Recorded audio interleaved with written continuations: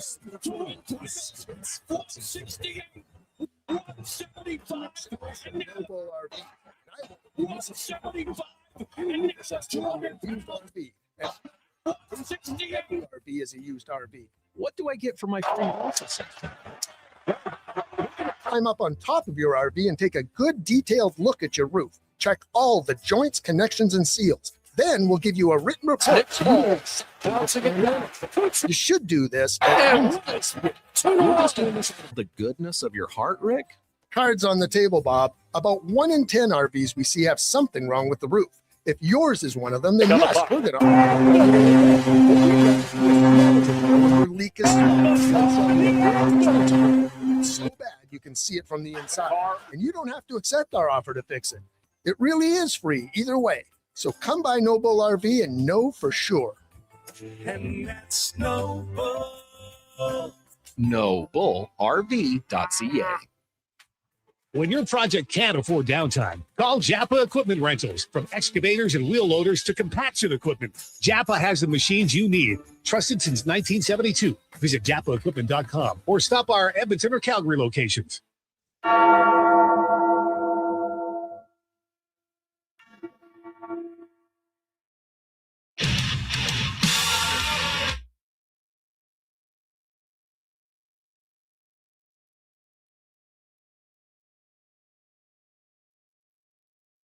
The Jason Gregor Show. Car with it. Bill the cars.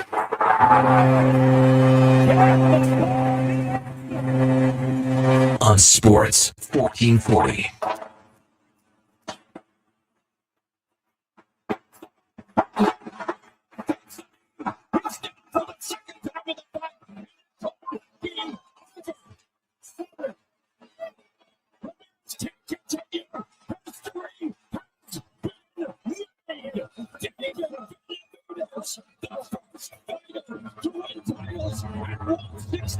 Presented by PlayAlberta.ca, Alberta's only regulated online gambling website. Against Nick Paul. Johnson McDvaid. Good draw shot. It's blocked. It's knocked out. The Buffaloes bound for the second round to meet the Buffalo Sabres as they come into Tampa Bay and run it 2-1.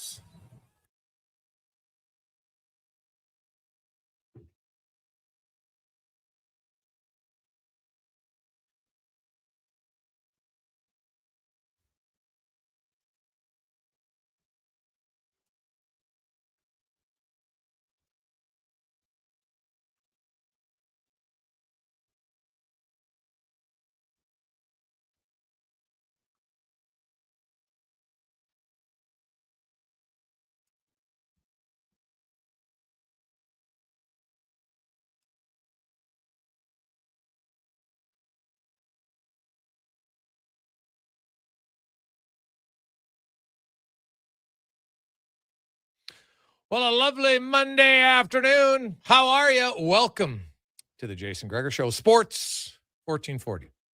Sports1440.ca, YouTube, Facebook, X, and Instagram. Thanks for listening. Thanks for watching the show. Hope you are having a lovely Monday.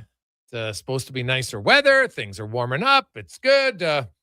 Oiler fans, or the off season is here now. Something you haven't been used to in May, but I can tell you, heck, I remember when the offseason started in January, when the orders weren't even close way back when. So obviously you don't love it if you're an Order fan, but it's an opportunity for the Orders organization to, I think, and hope that they have a rational evaluation of lots of different parts of their organization.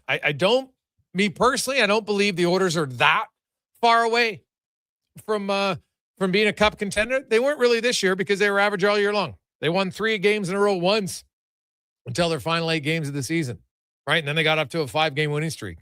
So twice, right? They weren't consistent all year long. So probably not a shock. Then you throw in injuries to key guys. Connor McDvaid's got a fracture. Dickinson has a fracture. Hyman's banged up. Draisaitl's coming off a knee injury. Henrique's out. And little things. That's why I would hope if we're looking at things that you want to learn from over the course of the year, you want the organization to learn, I would hope that the fans who claimed Adam Henrique did nothing and added nothing to the team might be like, oh, geez, maybe there is something that he offers that I wasn't seeing. Because many of you were like, oh, Henrique's brutal. Get rid of him. He's awful. Szymanski will replace him. Oh, yeah, he did replace him. How did he replace him on the penalty kill? Right? Can't win faceoffs on a strong side. It's not his fault. It's not there yet. He's a rookie. So there are little areas of the game that that matter. And if you look in the regular season, Henrique and Savoy as a duo were pretty good penalty killers together. They just were. So now we'll break into the, what I think has to happen in the offseason. What will happen, what should happen. There's a lot of factors, right? There's not like a blueprint you can say, if A and B and C and D happen, guarantees a win. No chance, right? If you firmly believe that if you fire the coach, yours will win, great. No truth to it. It might make him better. It might not. Lots of coaches get fired every year in the NHL. Doesn't mean your team wins, okay? Does not mean your team has success and wins. So we'll get to that. I do think that there's got to be some changes or improvement on the coaching staff, just like there has to be on the roster. And I think management's got to make some better decisions across the board. There has to be improvement. So where will it happen? When will it happen? Good question. We'll get to that. Kevin Woodley will be by. We'll be touching on goaltending as Montreal is going to take on Buffalo. You have Anaheim and Vegas. We saw Colorado and Minnesota last night. Man, that was reminiscent of 2022 Oilers and Avs. Or that 8-6 game was wild. Similar to last night, where it looked like Colorado had a little bit of a game plan on wanting to shoot from the right side and go far side on Wallstead. They scored 5 goals that way. So I'm just saying, is it now? We'll see if Woodley had broke that down or not, but it seemed like a little bit of a trend, although maybe that was just where the lanes opened up. We'll see. Obviously, Makar is shooting from that side. So, he's not going to play left defense. He's obviously going to shoot from the right side. So I get it. Shane Willis will be by. Carolina looked very good in their opening game. Philadelphia looked like maybe they were just happy to be there for one game. At least that's what their coach thought. I think they'll be very hard pressed to win the series. I think Carolina's a better team. So we'll see where that series goes. The Maple Leafs making a move. John Shaika is in. Matt Sundin is in. My first question is, how is this going to be much different than Dubas Shanahan? Now, the thing is, some would say, well, if it was as good as Dubas and Shanahan, you'd be happy because they had a lot of success in the regular season. They were unable to win in the playoffs, but they had a lot of success at winning, right? They were a 100-point team pretty much every year. So we'll see, though. How will this one be different? Speck will be by. We got Cam Tate. Sean Brown will join us. We also get to your stats of the day and more. We'll take your thoughts. 833-401-1440, 833-401-1440. It's the Gregor Show presented by PlayAlberta.ca, Alberta's only regulated online gambling website where 100% of the revenue stays right here in the province. PlayAlberta.ca. And tomorrow night, Lotto Max, $65 million plus 8 Max Millions and 65 prizes of $100K. Get your tickets, playalberta.ca. As we welcome in Sean Brown to the show. Brownie, how you doing? Good. I had a good weekend. Got to spend a little bit of time at Horlack Park. It's opened up. So my wife and I went down there, went for a little walk. They did a super job. Like, I don't know if you've been down there, but they got an unbelievable restaurant. And just the new viewing areas of the pond and the just the overall area and the energy of the people walking around. It's if you haven't been down there, it's a great spot to get to. All right. Yeah. Okay. I like doing a lot of biking down in the River Valley. So you Love can, it. oh yeah, you bike Love it. across a lot, kind of go on the backside Yeah. if you want to go, and then you connect, go across the bridge, end up over in Fort Edmonton. So it's good. Huh? It's good to know. Yeah, you got to bring your family down there. Like, it's nice that they have a restaurant down there. Yeah. A nice restaurant. Okay. It's hard to get in there. I think the guy I was talking to him, I think we got a little bit lucky getting in there ourselves, but I think he had like 170 bookings or something like that, or a reservation. So I love it. I mean, it was just a beautiful weekend. It's nice to get out, and I love seeing the people running, walking, kids. It's just alive. You're just sitting there drinking your beer while they're running. I like it. No, absolutely. No. They had a great brunch. Okay. Edmonton did it well. I was very impressed. Like it's it. one Good. of the underused places of. Well, our River Valley, we do need to use more, 100%. Yeah. So I would agree with that. So I want to get your thoughts on the order. So if I look at changes, there's always going to be changes. I'm not one who's sold that there has to be massive change for the team. I don't know if you need massive change for the Edmonton Oilers. I think if I did I take and I try to remove emotion and I look at, okay, what went right, what went wrong? Number one, the Oilers never really found any consistency all year long. And Draisaitl and McDvaid both admitted it. Wasn't there. Draisaitl said, hey, my defensive game wasn't the level. Like, this guy was a Selke. Well, he finished 6th in Selke voting last season in 25. And then this year, obviously, he's not close. I'm not even sure he's going to get one vote. I don't think so. Nobody on Edmonton, I don't think, is going to get a vote. So as a team, they took a step back there. The penalty kill, once again, wasn't good. It was awful in the playoffs, right? Goaltending, you had 4 goalies. You switched out your goalies. It didn't lead to much different results overall. Part of that, I think, in today's NHL, your goaltending is somewhat reliant on the system in front of it for the most part. Like, your goalies will make some big saves every now and then. They can steal a game. Hello, Dobish, last night for Montreal, but not going to do that every night. And offensively, I don't really have any complaints offensively. The Oilers had 6 20-goal scorers. They tied for the most, which was second most. They had the most 18-goal scorers. Like, they could score. Offense is never an issue for this team. But when I look at it, I want to start with coaching. So I'm not sold that getting rid of Chris Knobloch's the right thing. Now, I know that the owner has a lot of money, and if they firmly believe that Knobloch isn't the guy, they're going to pay him out and not worry about it, right? They bought out other players. Now, the other players weren't really contributing, doing anything. But Knobloch, I felt if we look back and say, what would you have done different? Well, I think I would have had an extra experienced voice on my staff to start the year. Losing Galdson and Coffey ended up being bigger than I think maybe they expected. Number 2, I'm going to have to make a change because Mark Stewart essentially lost his job this year when Paul Coffey came back, Brownie. Like, I don't see how you can go back to him now.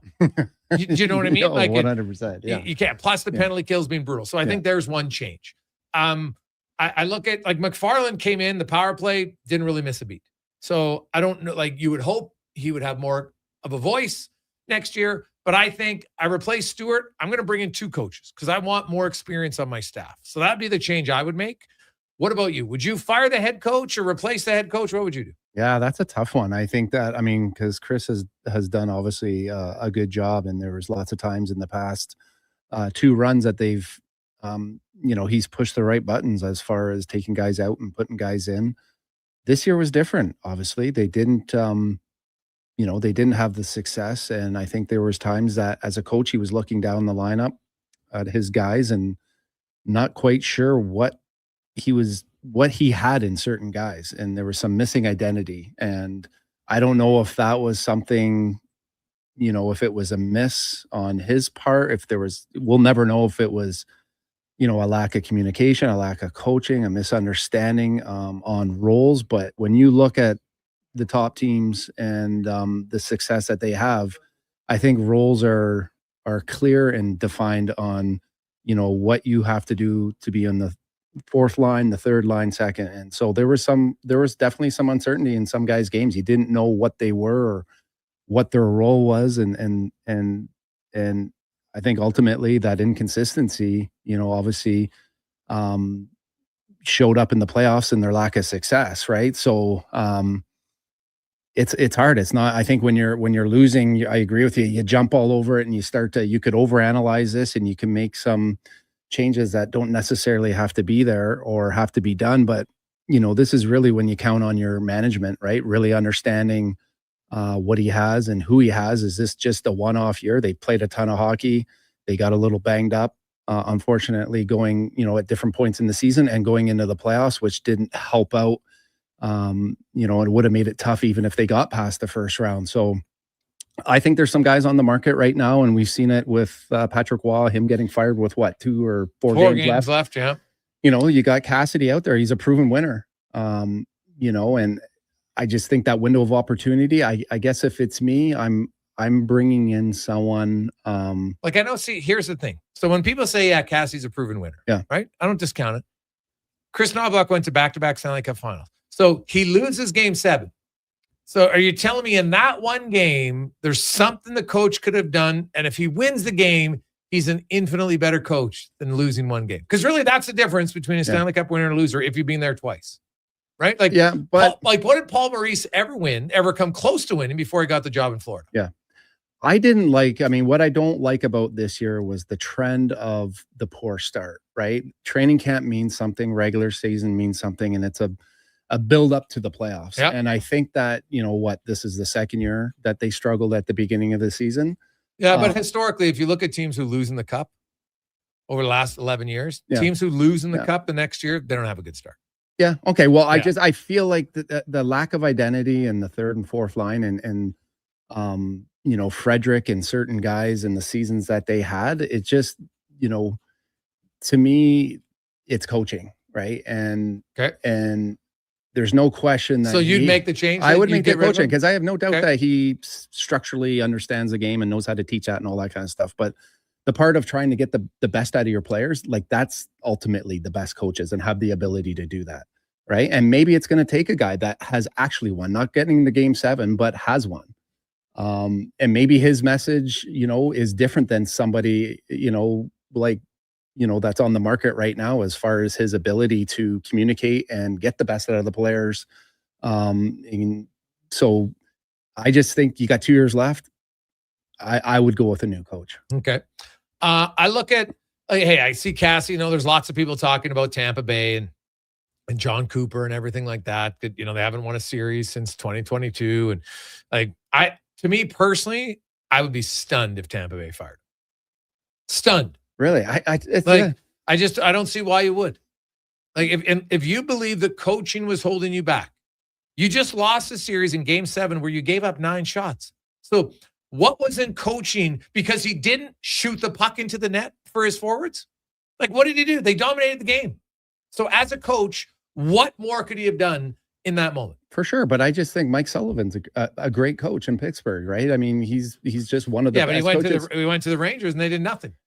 Sometimes I just think over a period of time, sometimes you just have to switch it up. Is it necessarily the coaching? It's just sometimes the message gets stale. And sometimes just bringing in a new coaching staff, a new philosophy, a new way of communicating is not a bad thing. There's just coaches that. But history shows you it actually has more that it doesn't improve your team than it actually leads you to winning. That's what's funny about it.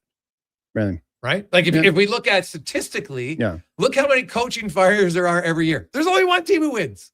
So everybody else who changed the coach, in some cases they get better. In a lot of cases, they don't get any better. Yeah. And so I can see why people would do it. But I just think if I had one criticism of Knobloch this year, I feel that he needs to hold players more accountable next season.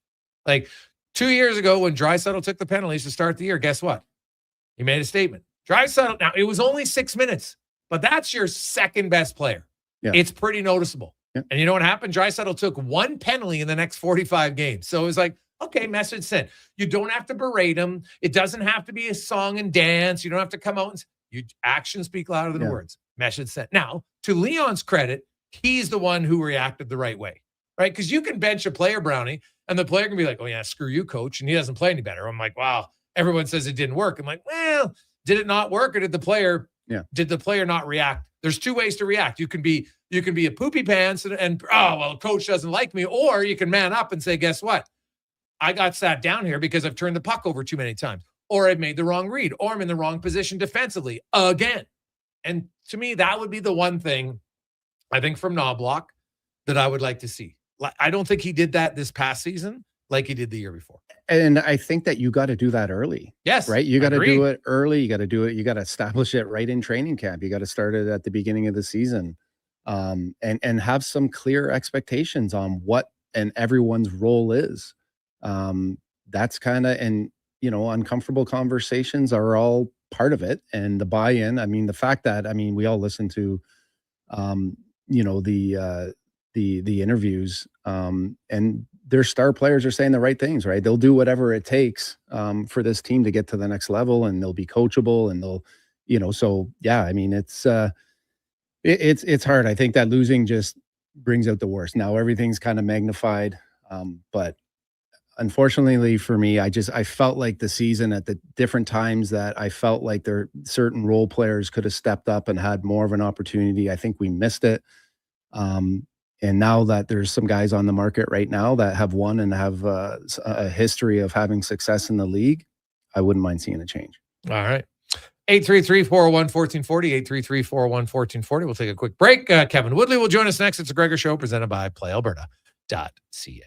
Your protein drink should work as hard as you do. That's why Booster Juice is hitting the gym harder than ever, brother. Meet your new gym buddies, the Way Too Good and Green Gains Booster Mixers. 2 new ripped and refreshing menu options that bench some serious protein. Perfect for pre or post-workout. Way Too Good and Green Gains Booster Mixers taste like motivation. So what are you waiting for? Let's go! Booster Juice. Canadian born, blending since 1999. 60 years ago, we started selling trucks as Western GMC Buick. Today, we are Wolf GMC Buick. We're still located on the corner of 184th Street and Stony Plain Road with the same ownership for over 2 decades. Our customers have trusted our family-owned, community-driven business. And for that, we are thankful. If you're looking for a truck or SUV, pop in and one of our seasoned professionals will get you a great deal, hassle-free. Come trust our team at Wolf GMC Buick. Wolf GMC Buick. We're making it easy. A lot of you love hockey season. But when it comes to construction season, you're not as excited unless you work for GS Construction. It's true. As one season is winding down, ours is winding up with all sorts of great projects to make the city we live in better. And our team is hiring. GS Construction is scouting for pipe layers, topmen, and heavy equipment operators. So if you want to score a great job, visit gsconstruction.ca today. You've got a go-to coffee spot, a trusted barber, even a lucky game day jersey.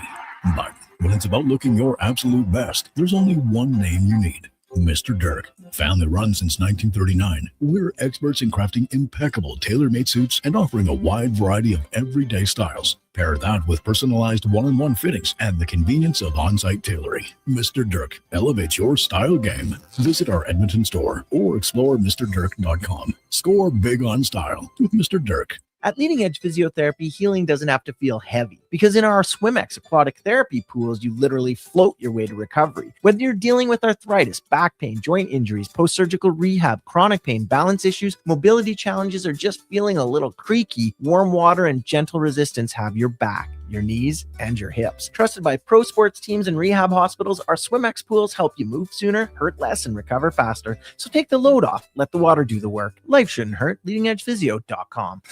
Hold on to your hockey helmets, Edmonton.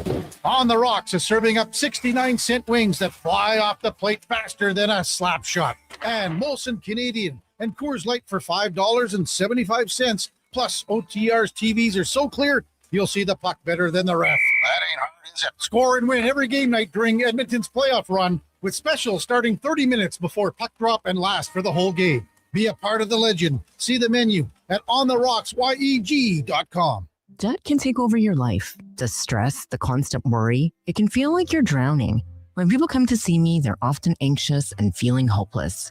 But when I explain how I can help them get out of debt, those feelings melt away. I'm Parveen Middleton, licensed insolvency trustee at BDO here in Edmonton. I will create a personalized debt relief plan so you can move forward with confidence.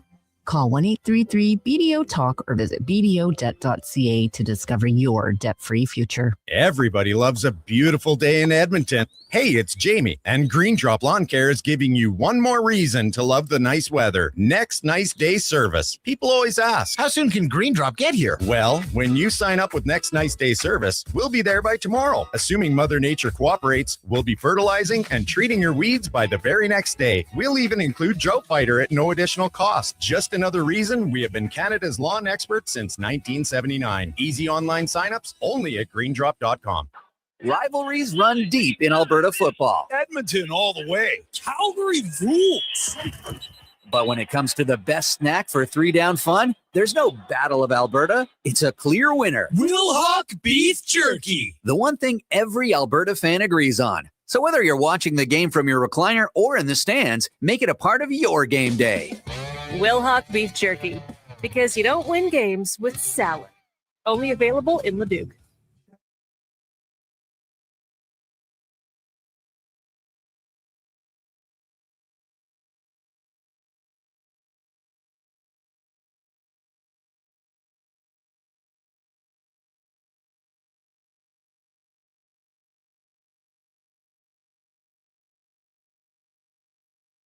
The Jason Gregor Show, the best of Edmonton sports talk.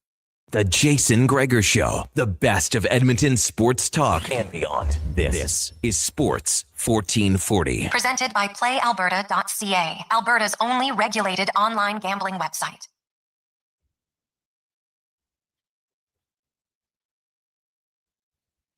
We continue on Monday afternoon, Sports 1440, sports1440.ca. We'll get some open line time a little bit later on. We're also going to hear from Leon Draisaitl today on the program. I like to, you can take one quote from somebody and he's like, oh, I'm concerned, and everybody freaks out. Oh, he's concerned. You can be concerned without being nervous, right? Or thinking, oh my God, we're so far away, we have no choice. We have no chance. Well, of course you're concerned because, hey, you went to Game 7 of the Stanley Cup Final 2 years ago, then you went to Game 6, and then this year you didn't get out of the first round. You didn't play as well. So it's fair to be concerned. It doesn't mean that he's lost faith that the team can't be successful. I think there's two different things there. So we'll get to, I thought Draisaitl, like his press conference, and how he spoke and how he answered the questions, very honest and about a lot of things. If I was an Oilers fan, I'd listen to that and say, hey, here's one of my leaders. He knows what the hell's going on. He's saying, hey, we shouldn't be satisfied with our results. And he's bang on. They shouldn't be. From management to coaches to players, they all underachieved this year.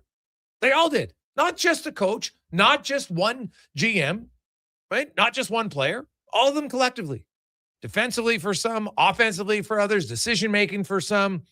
You look at how you ran the bench, who you played where, management trades they made, all those sorts. I think they all would have some X's beside their name this year.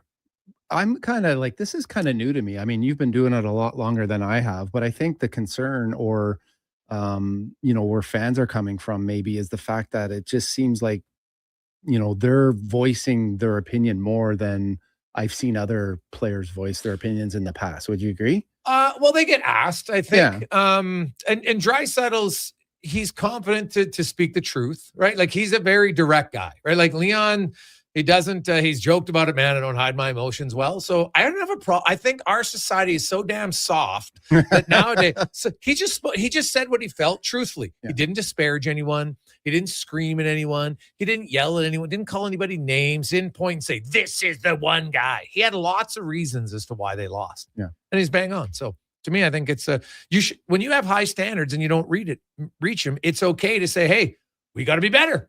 Like it's that simple. Also, this just coming down, Ridley Gregg, 2-game suspension for his sucker punch. That's it. 2 games. So, well, yeah, they probably don't have a precedent, I guess. Is glove on, sucker punch is probably why. Like, really? Yeah. That was so dirty. Yeah. That was gross. Yeah. Oh, no, it was cheap beyond. Oh, trust me. He's getting the 2-game suspension, Brownie. The actual on ice, that's where he's going to pay the piper. Yeah. And I'm actually okay with that. I'm actually, you know what? And it won't just be one game. There'll be multiple games where he's going to have to answer the bell now for that. Yeah. For sure. Not even just the team that he suckered. Yes. Just throughout the league. I think 100%. He's just lost respect. Yes. There's going to be lots of guys around the league that are like, man, when I get a chance and it's him, I might take a little bit of extra juice. Yeah. The game is hard enough. I don't know why you'd make it any harder. Yeah. I would not be doing that. Yeah. Let's get to In the Room, brought to you by Action Electrical, where you can take action on your savings. If you're thinking about, look at that big orange thing outside. We got the sun now, or you can save a lot of money on solar. If you want it for your home or your business, and you can save a lot of money with federal grants, go to actionelectrical.net. They'll walk you through the entire process. They've done about 350 of these and keep doing more every week. As Kevin Woodley from In Goal Magazine and NHL.com joins us. Woodley, how you doing? I'm good. Almost through the second round previews. Got just finished Alex Lyon and a little update on Jakub Dobeš this afternoon, and then I can sit back and enjoy the rest of this hockey. So now, I don't know how closely you watched last night's Minnesota-Colorado game. It was highly entertaining. I did from the fetal position as a goaltender. Oh, yeah.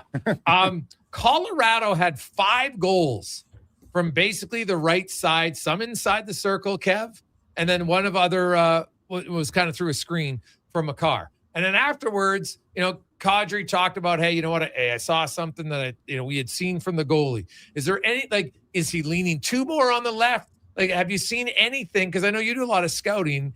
Does Wallstead have a little bit of vulnerability from shots from that right circle? Trying to remember them all in my head, because let's be honest, there were a lot last night. Oh, yes. It's a bit of a blur. But if I'm not mistaken, a fair amount of them went sort of back the other way against the grain. Yes, and that's so what I'm saying. They come down the right side and they're beating them far side. Right. And so good job, Colorado Avalanche, as if they did. I'm just teasing, for reading the NHL.com breakdown, because if there's a hedge for Jesper Wallstead, it's short side. It's subtle, but he is such a massive frame. He presents so big. His reactive game is not poor, but he is a positioning goaltender. And so he makes you make great shots to beat him. You're not much is going to go through him. A little bit on the 5-hole on rebounds and stuff, but mostly he's going to make you tickle the bars. And the one hedge is he will lean short side and give up that far side against the grain, back the other way. To be honest, I haven't broken it down from right to left. That's actually a good assignment. If the Wild move on, I'll have that ready for the conference final.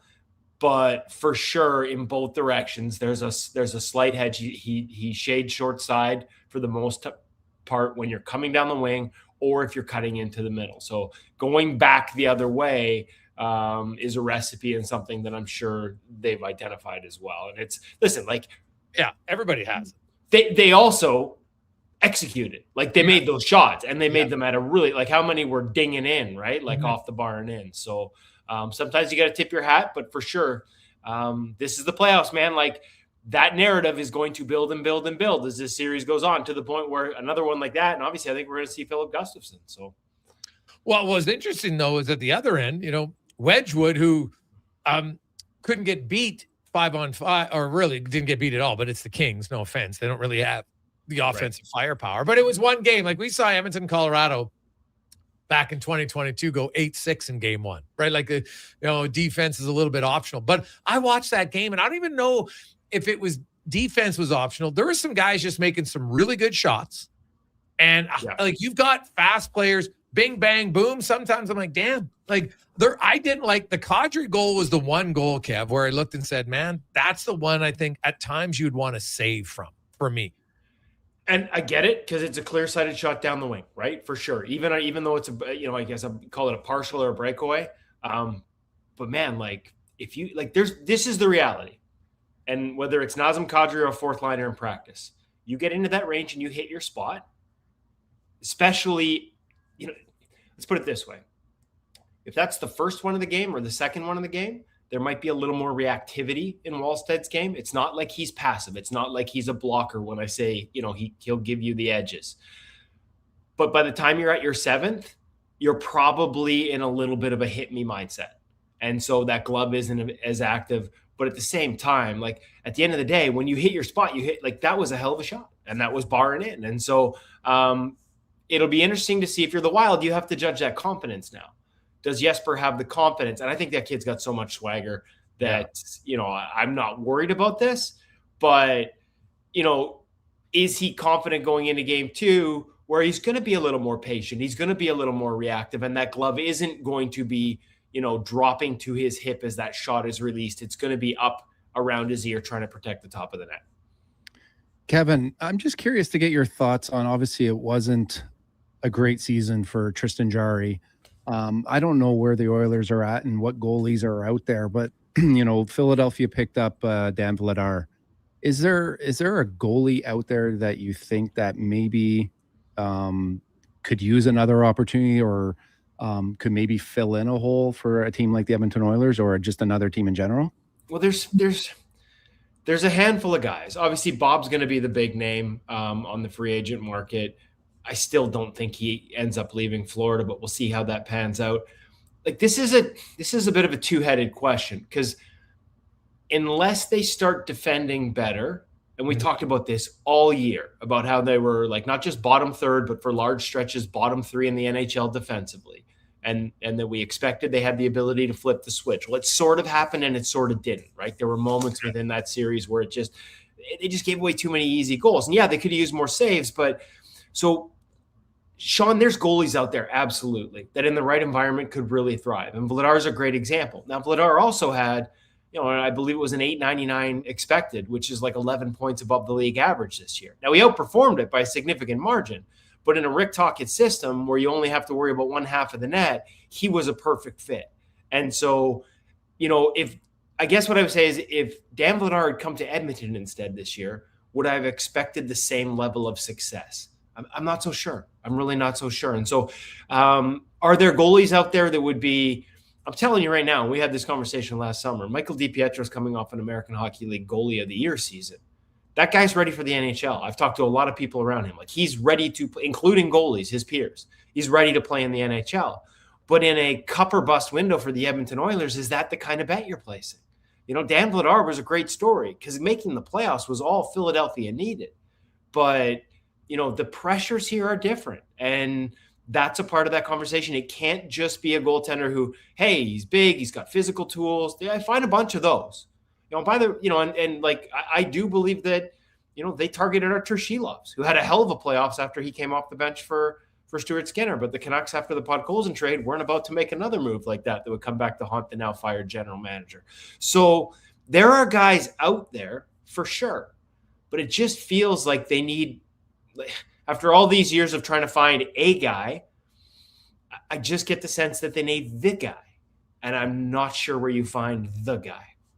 So do you feel like Tristan Jarry, was this just maybe a one-off? Is there more in his game if the Oilers can kind of clean up the defensive part of their game? And if you're a goalie coach, what does the summer look like for him, and what are you building on? What are you working with? Where do you go with him? And Pittsburgh worked him hard the last couple of years. There was talk about conditioning, and I think it's improved. Is there another level? I don't know. I'm not in that room every day. So that's part of it. Interestingly enough, his work, this is the one sort of catch-22. Like his off seasons in the summer have typically been spent with the goalie coach they fired last year, and the fan base went wild and was all excited about it. And I think this is not, and listen, because I think Peter Aubrey is an excellent coach. This is more to the point that, clearly it wasn't all about the goalie coach you got rid of, right? So the irony now is that's who he typically works with in the summer. And he's done some work with, a third-party tracking guy. Like he's made some changes in his game. And that's why, listen, like I'm as guilty as anyone, right? You guys had me on the air after they made that trade. I looked at the underlying numbers. He'd made significant strides, I thought, at the beginning of the season with Pittsburgh. He was playing really well in a tough environment. Like I believe there's a goalie there, but the pressures here are totally different. And so the question becomes, do you go back to the work he was doing last offseason and just drill down further and trust that more comfortable, understanding the pressures, understanding the room, understanding the marketplace and the system in front of him, and see if you can get a reset out of him, because he's got the skill, he's got the talent of that, I believe firmly. But also the second part, and this is kind of the Connor Ingram conversation too, because he was good for them, right? And I think my biggest criticism of them is not having a look at him before making that trade, right? Like you never had to look at him until you made the trade and Jarry got hurt, and that's the only reason you found out what you had. So that's my criticism there. But at the end of the day, they got to the playoffs, and I thought he was fine until the playoffs. And the performance, it wasn't all on him by any stretch, but he ends up the only guy with worse numbers so far in the playoffs. Although Dostal's not far behind him, but the only guy worse is Ukko-Pekka Luukkonen, and he only lasted 2 games, didn't even last 2 games for the Buffalo Sabres. So even if you see Connor Ingram as a fit, and maybe that's a tandem, now that the playoffs have been a struggle, like, do you think, hey, that's just an adjustment he can make? He needed to go through that experience. It is a big learning curve. He'll be better next time. We like his game. We like how he can fit here. And, I don't know where they come out on that conversation. It does, again, sort of harken back to, for all the criticism of Stuart Skinner, you know what you're getting in the playoffs, and it usually didn't change, right? For better or for worse, his game didn't change from one night to the other. There were some things in Ingram's game that clearly Anaheim went after successfully. So this is part of the evaluation you have to make as the Oilers. Like, hey, does he fit? Yes, but is he the guy that's going to get us over the top? Because we need to find one of those guys. Hard to do. Kevin Woodley from Ingo Magazine and NHL.com joins us.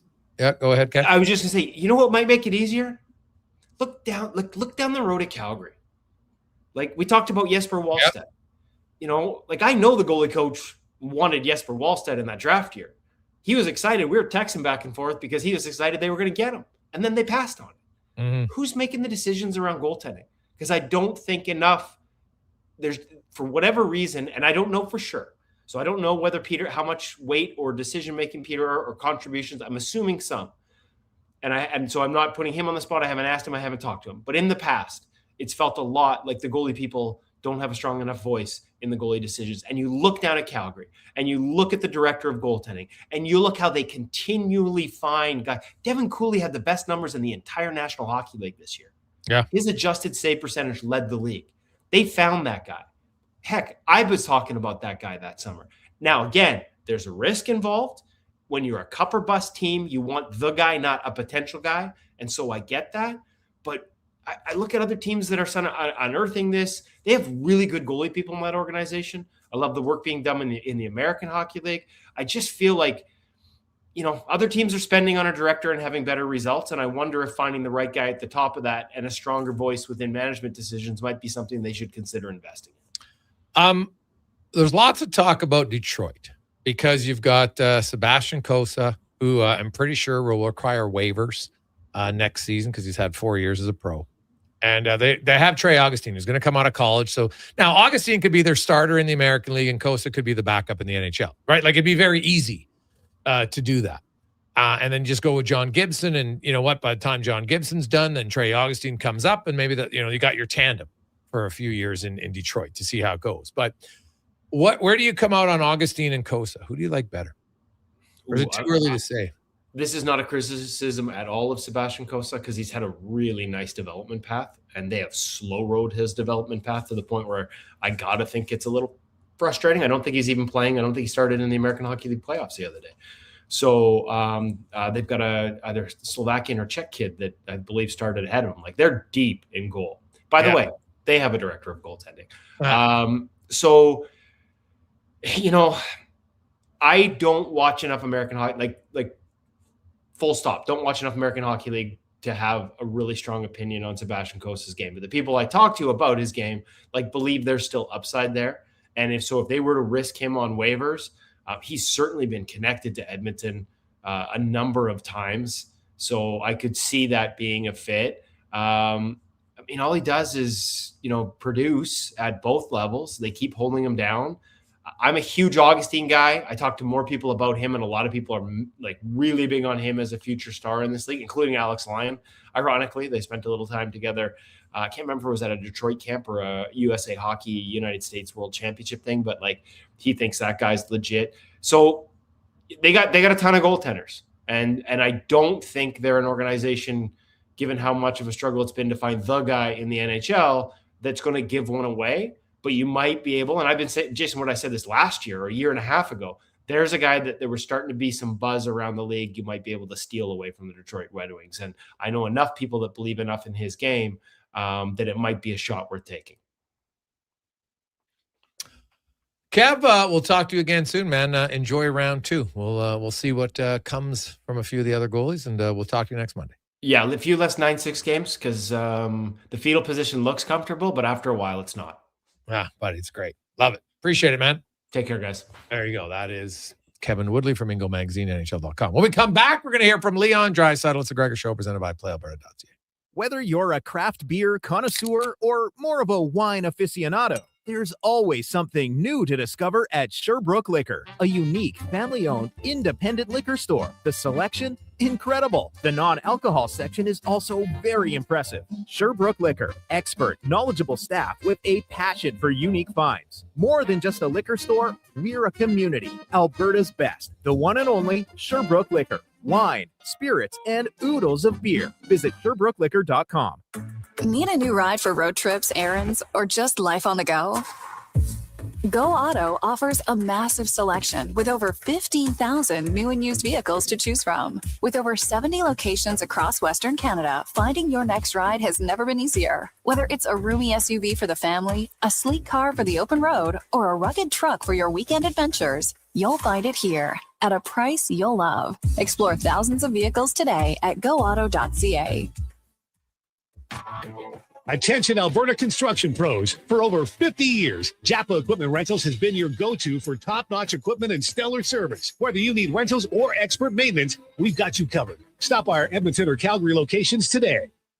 Oodle Noodle origins. In 1864, Francis Oodle took over his dying father's business as a leatherman. He was quite proficient, but his heart was never truly in the trade. After his father's death, Oodle met a cocksure young man named Vladimir Nudel, who was a trailblazer in the popular new art of food boxes. They formed a partnership and aimed to ply their trade in the new world. At Ellis Island, Nudel was renamed David Noodle, and henceforth, the franchise has been known as Oodle Noodle.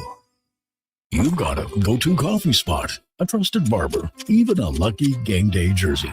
But when it's about looking your absolute best, there's only one name you need: Mr. Dirk. Family run since 1939, we're experts in crafting impeccable tailor-made suits and offering a wide variety of everyday styles. Pair that with personalized one-on-one fittings and the convenience of on-site tailoring. Mr. Dirk elevates your style game. Visit our Edmonton store or explore MrDirk.com. Score big on style with Mr. Dirk. Come for Canada's largest trade shows, the biggest names in entertainment, exhilarating sporting events, and more. And stay for the experience at the Edmonton Expo Centre. Looking for the perfect place to host your next big event? From trade shows to galas, meetings, and concerts, the Edmonton Expo Centre has the space, event expertise, and service to make your next event unforgettable. With over 522,000 square feet of flexible event space, in-house catering, and operational expertise, they bring your biggest vision to life. Learn more at EdmontonExpoCenter.com today. O'Hanlon Paving is looking for finished skid steer operators, finished grader operators, Class 1 drivers, and more to join their Edmonton road crew team. Bring your positive attitude and great work ethic to their job fair, Friday, May 8th from 10 till 3. Visit O'HanlonPaving.com/careers. With Play Alberta, backing the home team goes beyond the bets. That's because your picks have provincial impact.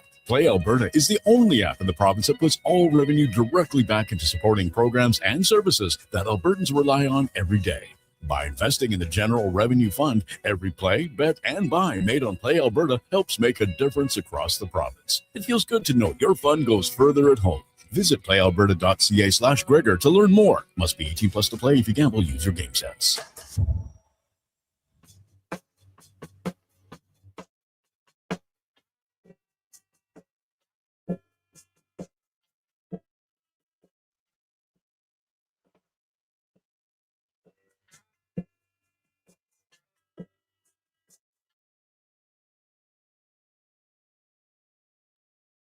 Portions of this hour brought to you by Japa Machinery. Need equipment on the job fast? Japa Equipment Rentals in Atchison has you covered. Excavators, wheel loaders, compaction equipment, and more backed by expert service. Visit japamachinery.com. The Jason Gregor Show, the best of Edmonton sports talk and beyond. This is Sports 1440. Presented by PlayAlberta.ca, Alberta's only regulated online gambling website.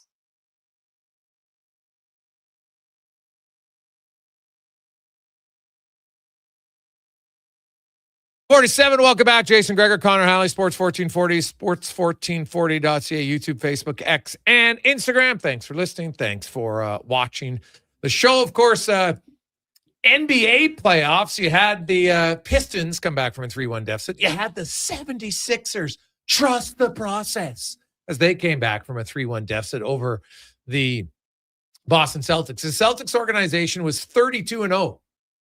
when they had a 3-1 series lead in the NBA playoffs until that game. Meanwhile, the 76ers were 0-18. Like, NBA doesn't have a lot of 3-1 comebacks, but they had 2 on the weekend. Wow. Now the Raptors, oh my God.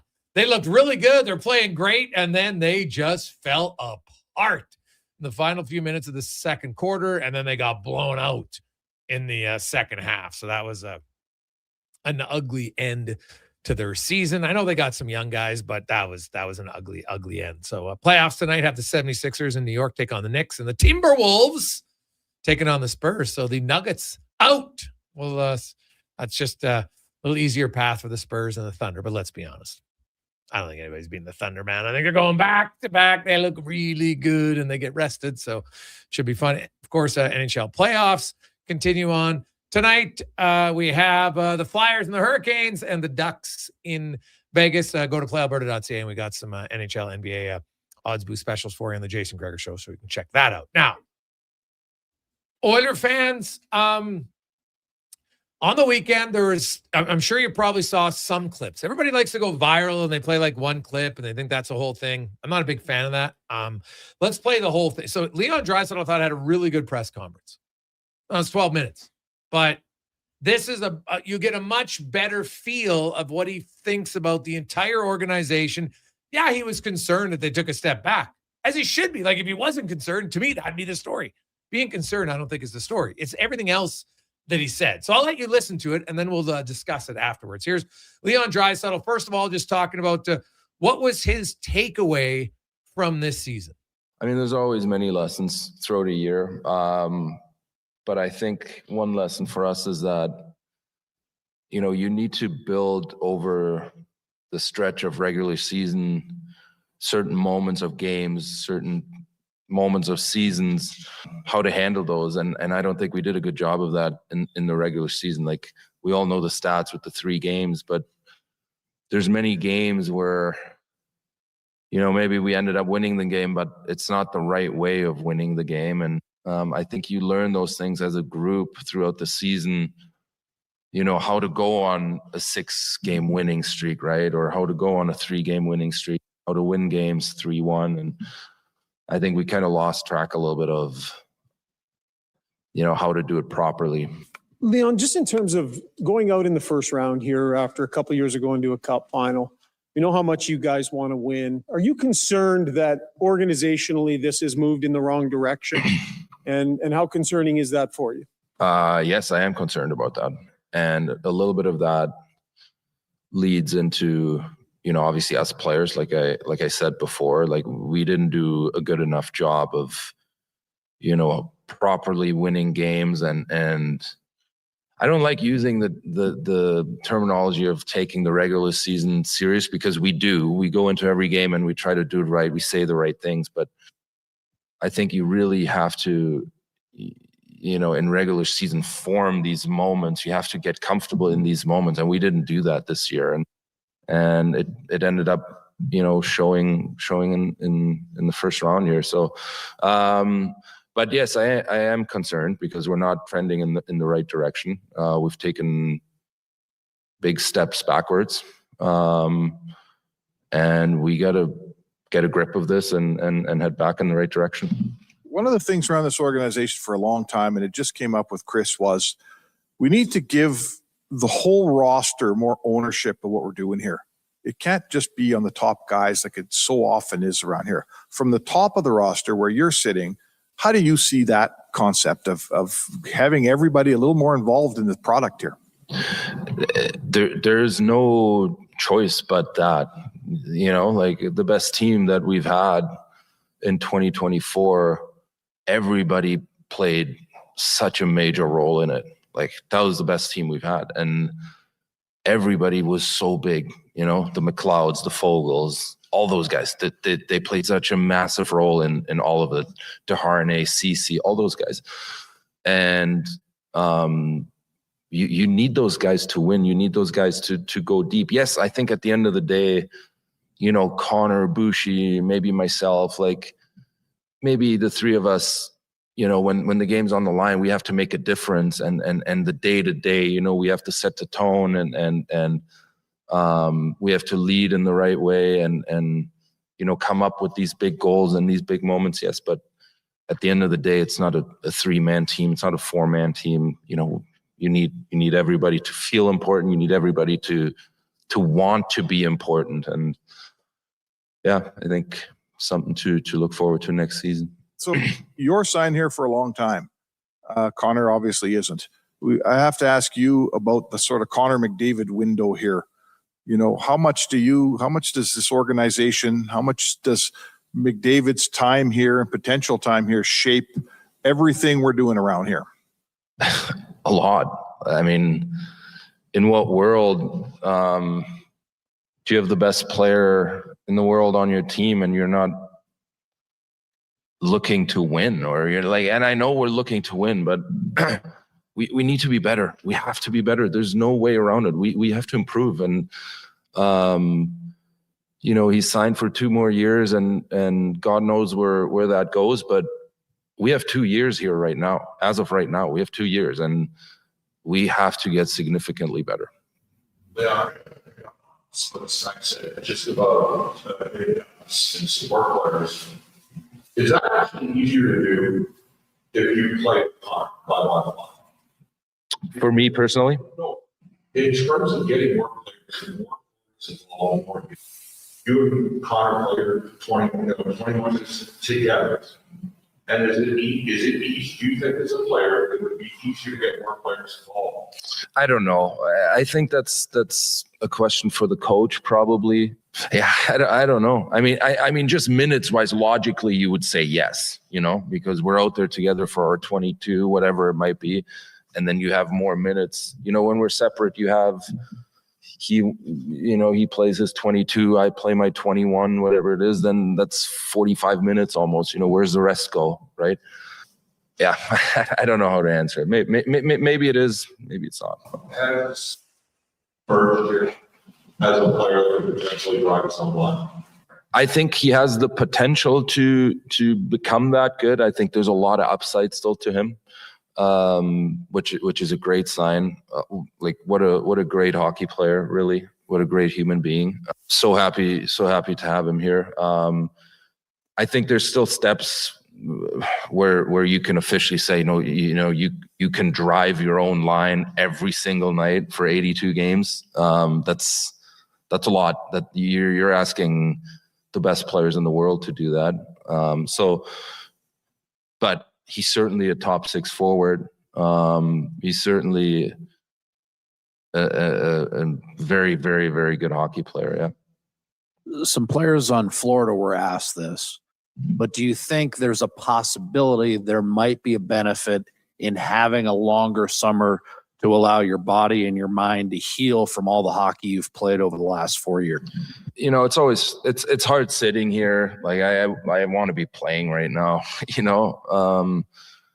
But sometimes, you know, there's a point in time, I think, where you take the positives out of this situation. And I think for us as a group, maybe it is good, you know, to actually take 2 weeks off of training. You know, the last 2 seasons, you know, everybody took 7 days off working out, and then you're back in the gym, right? Like that's not a lot of time. So maybe it might be beneficial for everybody to get away from it for a little time and you know, just get a little extra rest. And my follow-up would be, over the course of the regular season, you and Connor specifically and Bouchard, you put up big numbers, and around the league, some other players are putting up those numbers with slightly less ice time.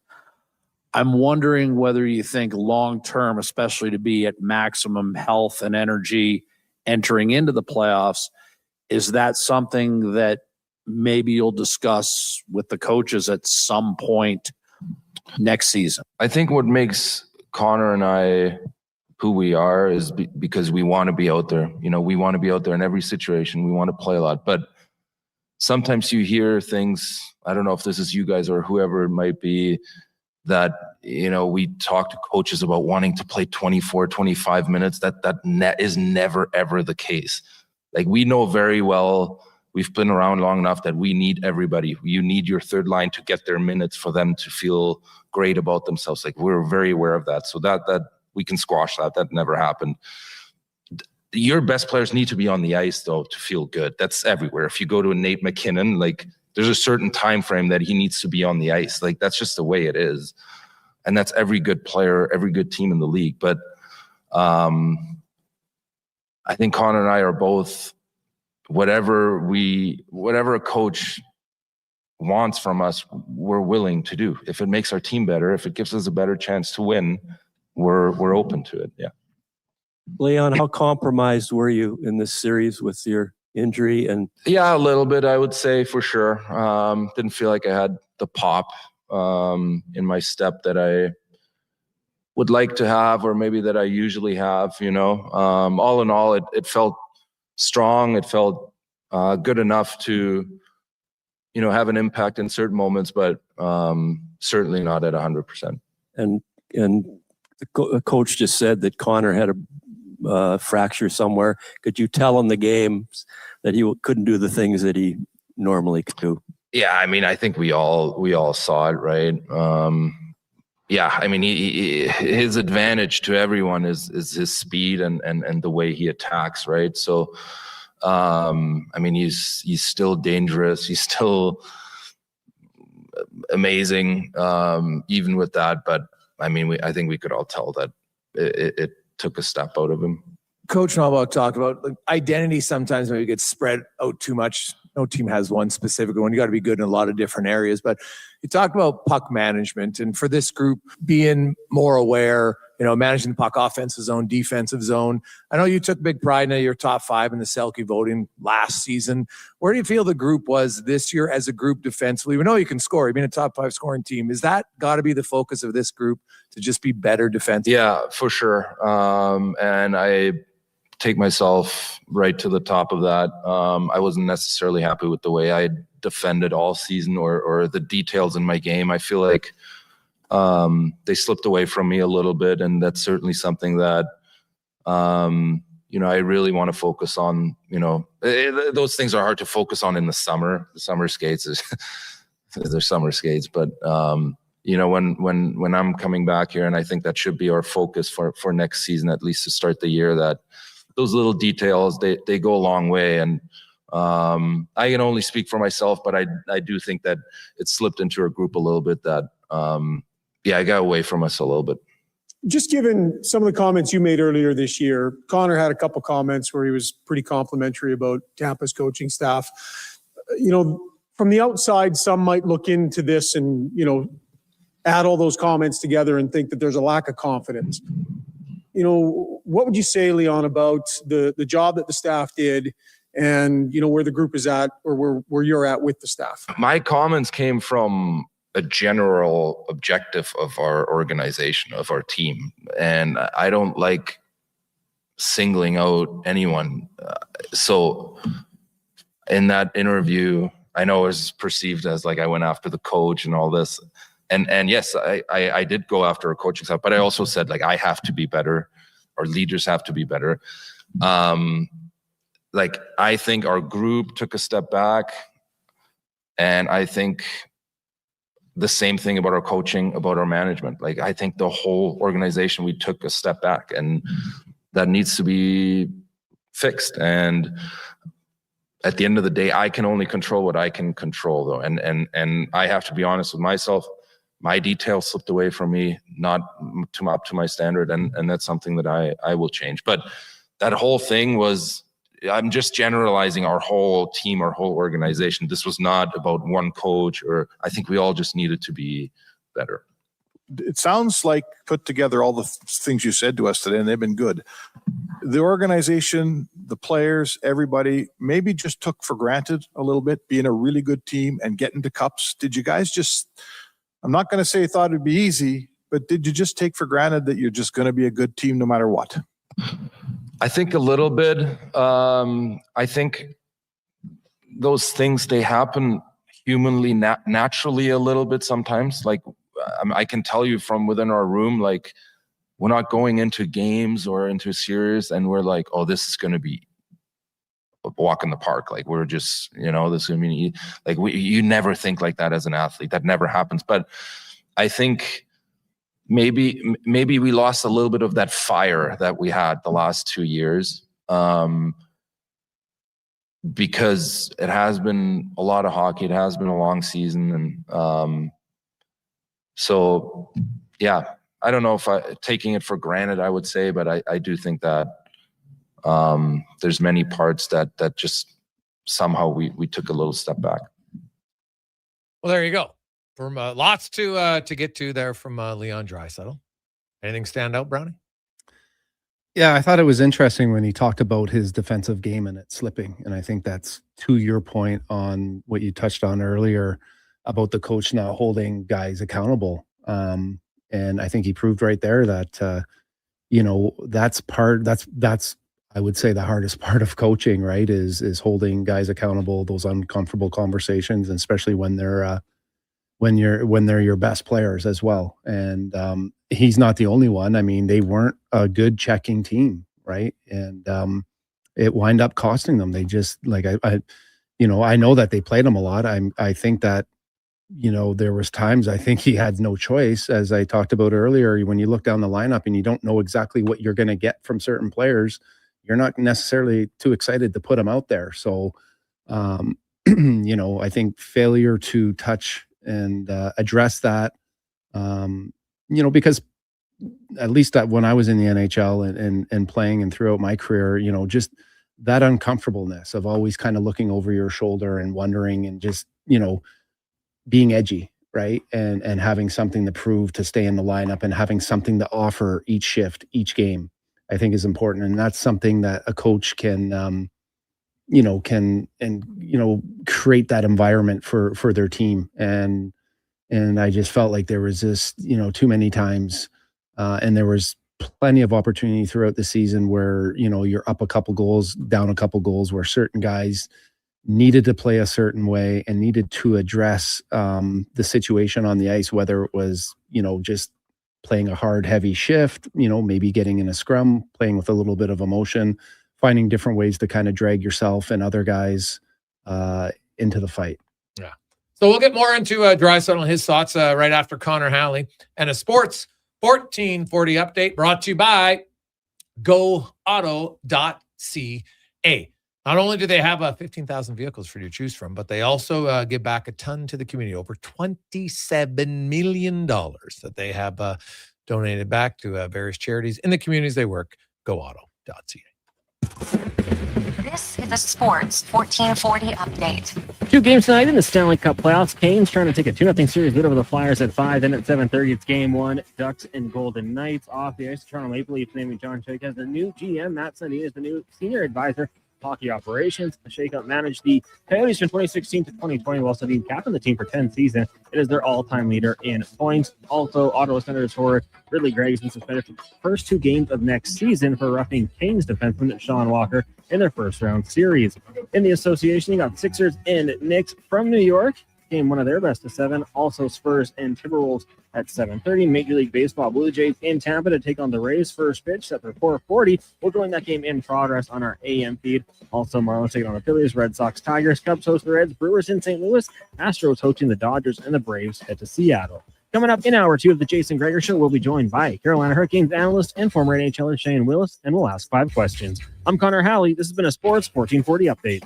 It's Sports 1440, a Stingray radio station broadcasting on Treaty 6 territory. Download the free iHeartRadio app and listen to CKJR wherever you go. Legacy Heating and Cooling is your supplier of maximum comfort, bringing you the cool AC you need. You just have to call Legacy. Call Legacy. For comfort at night when the hot air suffocates you. Call Legacy. Call Legacy. For comfort in your wallet with no payments or interest for 1 year. Call Legacy. Call Legacy. You deserve comfort. Cool off today with AC from Legacy Heating and Cooling. Your protein drink should work as hard as you do. That's why Booster Juice is hitting the gym harder than ever, brother. Meet your new gym buddies, the Way Too Good and Green Gains Booster Mixers. 2 new ripped and refreshing menu options. How are you? Some serious protein. Perfect for pre or post workout. Way Too Good and Green Gains Booster Mixers taste like a motivation. So what are you waiting for? Let's go. Booster Juice. Canadian born, blending since 1999. Hi, Mike here from Northgate Chevrolet Buick GMC. Would you like to be a part of history for the month of April? I'm kidding. Or as the kids say, bro, I'm joking. Would you like to help us set a record in April? Chill. Still kidding. At Northgate, we aren't trying to set any records or tell you how many vehicles we sell, and we really don't think you'd care. But what you will care about is this. Every dealer has the same costs. Trust me, GM does not have a favorite kid. You get to decide where you buy. 0% financing, a great selection, and of course, great people. Stop in and see us today, 13215 97th Street, or visit us online at northgategm.com. You're in Northgate country. You see it? Fusion Promo Marketing can make it. Fusion makes high-quality, memorable promotional products for businesses, sports teams, and corporate events. From vision to reality, get noticed and remembered. Fusion with a Z. Promomarketing.ca. At Hughes, it's all about getting in and out quick and clean. No cash, no problem. With Hughes' new tap and wash system, all you need is your debit or credit card to get your vehicle sparkling clean. Find us at HughesCarWash.com. Who's that working on the underground utilities over there? All-Star Construction, that's who. What about the street lighting? Yep, All-Star Construction. And the directional drilling, hydrovacking, neighborhood renewal, and telecommunication work? Yep. And yep. Since 2009, All-Star Construction has been doing all that and more, shaping and building Edmonton communities for land developers all around Edmonton. That's what All-Star Construction is all about.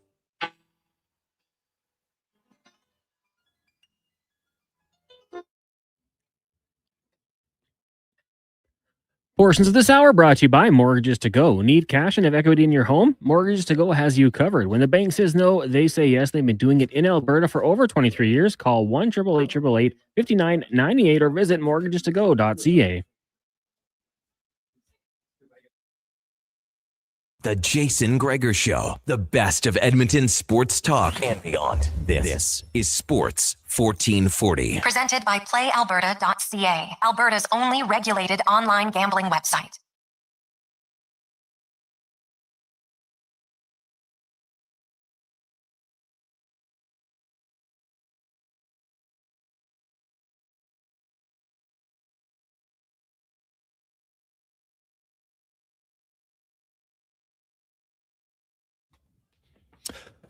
.310, welcome back. Jason Gregor, Connor Halley, Sports 1440, sports1440.ca, YouTube, Facebook, X, Instagram. Thanks for listening. Thanks for watching. Of course, sporting world, I know Oiler fans, you feel like maybe it's gone. No. There is lots to discuss in the sporting world for both the Oilers. We'll get into Leon Draisaitl's comments right now. It's always brought to you by PlayAlberta.ca. Lottery Instance, live dealer, casino, sports, and more. Your one-stop shop.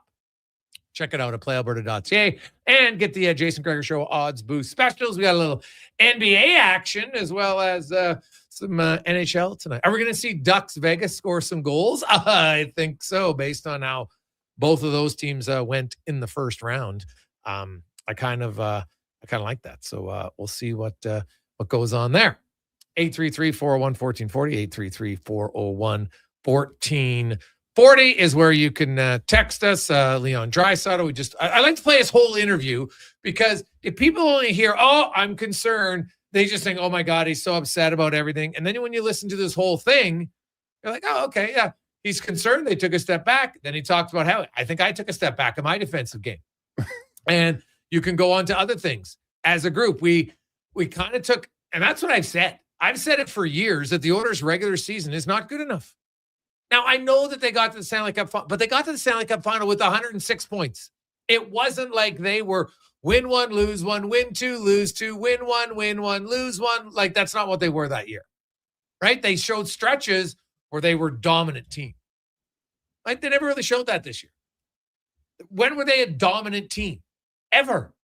So I think you have stretches where you're a dominant team. No one's you're not winning 8 out of every 10 all year long, right? Well, I guess the Boston Bruins did it once. So yeah. And then sadly, what happened to them? Then they switched.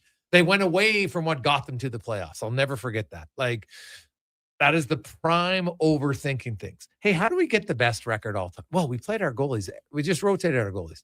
Okay. What are we going to do in the playoffs? Well, now we're just going to go with one goalie. Why? Like, why? There's no reason. Everybody else does it. So what? Just because everybody else does it. No one's done what you did in the regular season. Until I'm dead, I will look back on that, and I would love the coach to sit down and explain to me why you thought that was the way to go. Jim Montgomery. I'd love to know. I would love to know what happened. Now, we got text. Gregor, I think Cassidy is the obvious choice for the Edmonton Oilers. Okay. But why though? It's easy to say that he's the obvious choice. You got to give me reasons why you think he's the obvious choice, right? So, he coached for the Washington Capitals for a year, and then he got fired after 25 games of his second season. Okay. And they made the playoffs his first year, and then got fired 25 games into his second year. Right. Then he went back and he coached in the American, and he was out of the NHL for about basically a decade. Then he came back and he was with the Bruins in 16-17. He became the head coach for the Bruins. And, they had some good seasons. They went to the finals in 2019. And then when he left Boston, he went to Vegas, right? Boston had a great year. Vegas had a good year, right? He's made the playoffs every year that he's finished as a head coach. So but making the playoffs in Edmonton, I don't think is very difficult. When I would look at their team, I think they're a playoff team. Now, winning the division, well, we can have a conversation about that because they haven't done that in a long time. The thing is, if you look at Boston when he left, they had their greatest year ever the next year, right? Vegas, he leaves, and look now, who knows where Vegas is going to go, but look at what they've done since he left. And my only question is, my question I would ask is, it's great to have a coach who's hard on players, but if it gets to the point where the players hate him, is that good? Right? It's a fine line. Oh, yeah. It's a fine line, Brian. You can be hard on guys, right? And now here's the truth. Not every player is going to hate him. Not every player is going to love him. But if you feel the consensus is lots of oh, geez, this is wearing on us. Okay, well, we'll see where it goes. But so I can understand why people are intrigued by Bruce Cassidy. No question in my mind. I could understand why you do it. But all I'm going to say is just because you hire Bruce Cassidy does not guarantee that you're going to win. And that's the challenge. So you make the decision. It's really the owner's going to have to sign off on it because Knobloch's extension hasn't even kicked in yet. It begins on July 1st, right? It's a 3-year deal. 3-year, yeah. So it's you're going to have two head coaches, one of them working for you, one of them not. And hey, and if you're the GM and you make that decision, well, now this is your second hire, right? I know technically, but you signed to the extension. So even though he wasn't your hire, that's one extension contract. Now you've got another. You don't get 3 or 4 usually as a GM, right? Yeah. So if you feel he's the right one, you got to make sure that you feel okay, because we know what the pressure is in Edmonton. You want to be a very good team.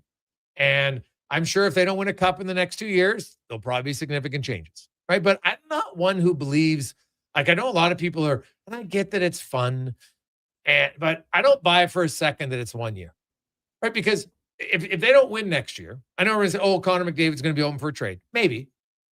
It might be.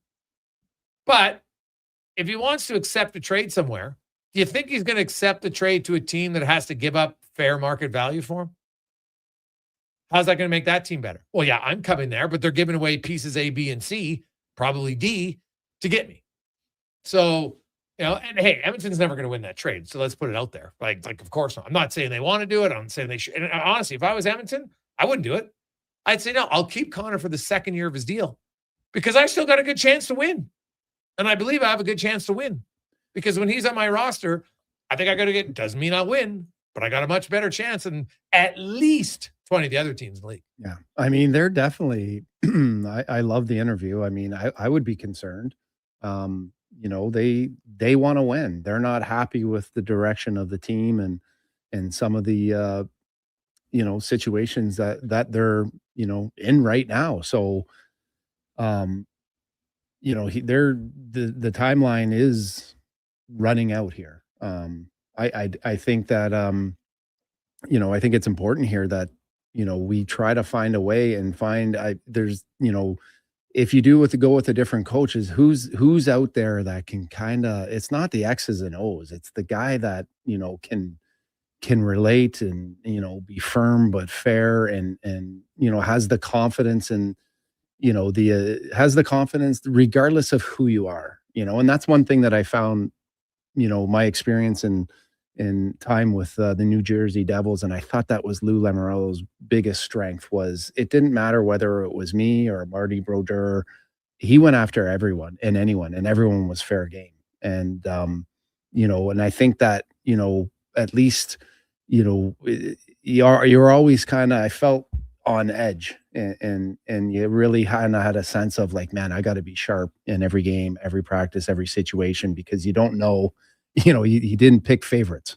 He had a standard and an expectation, and that was it. And regardless of who you are, you had to kind of to match that. So, but the honesty of what he's saying and his evaluation of where they're, what needs to be done and what he's seeing. I mean, there's no one better that has, knows what's going on, are the guys that are actually on the ice. Yeah. Right. No, and fair. so, that's pretty raw, and not a lot of guys share that and share it in that way. Yeah. So I look at Draisaitl. He's pretty honest about his game. I think he's pretty honest about the team. I think it's great when he says, "Hey, man, I'm concerned. You want to hold the management, the coaches, to a level of expectations, as you should be, because they hold the players to it, right? They hold the players to it. So I have no problem with the players holding the coaches and the managers accountable. Right? And if I'm the coach and the manager, I would respect. I'd want players to be like, "Hey, boys, just sit down there," because the coach will tell you what you're doing wrong as a player, right? Yeah, I just haven't seen it as much done here in Edmonton. And what he said really was, he never got into specifics. He just said our coaching staff has to be better. Well, but anybody watching knows that, right? So if I'm Chris Knobloch, there's two ways, just like in life, like there's two ways to look at it when it's the old adage. Now, I would take criticism from somebody who I'd ask advice for. When you have strangers giving criticism, like, why would I care about their opinion? Honestly, I don't know if the guy's educated on the opinion. Like, Bob Six on Twitter, Gregor, you should do this on your show. Well, who the hell is Bob Six on Twitter? Like, the guy used to be a program manager. Well, now we're going to listen, right? If it's Dave in his basement, no offense to Dave in his basement, but I give two squirts. So, if Knobloch listening to random people, I would. But if one of your own players who's in the room and says, "Hey, coach, like, we got to be better. I think you got to be better in this category. You got to hold it." If one of your star players saying, "Hey, my defensive game wasn't where it was at," then at some point, now maybe the coach is holding them accountable behind closed doors, as he should be. But at some point, actions speak louder than words. I never saw a reduction in minutes, Brownie. It's the easiest one. It's the easy action speak. I don't need a coach to come in front of the mic and say, "Sean Brown, oh my God, the guy's playing brutal." I don't need that. Yeah. But you can see Darnell Nurse, Evan Bouchard, Leon Dry, go through the guys who play the most minutes. That's where I start. Right? Because if the guy who plays 9 minutes makes a mistake, all right, I don't love it. But if the guys who are playing 20 minutes are making mistakes repeatedly, well, that's going to impact the game way more overall as a whole. Yes, they make good plays, don't get me wrong. But when I watched the Oilers this year, they were too lackadaisical defensively. Fair? 100%. Yeah. But is that because Chris, I mean, they had to bring in Coffee to kind of help with the messaging. Was that a miss by Knobloch, kind of evaluating maybe where he was or the pulse of his team? So you bring in some veteran guys. Like that's what I said. I agree. That's his mistake was at the start of the year when they lost Gulletson and Coffee. They didn't replace him with anybody experienced. Right? McFarland, good young coach, great. So they didn't replace him with experience. So bring someone in that's won and experience. Yes. I think it's important that if you want to win, bring someone in that's a proven winner. There's guys out there. Cassidy's the guy. Yeah, you're big on Cassidy. So I'm just big on someone that's won. The message is different. But what you just said, I'm not going to take advice from a guy that hasn't won. But what if you won a Stanley Cup, I'm going to listen to you. If Paul Coffey talks to me, I'm going to listen. So you're telling me Florida didn't listen to Paul Maurice? Why would they listen to him? He had never won. Right? Honestly, that's why I never loved that only guy, because then maybe based on his experience throughout the league. How long has he been in the league? Yeah, well, right. He's been in the league a lot longer than any of those coaching staff. But who's won more games than Chris Knobloch the last 2 years?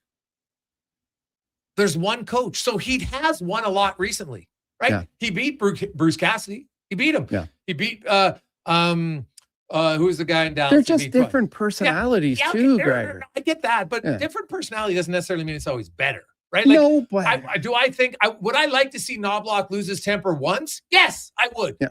But that doesn't. Now I got to go back and look, and there's some coaches that probably never lose their temper outwardly that are good coaches, right? I'd like to see it sometimes, and I think that's fair. So that's where, to me, I look back, and I don't want to fire every player when they have a bad. Like, not every player goes good year, good year, good year, good year, good year. Some players have good years, bad year. Now, do you just trade all the guys after one bad year, or do you say, hey, I think he's capable of more?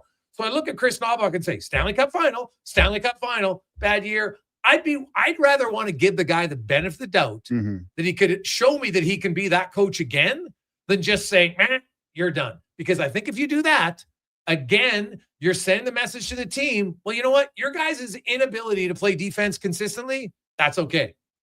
It's the coach's fault. Yeah. Oh, it's the goalie's fault. I would have brought in an established guy right away, right from the beginning when they brought in a new coach to begin with. That's when you're that close and you have these types of players, I'm bringing in someone that's won. They speak different, they act different. But then how come none of those coaches win on their second team? I mean, you got the stats for that, Yeah. but that's what I'm saying, right? Like it's good to say I want to bring in someone who wins, but if your goal is to win, that's actually not the thing to do, funny enough. Because I think how you won the first time on that team, you can't take a lot of the things because, like you look at Mike Keenan when he won in New York. People talk about the fact that it was Messier finally just said, Mike, you shut up. I'm going to run the room because you're being a lunatic and you're going crazy. And guys in New York have said that. Yeah. Right. And so he was the coach who won, but he was always emotional everywhere else he won. Right. Paul Maurice had never won anything. He had missed the playoffs more than he ever made the playoffs. But then he got to Florida, right time in his career for the right mix of players, built really good, and they won. Right. Yeah. So they were able to respond. They had a group of guys. Like, I know everybody shows the video of Paul Maurice on the bench. What are you doing? He has a lot of profanities. You hit him. Well, because that was their makeup. You can't go to the Oilers who don't have a ton of physical players and say you pound them every time because that's not who they are. What do you mean they don't have a ton of physical? They do have physical players. They just don't want to play physical. But Florida, who doesn't want to play physical? Pod Colson plays physical. Well, yeah, of course he does. One guy, no. Frederick, doesn't play physical. Nurse doesn't play physical. And then all of a sudden, a few guys don't. Okay, the next guy doesn't feel like he has to. But Frederick's hits per 60 were just as much. I'm talking the top 9 forwards who played the most minutes in Florida were physical, right? Bennett's physical, Kachuk's physical, Marshall. They had guys who do it, right? And Edmonton, that's not their, and not every team has the same makeup. Right. So that speech worked on that team because they had the guys who could adhere to what the coach said. I guarantee you, and I've had Paul on the show, but he wouldn't say that to a certain group unless you know the group can respond to it. Fair? I think that everyone can respond to that. Everyone can hit.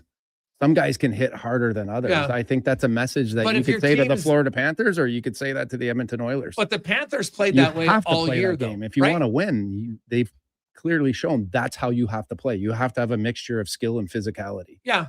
Right. Well, and the Oilers have all the skill, and they got players that can play physical that are just choosing not to play. Like they're inconsistent with it. Well, I look at if Zach Hyman's healthy. Look at the difference that was. Zach Hyman was hitting tons, right? Pod Colson hits tons. But Kane was hitting tons. Everybody has to buy into their role. Yeah. And I think there was times that it was very inconsistent when guys did and didn't. So you blame the coach for that? Well, obviously it's the players that are playing, but you got to find the right buttons to push. Yeah. Right. There's 82 games. There's 82 games that you can try and find ways to give ice, take away ice. And like all these guys are saying, like, you're up a goal, you're up a couple goals, you're down a couple goals, like there's so many situations through the years or through the year that you can put guys in situations to be successful. So it's on the coaching. Absolutely. All right. Quick break. We'll return on the Gregor Show presented by PlayAlberta.ca. Noodle, noodle, noodle, noodle, noodle, noodle, noodle, noodle, noodle, noodle. Noodle, noodle, noodle, noodle, noodle, noodle, noodle, noodle, noodle, noodle, noodle, noodle, noodle,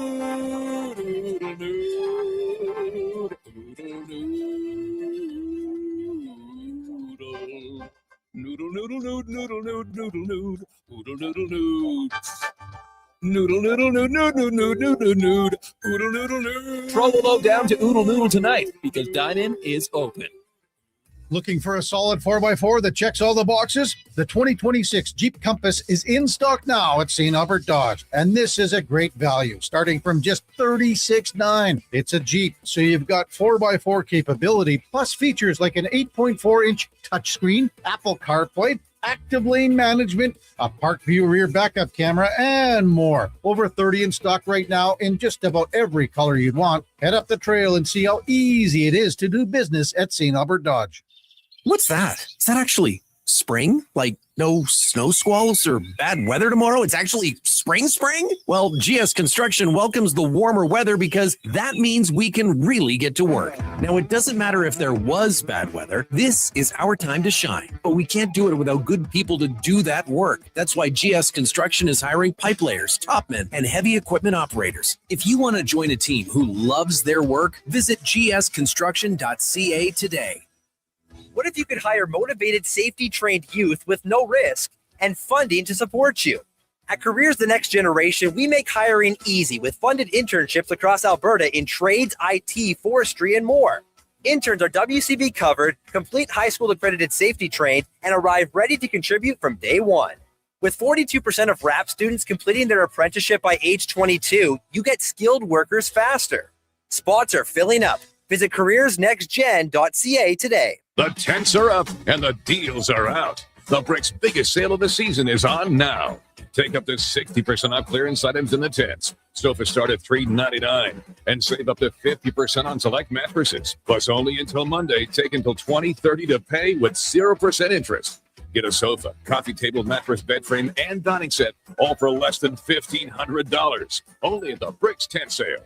OAC, see in-store for details and exclusions. The Brick, saving you more. Sleep is for the off-season. What off-season? Sports 1440 is live, loud, and locked 24/7. Oilers, Elks, Riverhawks, Stingers, Oil Kings. We've got your fix. Edmonton's home for sports is Sports 1440. Portions of this hour brought to you by Sherbrooke Liquor, the best place for wine, cocktails, and beers from all over the world. Also, a variety of excellent non-alcoholic options. See more at SherbrookeLiquor.com. This is Sports 1440, where Edmonton talks sports. On YouTube, Facebook, and X. Here's Jason Gregor. Brought to you by PlayAlberta.ca.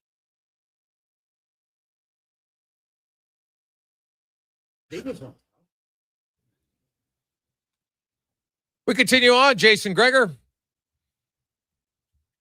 Sean Brown, Connor Halley, Sports 1440, sports1440.ca, YouTube, Facebook, X, and Instagram. Hope you are having a lovely, lovely day. 833-401-1440, 833-401-1440. Let's get to Around the NHL, brought to you by McDonald's. Of course, stop in right now at McDonald's. You can enjoy the $5 McValue meals. Sausage McMuffin small meal, the McDouble small meal for only $5 plus tax. Prices exclude delivery. Only at McDonald's. And tonight, game 2 already between Carolina and Philadelphia. The Hurricanes continue to dominate. And by domination, I mean, like, they don't give up anything. They have played 5 games in the playoffs, and they've given up 5 goals. That was basically a period, every period last night between Colorado and Minnesota. They scored 15 goals, 5 goals each period. 3-2 for Colorado in the first, 3-2 for Minnesota in the second, 4-1 for Colorado in the third. But the Hurricanes, Freddie Anderson, and the Canes are not giving up very much so far in the playoffs. As ace analyst for the Hurricanes, Shane Willis joins us once again. And it's kind of bordering on funny at this point at how little they're giving up, the Hurricanes, through 5 games. They've been systematically perfect through 5 games. When you go back and watch each one of the games against Ottawa and then the first game against Philadelphia, their system is high pace. It's about taking away time and space and creating stress on defensemen with their forecheck. And anytime the Ottawa Senators or Flyers had the puck on their stick, there was a Hurricane in his face with his stick on the puck, knocking things away and just turning it around. Philadelphia had 4 shots after the first period. One was from the red line that they were dumping into the zone. They just really couldn't generate anything. And the Hurricanes, again, when you look at it systematically, I was listening to you guys before the break when you were talking about Edmonton and playing physical. The Hurricanes have played physical, but never outside of the system and chasing things around. I think that goes back to something I've talked about a lot over the last few days, is the experience that they've learned over the last 7 years and the commitment to all 4 lines playing Rod Brindamore's style and system every single night. And you speak of physical play, Shane. It's coming from everybody. Taylor Hall has had 2 massive hits so far in the playoffs here. And like, hey, he was never a shrinking violet by any stretch of imagination, but I don't think people were looking at him to say, okay, he's going to be running around and hammering guys. But that line between him, Stankoven, who has got 6 games, and I think he's like the youngest guy to have 6 goals so far in the playoffs, and Jackson Blake, like that line's been unbelievable for them in every facet. Yeah, they've been arguably the Hurricanes' best line since the Olympic break. When they came back from that break, it was like they were shot out of a cannon. Taylor Hall, you mentioned, he's back to, Hart Trophy situations and play, the way he's moving around the ice, the quickness, the chemistry that he has with the 2 youngsters. And Jackson Blake, I think when the Hurricanes picked him, knew the high skill level. It was going to be the piece of, can he add muscle? Can he add size to play in these type of situations? And then that was the question going into the playoffs. Can Stankoven and Blake handle the physicality piece of the playoffs? Logan Stankoven scored, I think, 4 of the 5 of his goals right in front of the goaltender, outworking defensemen to get tip-ins, to get rebounds, scoring on the power play. They've done everything for this organization through the first 5 games. Now, on the flip side, from the critique, you're going to want some other lines to get going and get on this. But right now, the Stankoven line has been arguably the best line in the playoffs. You could argue for every team, especially this one for the Hurricanes. And you almost go back to the trade deadline day. This was the best non-trade that Eric Tulsky ever made, because everyone was pushing of who are you going to get to play second line center. Well, Logan Stankoven has answered that question with a huge exclamation point in the first 5 games of the playoffs. Speaking of Stankoven as the second line center, there was a lot of people questioning whether he could do it or not. Why has he succeeded so well at it? I think his commitment to learn and how hard this young man works on a daily basis. I give him a lot of credit. You guys will have to agree. He's a Western boy, right? Playing in Kamloops, learning the game, learning the grind. But when you watch him at practice, and from day one, when Rod Brindamore told him in training camp, you're going to be a face-off guy, you're going to be my centerman on this line, every day he's at the dot with one of the best face-off guys in the world, and Rod Brindamore teaching him. And he's listening and he's absorbing everything and working extremely hard on the defensive side of the game. The offensive side, with as much skill as these 3 players have, including Stankoven, that's the easy part. But how much he's grown and matured defensively and in the face-off dot is really what jumps off the page to me. And he's put in the work every single day. And so you talk about someone that's embracing the role. Freddie Anderson seems to be continually stepping up and adding to his game. What can you say about that? Freddie Anderson, I think, plays so well behind this system. And I think a lot of goalies would argue, like, I want to go play in Carolina. If you're going to face 18, 17 shots a night, I'm in for that. But Freddie kind of jumps off the page as well, because everyone was questioning Freddie Anderson. And I said, why is everyone questioning Freddie? He played strong in the last 2 weeks of the playoffs. And if you remember last season in the playoffs, he was the best goaltender going in to the Eastern Conference Final in the National Hockey League. His stats were at number 1, where he sits again today. So I had a lot of confidence of Freddie going in. Of course, everyone's going to look at his past. Well, can he finally get over the hump? Well, that's the question with this team as a whole. So far through 5 games, Freddie Anderson has done his job. He was really the answer to me in 2 of the 4 games against Ottawa, especially game 1, to kind of get that victory. That was kind of the best chances I felt Ottawa had to score. And he was outstanding in game 1, but he's just settled in. He let in the 1 bad goal in the Ottawa series. What I loved about Freddie's game since then, complete reset. Didn't get drawn into the noise, reset his game, won that one, and never looked back from there on out. Rick Tocchet afterwards, game 1, said he felt his team was maybe just happy to be there after winning their first series. People didn't expect them to win a series, and they came out flat, and Carolina dominated them. I would expect a little bit better of an effort tonight from Philly. However, they aren't an offensive juggernaut, right? Like, they're not Colorado or even Minnesota by that stretch. So you look at it from a defending standpoint if you're the Hurricanes. Now, you mentioned earlier the Stankoven line really has been carrying them offensively, right? Like the Aho, I know he has 3 goals, but 2 of them were empty netters in 1 game. The good news is they haven't really needed it. But are you surprised that the Aho, Svechnikov, Jarvis line has been so quiet offensively, Shane? And what do you think they have to do better to get scoring? Yeah, I have. They have had some grade A opportunities. I've liked Svechnikov's game. I think if I was going to be critical, I think Aho and Jarvis have another step to take to kind of create those chances and find the back of the net that's not late in the game. Now, you have to give them credit because as a number one line, they haven't started to cheat the system or cheat the game to try and create that offense and to get on the score sheet. They maintained in the structure, so I love that part of their game. But they do. As the top line on a team, you have to produce, you have to get on the score sheet. And for the Hurricanes, ultimately, to get over that hump in the last few years when you lose to Florida, it comes down to, in my opinion, goal scoring, not the goalie, because you're losing 1-goal games. You're losing 2-goal games. And if you're not scoring, that's where you're going to have to be in trouble. So I think if Stankoven stays hot, Jordan Stahl's line going to chip in with Ehlers at certain moments, but the Aho line has to get things rolling, whether it's 5-on-5 or definitely on the power play. The power play's been okay, but only 2 big goals in the Ottawa series to kind of help win games. But it needs to kind of get on track here tonight against the Flyers, who, as you said, aren't that offensive minded. Owen Tippett was in the press box last game. I'm not sure if he's going to go tonight. That's their best shooter. So if the Hurricanes can contain the shooters that Philadelphia does have, I think the depth that we've talked about all season has to be the catalyst for the Hurricanes, and that includes Sebastian Aho and Seth Jarvis. One last one. You look at Freddie Anderson. He's playing unreal. The only knock criticism on Freddie Anderson is being that at times his availability. They play. Hey, if you sweep every series, it won't be an issue because he plays 4 games and then he gets a week off. But is that something at all, Shane, that would be in the back of their mind if they get into deep series here, that maybe we might be better off to just give him a day off every now and then? What do you think of that? Yeah, and I think they've really watched Freddie and obviously full conversations with him, whether he's going to practice on an off day or not. We've seen him take some days off to get that extra rest. Does he take pregame skate? But Freddie talked about that all season long, that this is probably the best he's felt in his career when it comes to his health.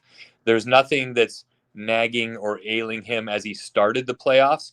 So I think if he starts 100%, no team is pressed, and you guys know this very well, when they start getting in close, grinding around this, little bumps and bruises. Ottawa tried to push there a little bit to get in his kitchen, but weren't able to get there. And that is always a factor, right?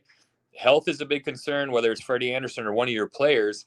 I just think Freddie, different mindset, different feeling as this playoff kind of run started. But the Hurricanes and Rod Brind'Amour kind of have assets, right? Pyotr Kochetkov is now fully active. You have Brandon Bussey, a guy who won over 30 games this season. So you kind of have some backdrops if there is a bump in the road. But we always talk about this too. Well, should you put the other guy in just to get him a game? Well, no, you just want to keep winning. And I think they're going to ride Freddie as far as they can, as well as he's playing at this moment.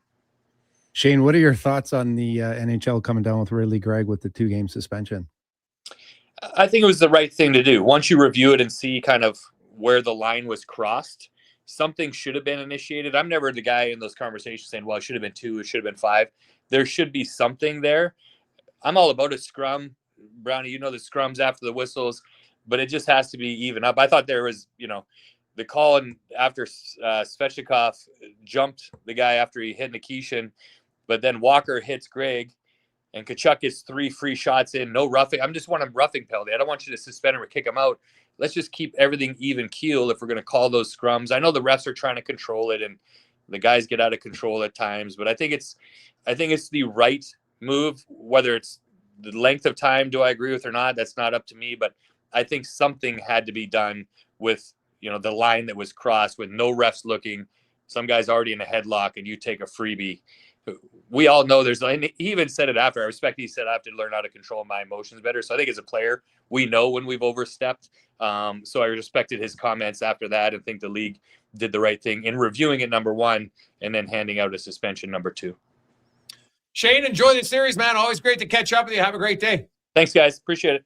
There you go. That's Shane Willis, analyst for the Carolina Hurricanes. And I don't give Philly much chance. I think I picked the Hurricanes in 5 in that series. I don't think it's going to be close, to be honest. They just skate. They skate so well, right? And if you can check, it just comes back to that skating, checking. Yeah. Like Philly and honestly, I know everybody says the pillow fight division was Pacific. After Carolina, the Metro has a whole lot of nothing. They're going to get out of that very easy. They're going to be well rested to take on either Buffalo or Montreal in the Eastern Conference final. That's sometimes, and that's kind of little bit of the key to having success and being able to have a run where, you know, you're playing some quick series, right? The damage on your body is important, and the games you don't play are just as important as the ones that you do play. So if you can have some quick early series, I think it gives you a better chance if your guys are healthy moving forward. Quick break. We will return on the Gregor Show presented by PlayAlberta.ca. We're going to get to 5 questions. We got the stats of the day and more coming up. New at Papa John's, the spinach Alfredo chicken tomato pizza. Say it with me now. Spinach Alfredo sauce, grilled chicken, fresh Roma tomatoes, all on our fresh, never frozen pizza dough. 4 favorites, 1 pizza. So let's run it back. The spinach Alfredo chicken tomato pizza. Right now, a large for just $18.99. Delivery or carry out.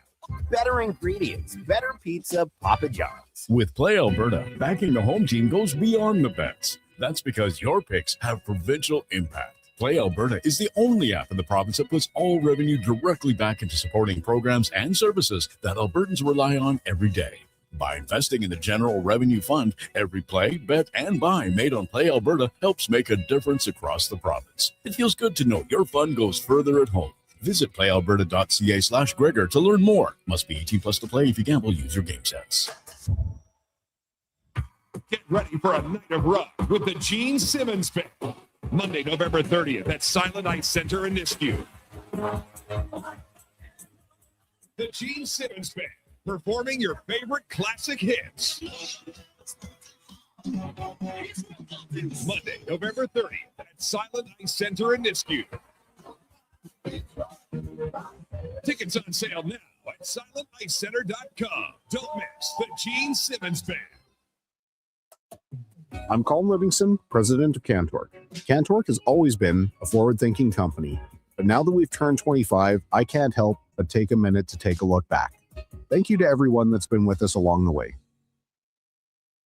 Mr. Rooter gets attacked by a Canada goose. Oh, look at that. Another on-time arrival. Nothing stops Mr. Rooter from plumbing on schedule. You gotta be kidding me. Hello, Mr. Goose. I'm Mr. Rooter. Okay, this is what you train for. Through rain, sleet, or goose, the pipes get fixed. Honda for a plumber who does whatever it takes. Mr. Rooter. Scott McGilvery here, HGTV host and renovation expert. The one upgrade I know homeowners will love, better, fresher Culligan water straight from the tap. Culligan's Aquacentral reverse osmosis filtration system takes your water to the next level. With up to 7 stages of filtration and 14 filter options, they're certified to reduce over 90 contaminants. Your tap water is about to get a major upgrade. Safer water that tastes great. Get started with a free in-home water test at Culligan.com. Culligan, water you love. When life unexpectedly changes, it can leave us feeling unbalanced, uncertain, and unsure of how to move forward. But you don't have to go through it alone. I'm Corey Anderson with Fairway Divorce Solutions. Our team helps reestablish balance, guiding you through your divorce with compassion, clarity, and support. Fairway has helped more than 6,500 families across Canada find a path towards a peaceful, fair resolution. With 2 offices in Edmonton, we're here to make your journey easier. Discover your options at Fairway Divorce. Bashaw Concrete Products. From concrete and septic tanks to blocks, precast water pads, jersey barriers, and aggregates. Farmers, contractors, homeowners. Plan your next project at BashawConcrete.com. Family owned, over 60 years pouring. Bashaw Concrete Products. Once again, start here. BashawConcrete.com.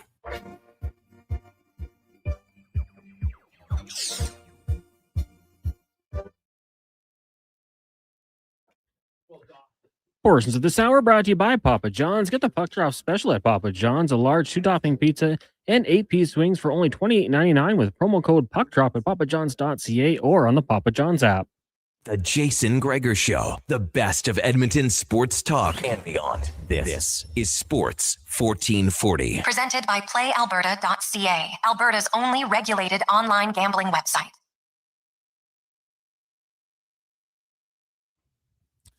347. Welcome back. Jason Gregor, Sean Brown, Connor Halley, Sports 1440. Got a lot of texts. Hey, Gregor, who is the player that Stauffer thought could drive a line? He was mentioning Podkolzin, Steve. And I really like Leon's answer. And my personal, I have a real disdain for the term drive a line. Do you know how hard it is to drive a line every night? I think there's maybe 15 forwards in the NHL who are, quote, drivers of a line. Now, you might be able to do it for 2 weeks, get on a hot streak in the playoffs. To do it 82 games a year, or, and even the best players don't drive their line every night. It's hard to do. But I love Podkolzin, but come on, let's have real expectations, man. I think I'll say this about Podkolzin. I won't be surprised if we just see him continue to improve and continue to improve. The number one thing, though, he's got to be on my penalty kill next year.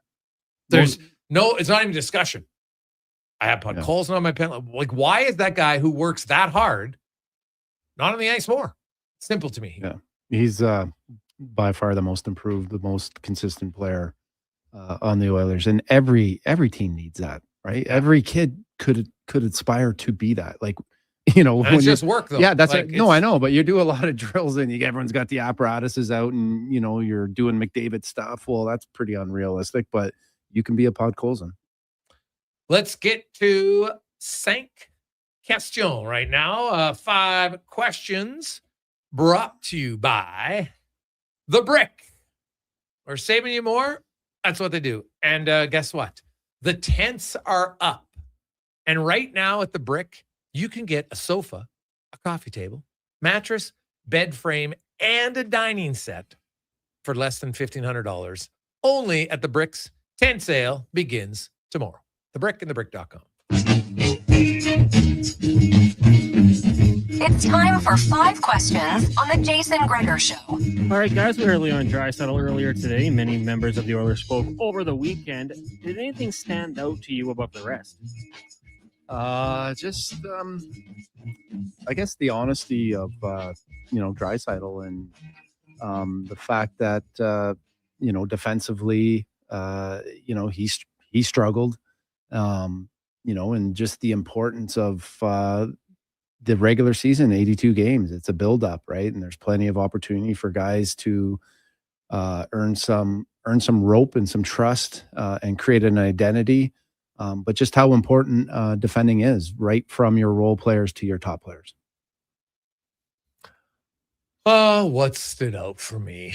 There wasn't anything that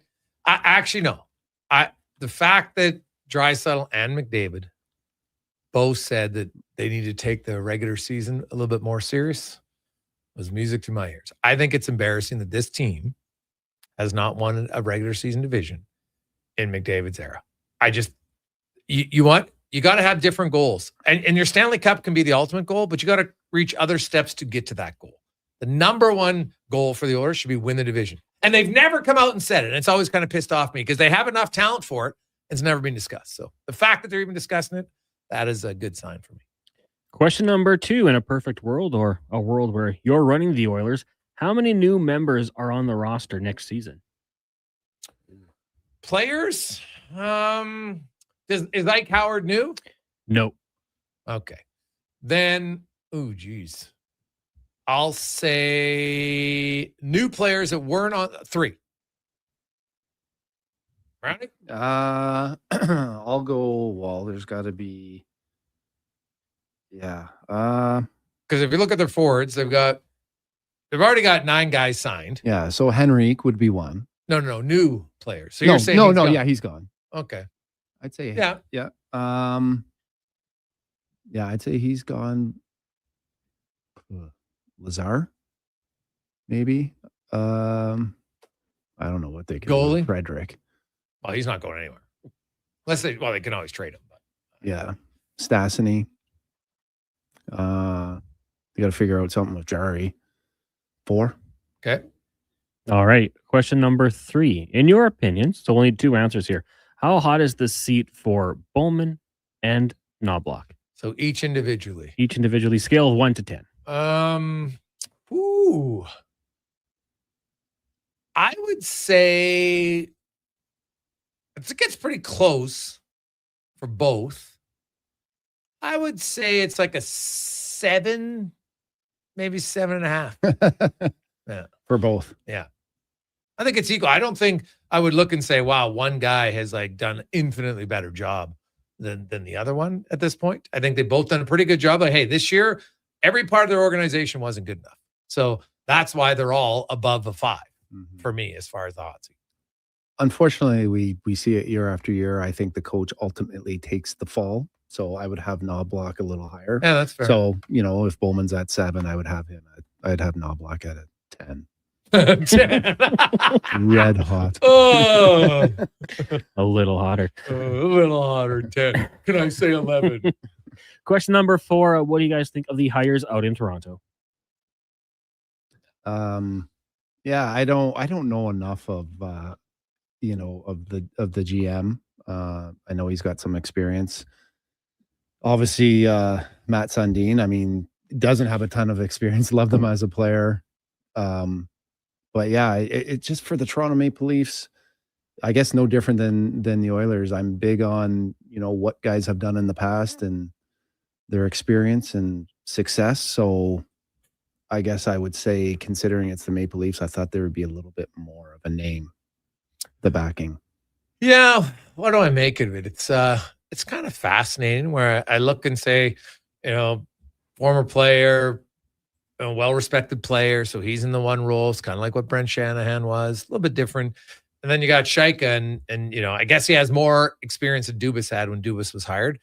I don't like the analytics thing. I kind of chuckle at. Like, there's no team in the league that doesn't care about analytics now. Like, so you have a background in analytics, but the thing is, like, was Shaika that great of analytics? I don't know. It's hard to gauge your number in Arizona when your owner won't spend any money, right? So could he have been better? We'll never know because he had an owner who didn't want to spend any money. Like, just look at right now, the Utah GM, Bill Armstrong. Look at ever since he got to Utah. Oh, suddenly Sergachev trade, right? Uyghur trade. Peterka, he's bringing in money. He's paying guys out. He could never do that before. So I don't know how good or bad, Chaika's record is on his own merit based on the fact that he was limited in what he could do in acquisition. My concern for Chaika is this. He got busted by doing stuff that you're not supposed to do, that everybody knows you're not supposed to do. You don't ask kids. And it happened right in your backyard, Brown, in Sherwood Park, the Crusaders. They had Arizona scouts coming to ask guys after a game to do workouts. You never do it. It's unfair to players. You don't do, that's a cardinal sin you don't do. But they did it under his watch, right? Then they had combine meetings. Not supposed to do it under his watch. Then he had where he was like, you know what? Hey, I get you're unhappy with your job, but he was, while he was GM, was actively trying to get jobs other places. It's really frowned upon. Really? Right? So I don't care. Like the analytics stuff, I kind of laugh when people say, oh, people don't like him because of analytics. No, they're not liking him because of the things he did. He cost his organization a second-round pick and a first-round pick. Now, maybe he learned from it, but here's my only concern, and it's a pretty major one. Too often, we want to just give people the benefit of the doubt. Like, think of, now I know it's a very different, but when you're a cheater, in this sense, you're doing anything to win, you're cheating, you're doing stuff that's morally wrong. You're asking young kids, because you don't care about them, because if you cared about them, you would never ask them to do a workout right after the game that they do for the combine. You never do it, Brownie. Right? Like, I remember people telling me, they were like, what is going on here? No one does this. Right? Like, it's just not right. So what's going to stop him from doing it again? Because if he's got the willingness to think, I'm above everybody, I can do it, what's going to stop him from doing it again? And people that have abuse of power, they repeat it in lots of different ways. Right? You have a guy. You have a guy. I can tell you this. Business owners listen to me, and they'll admit it. You know what? We had Bob over here work for a company. Why'd you get rid of him? Well, geez, you know what? I didn't really like him. Now, guys won't sewer him to death. Some might, but some will say, yeah, you know what? Wasn't great, hard to work for. And okay, but I'll still hire him because you know what? He'll be good for me. And it happens all the time. And guess what? You're like, geez, this guy's a real piece of work to work with. Yeah, I told you, but you didn't believe me. So you don't get a second chance? Why does he get a second chance after doing nothing in the league? Give him a second chance as an assistant GM, 100%. To bring him back and give him all the power again? Why? So that's where I'm like, I believe in not second loving it. chances. I'm saying I would bring in someone But with more experience. A than second me. chance can be an assistant GM job. Work your way back up. So that's to me. Like people say, oh yeah, he's ran a Wendy's. Yippee. So what? Chat and Joe are big sponsors. These guys own lots of McDonald's in town. So they should be, that means they're going to be a good GM in hockey. What the hell's the correlation between that? Like, give me a break.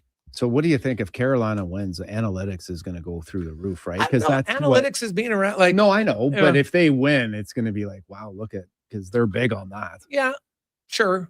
But lots of teams are big on it. Like Bill Zito had analytics, but Bill Zito also said, we are going to build one of the toughest teams out there. That's what he did. So there's different ways to win. Final question, guys. It is May 4th. I feel obligated to ask about your favorite Star Wars movie and character, but in the same topic, is it the best sci-fi movie of all time? And if not, what is? Star Wars for me, just because it has a special spot, because my son was into it. And, we went to Disneyland and it was pretty cool. They had a setup there where they picked kids from the crowd to kind of go up and kind of play out this scene. And he got picked with that. And just, I spent lots of time. I was never a Star Wars guy growing up, but I spent so much time just watching, different, Clone Wars and Star Wars and all that stuff with my son. So Star Wars for me has kind of got a special spot. I actually have, my son bought me last year the limited edition of the Millennium Falcon.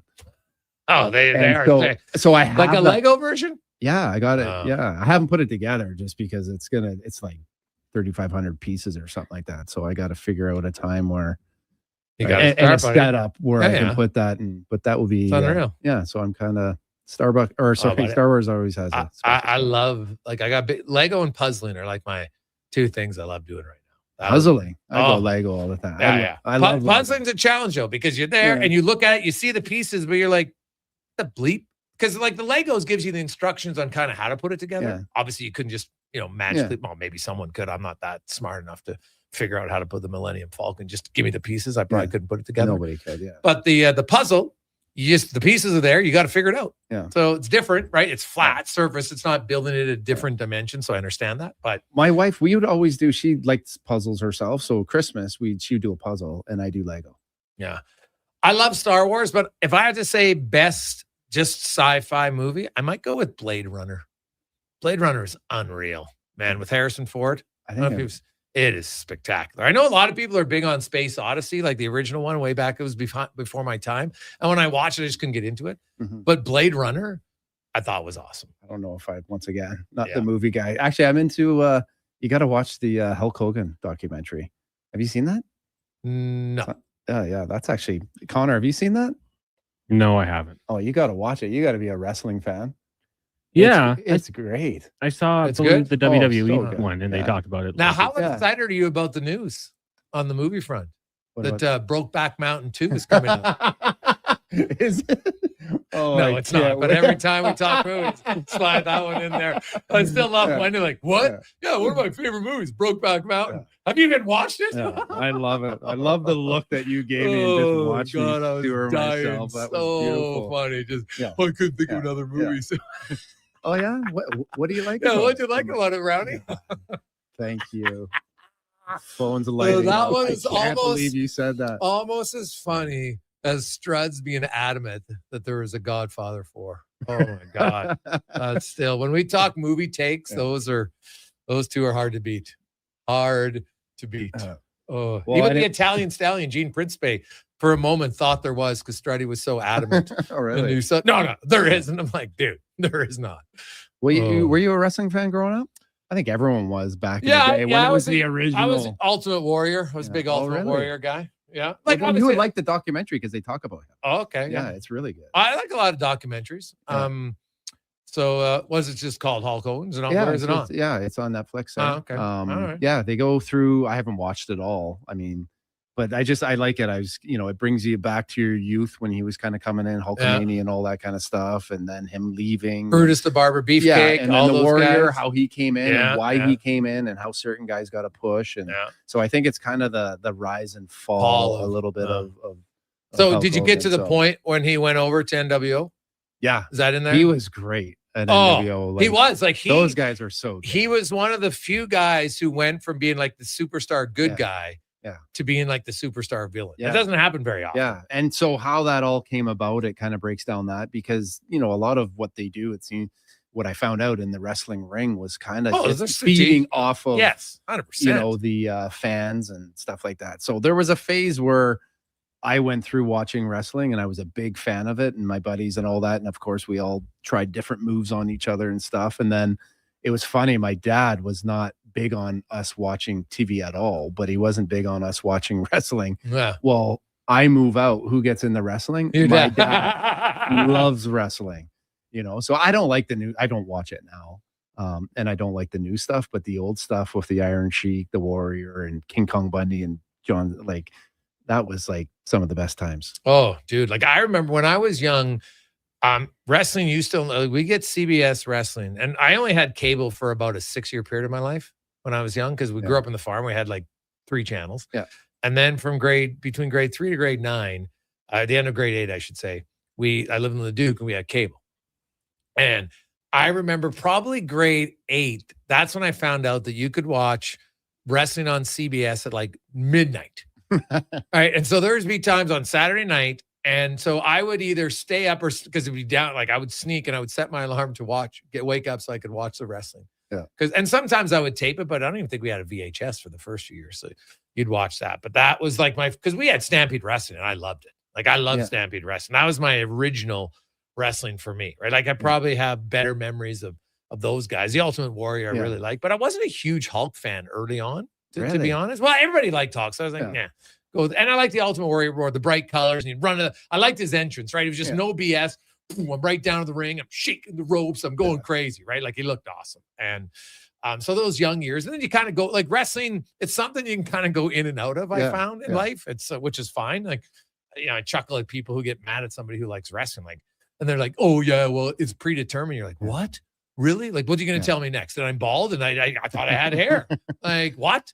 So. I just thought the storylines back were when we were younger. More about they would play it out. It was more acting, where then it became more talking. Yeah, right. Now I did like The Rock on the mic. I will admit, He's right? So he was good. Yeah. Stone Cold Austin, but like The Rock, because he said so. Like you jabroni, like his lines were classic. Like he was really good. So I went and watched. Actually, I seen Hogan and King Kong Bundy and Maple Leaf Gardens. Oh, that was really cool. So my really good friend Chris, growing up, his dad knew Bill Waters and had a connection there. So we always seemed to be able to see the big matches at in Maple Leaf Gardens. That was awesome. I've never been to wrestling in like a huge place. I've been to small venues. Like I remember I was 10, Edmonton Garden.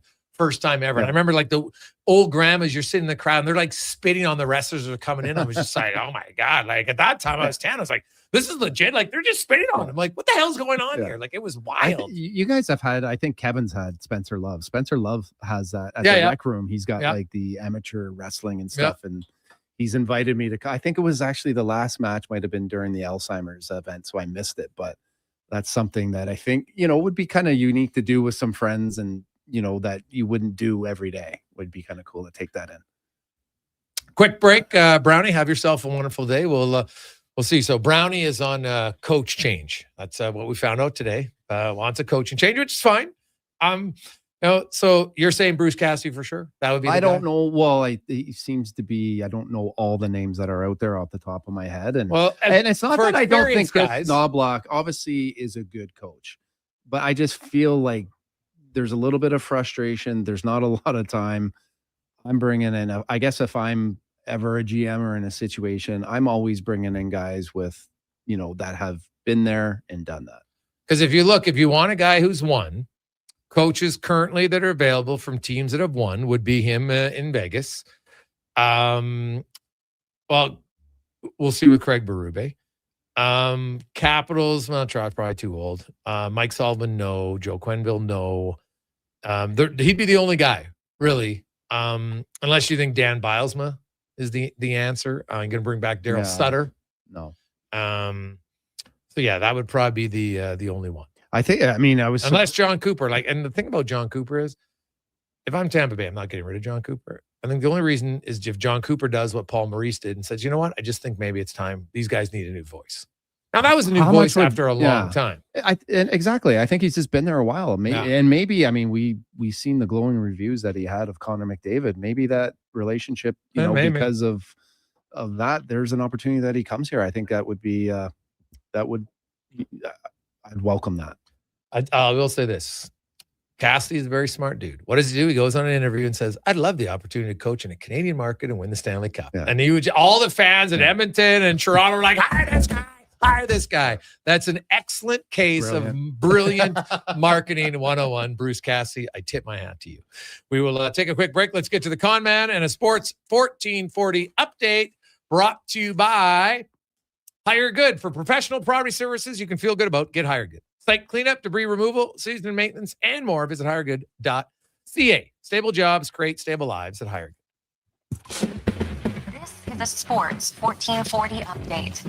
2 games tonight in the Stanley Cup playoffs. Flyers and Canes from Raleigh. That one gets going at 5. Carolina leading 1-0. And at 7:30, Golden Knights Ducks game 1 of their series. Off the ice, the Toronto Maple Leafs naming John Chayka and their new GM, and Matt Sundin is the new senior advisor of hockey operations. And Ottawa Senators forward Ridley Gregg has been suspended for the first 2 games of next season following his roughing incident with Hurricanes defenseman Sean Walker.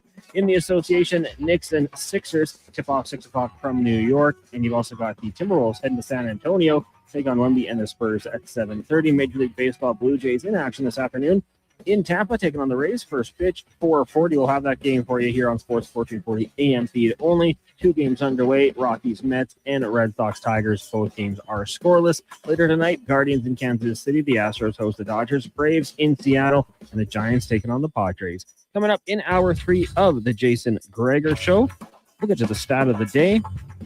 I'm Connor Halley. This has been a Sports 1440 update. CKJR broadcasts from West Edmonton Mall and Wetaskiwin. Download the free Stingray music app and listen wherever you go. New at Papa John's, the spinach Alfredo chicken tomato pizza. Say it with me now. Spinach Alfredo sauce, grilled chicken, fresh Roma tomatoes, all on our fresh, never frozen pizza dough. 4 favorites, 1 pizza. So let's run it back. The spinach Alfredo chicken tomato pizza. Right now, a large for just $18.99. Delivery or carry-in. Better ingredients, better pizza, Papa John's. Legacy Heating and Cooling jingle auditions take 1 for Gene Principe. Hey, thanks for being on time. I'm always punctual. Now, how about some cool beats while I drop the heat? Ready when you are. Tall legacy, tall legacy. Nice. Boom! I'm a musical genius. Legacy's gonna love this for AC season. What's not to love with no interest and no Principe payments for 1 year? Are you always like this? Yep. Unlike Legacy, I never know when to cool it. Legacy Heating and Cooling. Wow, get ready for a silly hockey fans. Your partner in power just skated onto the ice. EWEL.ca, the new e-commerce website for electrical wholesalers Edmonton, is ready for the power play 24/7, 365. UL skates to where the puck will be in 5 years. Now that's forward thinking. Killer selection, slamming products from the best brands, and legendary service. Don't sit on the bench. Get your account today at EWEL.ca and win that project. Plug into your partner in power. Get an EWEL.ca account today. It's like a locker room, minus the smell. Ew. Kevin Carius brings the banter, the buzz, and the bold sports talk. Weekday mornings from 7 to 11 on Sports 1440, Edmonton's home for sports. Hi, Mike here from Northgate Chevrolet Buick GMC. Would you like to be a part of history for the month of April? I'm kidding. Or as the kids say, bro, I'm joking. Would you like to help us set a record in April? Chill. Still kidding. At Northgate, we aren't trying to set any records or tell you how many vehicles we sell. And we really don't think you'd care. But what you will care about is this. Every dealer has the same costs. Trust me. GM does not have a favorite kid. You get to decide where you buy. 0% financing, a great selection, and of course, great people. Stop in and see us today. 13215 97th Street or business online at northgategm.com. You're in Northgate country. Who's that working on the underground utilities over there? All-Star Construction, that's who. What about the street lighting? Yep, All-Star Construction. And the directional drilling, hydrovacing, neighborhood renewal, and telecommunication work? Yep. Since 2009, All-Star Construction has been doing all that and more, shaping and building Edmonton communities for land developers all around Edmonton. That's what All-Star Construction is all about. Canadian Tire's Big Spring Tire Sale is back. Save up to 25% on quality tire brands including Continental, Michelin, Motomaster, and Pirelli until May 21st. Conditions apply. Details online. Are you overwhelmed by debt and getting non-stop calls from creditors? It can feel like there's no escape. Debt doesn't have to be a life sentence. A single call can turn things around. My name is Parveen Middleton. I'm a licensed insolvency trustee at BDO right here in Edmonton. I can help you become debt-free with a solution just for you. Let's put an end to those calls from creditors together. Call 1-833-BDO-TALK or visit bdodebt.ca to discover your debt-free future. New at Papa John's, the spinach Alfredo chicken tomato pizza. Say it with me now. Spinach Alfredo sauce, grilled chicken, fresh Roma tomatoes, all on our fresh, never frozen pizza dough. 4 favorites, 1 pizza. So let's run it back. The spinach Alfredo chicken tomato pizza. Right now, a large for just $18.99. Delivery or carry out. Better ingredients, better pizza, Papa John's. Portions of this hour brought to you by Leading Edge Physio. From weekend warriors to professional athletes, kids playing soccer to grandparents in the garden, rotator cuff tears and tendonitis to post-surgical knees and hips, we fix your body. Life shouldn't hurt. LeadingEdgePhysio.com. The Jason Gregor Show, the best of Edmonton sports talk and beyond. This is Sports 1440. Presented by PlayAlberta.ca, Alberta's only regulated online gambling website.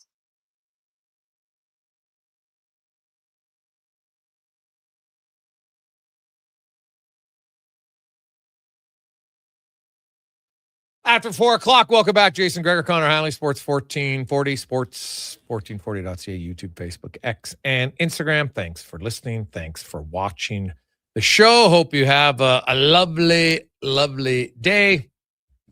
The NBA and NHL playoffs continue on tonight. The 76ers, fresh off, coming back from a 3-1 deficit over the Celtics. They're in New York to take on the Knicks. And the Timberwolves, who upset the Nuggets, taking on the Spurs. Obviously a much tougher matchup for the Timberwolves in that one. Hey, the Nuggets are good, but I think the Spurs are better for sure. Meanwhile, in the East, you have the Pistons and Cavaliers tomorrow, and then the Lakers and the Thunder. So 1 versus 4 in those games tomorrow night. Tonight is 2 and 6 and 3 versus 7. So a number 2 seed is out. Number 3 seed is out. And the other favorites are in. So 2 upsets so far in the NBA. The Toronto Raptors yesterday. And actually, we'll get to our stats today. It is the Gregor Show, as always, brought to you by PlayAlberta.ca. Where, how about this? Lotto Max. Tomorrow night, $65 million. 8 Max Millions and 65 prizes of $100,000. So lots of opportunities to win Lotto Max. Get your tickets, PlayAlberta.ca. As we get to our stats of the day, brought to you by All Star Construction, founded in 2009. They become the largest contractor in their space, which is land development, power, gas installation. They shape and build Edmonton communities. That is All Star Construction. And you look at the stats from yesterday's game, and if you were watching the Raptors game against the not Detroit. I'm just getting my Detroit against the Cavaliers. If you're watching that game early and you're a Raptor fan, you're thinking, hey, guys are playing pretty well. We're looking pretty good. They got a lead, and then did it fall apart? Like, awful. It was brutal. It was painful watching that game down the stretch. They ended up losing 114-102, but they really lost the game in the third quarter. They came out to start the second half, and they got spanked. They gave up 10 points right away. It was awful. It was an awful third quarter, and how you can go from looking that good to just looking that bad, right? In the third quarter alone, RJ Barrett, 1 for 8. Like, he just kept throwing, he kept doing all their shots. He took 8 shots, right? Sheed was 0 for 3. Scotty Barnes, 1 for 2. So those 3 combined to go 2 for 13 in the third quarter. And it was pretty much good night, Irene. On the floor, he was minus 20 in the third quarter. Jacoby Walter, minus 19. RJ Barrett, minus 16. And it was just like, it sucked. But at 12 minutes, basically cost them game 7. And, on the other side, while they were struggling, Jared Allen just took over and dominated. He had 14 points in the third quarter. He was plus 19. He's 5 for 7 from for field goals, and he got to the line 8 times. He's only 50%, but still. And he had 10 boards in one quarter. I don't know, Connor, if you were watching that, but it was amazing to me to see how in one quarter they won the whole game. 12-minute stretch. They completely switched the whole feel of that game. Was done. It was tied at halftime, and then it was good night, Irene, in the third quarter. Now, the other stats yesterday, if you were looking for excitement, in the history of the NHL playoff, if you go back and you look at all-time games, there is not many teams in the history of the NHL that score 15 goals combined between the two teams in one game. Right now, the Oilers had 16 when they beat up. They actually hold the NHL record for 18 when them and the Kings played to a 10-8 game. But they also had 16 against the Kings in 1987. It was a 13-3 win. So a little bit lopsided, to say the least. The Penguins and the Flyers in 1989 had 17 goals, 10-7 Pittsburgh win. And then I mentioned the Oilers and LA 10-8. That's it. But if you look at those games, last night there was 5 goals in every period. And even when the Oilers scored 16, they didn't have 5 goals in every period. When the Penguins and the Flyers back in 1989, they did have 5 goals in every period. That's when Lemieux and Pelle Eklund, if you remember, Flyers fans, blast from the past. But really, in the salary cap era, no team has come close to scoring like that many goals between those two teams. And there was 5 goals every period. So if you were looking for excitement, it was 3-2 Colorado. They went up 3-0. Then the Wild scored twice. Then the Wild outscored the Avs 3-2 in the second. It's 5-5, and you're thinking, here we go. But then Colorado took over in the third period with outscoring them 4-1, including one empty netter. Cale Makar, who got injured in the first, only played about $110 of the first period, left, came back, and he was dynamite in the second and third. But if you watched that game last night, you saw something that just doesn't happen very often in the NHL. It's nice to see, like the Oilers and the Avs back in 2022. So if we're going only in the salary cap era, the only other game that was 9-6, Connor Halley, or 15 goals, do you remember? No, I don't. The Calgary Flames, Edmonton Oilers, 2022. Remember that one? Game 1? Game 1? Yes. Yeah, okay. That was a wild game. And so that was the year. The Oilers had the 9-6 game against the Flames, and they had the 8-6 game against the Avs in the next round. It was wild. So that's a lot of goals to give up. A lot of goals to score. But 15-15, that is the most goals in the salary cap era are the 2 9-6 games. So Edmonton and Calgary, Colorado, and Minnesota.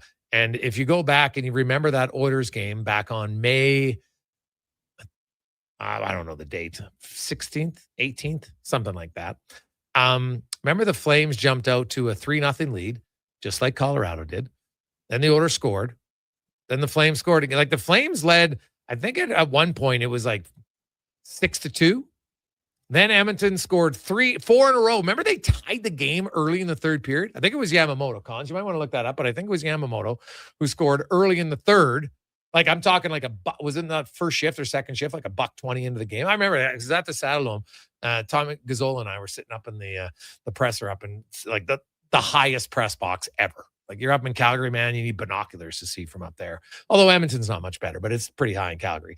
And you're just like, what kind of game are we watching? And the other thing I remember from that game, it started at like 8:50. Brutal, but it was a great game. Obviously the Flames won, but then Edmonton won the next 4 straight.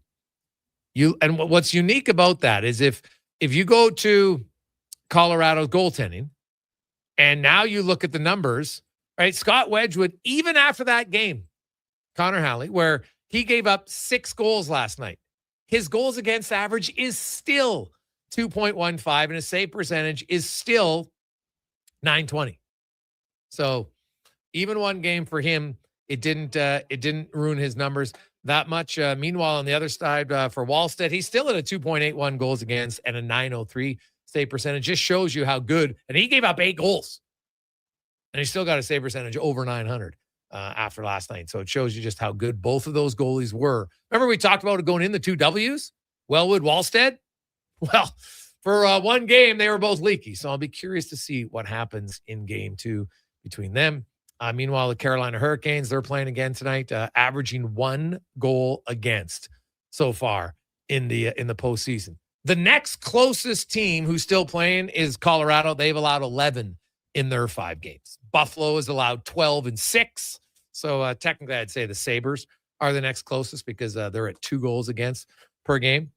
Same with the Flyers, and they're down. They just lost game 1, and they've still only allowed 2 goals again. So the Eastern Conference, not a lot, not as many goals being scored out in the East compared to the West.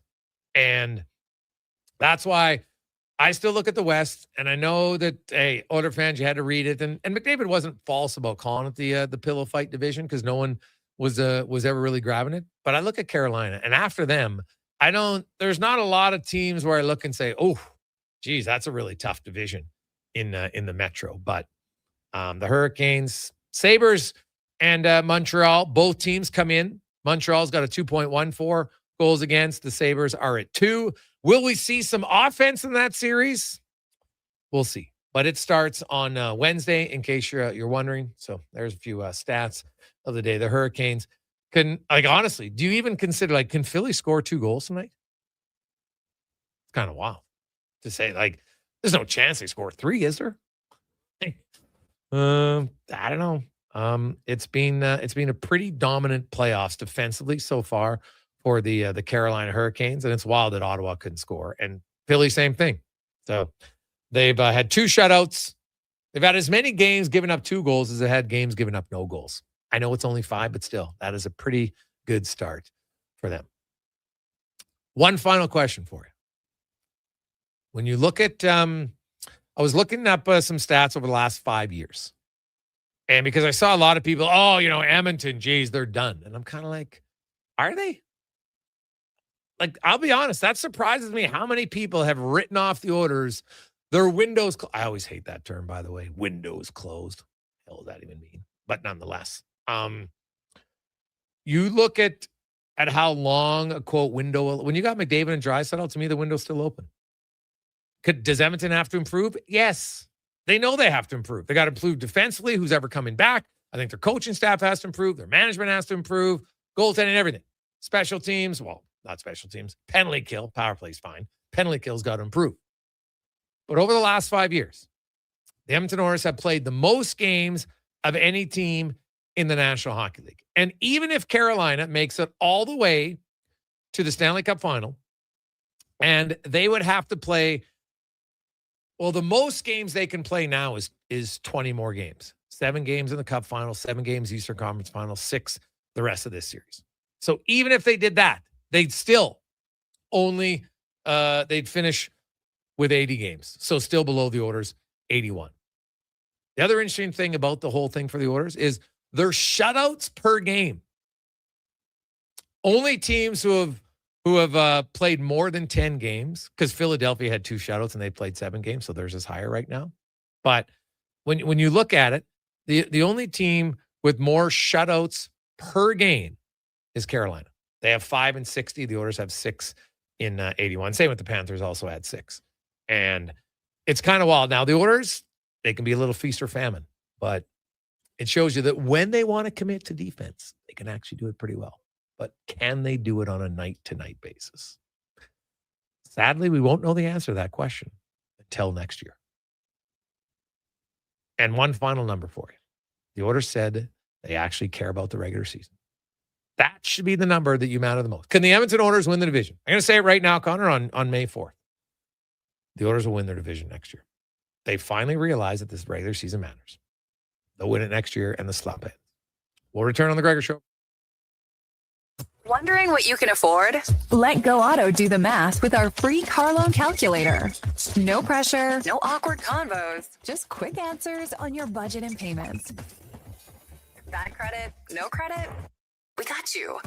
Text check to 780-777-7777. That's check to 780 all 7. Find out what you qualify for and start shopping with confidence. Go Auto. Drive what you love with payments that make sense. Action Electrical's projects team takes the field, folks, ready to execute the entire play for new commercial builds. Absolutely. They're masters of design build, sketching strategy from initial blueprints to core electrical infrastructure.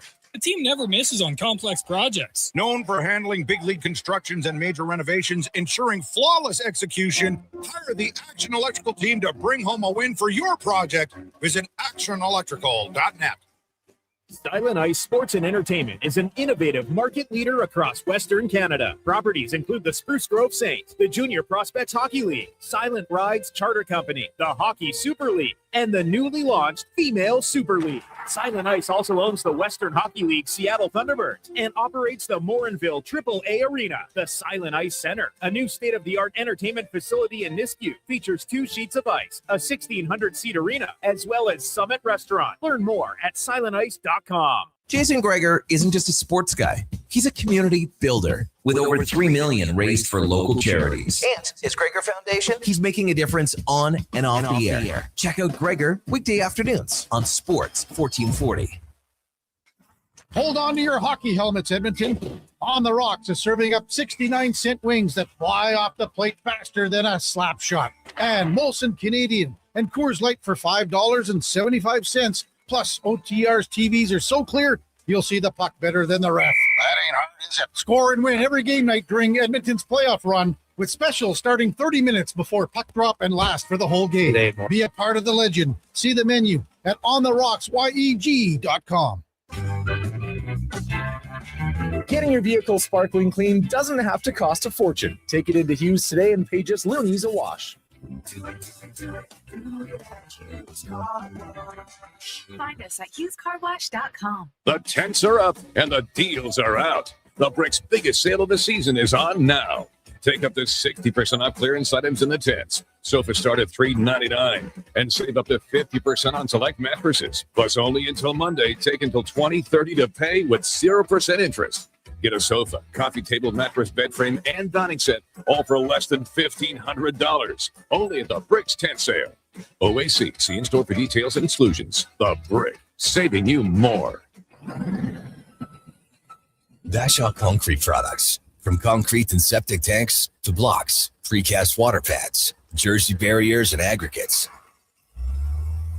Farmers, contractors, homeowners. Plan your next project at BashawConcrete.com. Family owned, over 60 years pouring. Bashaw Concrete Products. Once again, start here. BashawConcrete.com. My ultimate dinner hack for busy weeknights is Catch of the Week. I used to think a great meal meant hours in the kitchen. Not anymore. I grab fresh fish, get simple instructions, and have an incredible dinner on the table in minutes. Their ready-made meals are a lifesaver, too. It's real food, it's fast, and it makes you feel like you've actually got your life together. They're just 5 minutes from Sherwood Park, but worth the drive from anywhere. Stop thinking about dinner and just go to Catch of the Week. Visit catchoftheweekedmonton.com.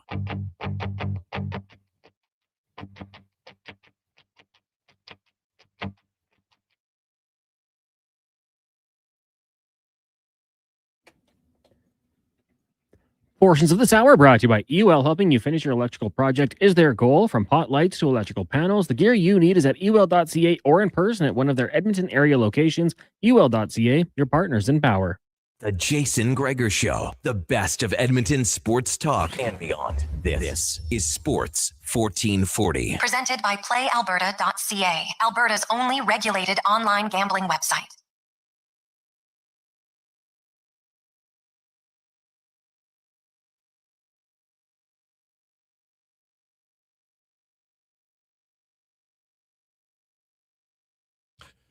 432, welcome back. Jason Gregor, Connor Halley, Sports 1440, sports1440.ca, YouTube, Facebook, X, and Instagram. The deck man is over there. Be sure to give him a thumbs up. Get in the chat over at our YouTube or Facebook pages. Always appreciate you watching the show or listening, however you consume it. That is fantastic. Some of you who wait till later in the night, you're listening on the pod. Hello to you a little bit later on in your evening. Of course, NHL, NBA playoffs continuing on. The Jays, who split the series against Minnesota. They haven't lost a series in 4 in a row, so that is progress for them. And Okamoto is really starting to heat up at the plate, man. He hit some monster bombs over the weekend. The Jays are now on the road tonight in Tampa Bay. But the big story in Toronto, of course, today was their new GM. They're bringing back Matt Sundin as well in a management role, and we will talk about it as we get to our big guest of the day, brought to you by Spruce Grove Saints. And if you're looking for exciting camps for kids, go to sgsaints.ca, as they have awesome opportunities all summer long. So check it out, sgsaints.ca. As we welcome in to talk things all Toronto from Leafs Morning Take, as well as NHL Fantasy from the Nation Network. Nick Alberga joins us. Nick, my man, how you doing? I'm good. That was an inspiring day in Toronto, wasn't it? So you're close to it. What's the biggest difference in Shaika to Dubas for you? Well, one guy's got experience, one doesn't. I mean, to start, obviously, Dubas is a guy who had the experience of working for a long, long time in Toronto, had the tutelage of Lou Lamoriello, and I don't know exactly. When he took over, he had but Shaika has, I guess, some experience, but Sure. their philosophies, are they similar, different? What do you think? Honestly, I can't speak to that. I'm not, big in that realm, if you will, when it comes to analytics. I could say that I have come around a lot over the last little while, especially under the Brad Treliving administration, where I'm certainly open to new philosophies, outside the box type approach. But I think the big issue here, Jason, is that, he hasn't been in the league in 6 years. There's been 20 plus GMs hired in that time frame. And it's like, okay, the Leafs think they're smarter than everybody else. And here's their answer is John Chaika. I think there was a lot of examples of people within that realm, if you will, that could have definitely helped the situation out. But it's more my curiosity as to how things landed on John Chaika. And quite frankly, they barely gave an answer to that today. Yeah. Well, that was now I didn't watch the whole press because I had to run. I watched majority of it. And so I was kind of they didn't really answer the question, why, what was it about Shaika? So there was no point in the press conference that they gave you a definite reason as what they liked about him? It was more the way he conducted himself. So that was a question posed early on, and you have many press conferences in your day, know the type of questioning, the line of questioning that should be asked. And I thought the Toronto media did a pretty good job with that. I wasn't there, but he said he was impressed by his vision. Did Pelly? He said he conducted an extensive due diligence on the background. Sure, he did. He called him methodical and measured, and he thinks that combined with Matt Sundin, they'll be a really strong team. So as most executives do, he sort of danced around the question. Ultimately, how in the hell did you get to John Chaika? There was nobody else that was part of the process that could have made more sense and caused a bit more backlash or less backlash.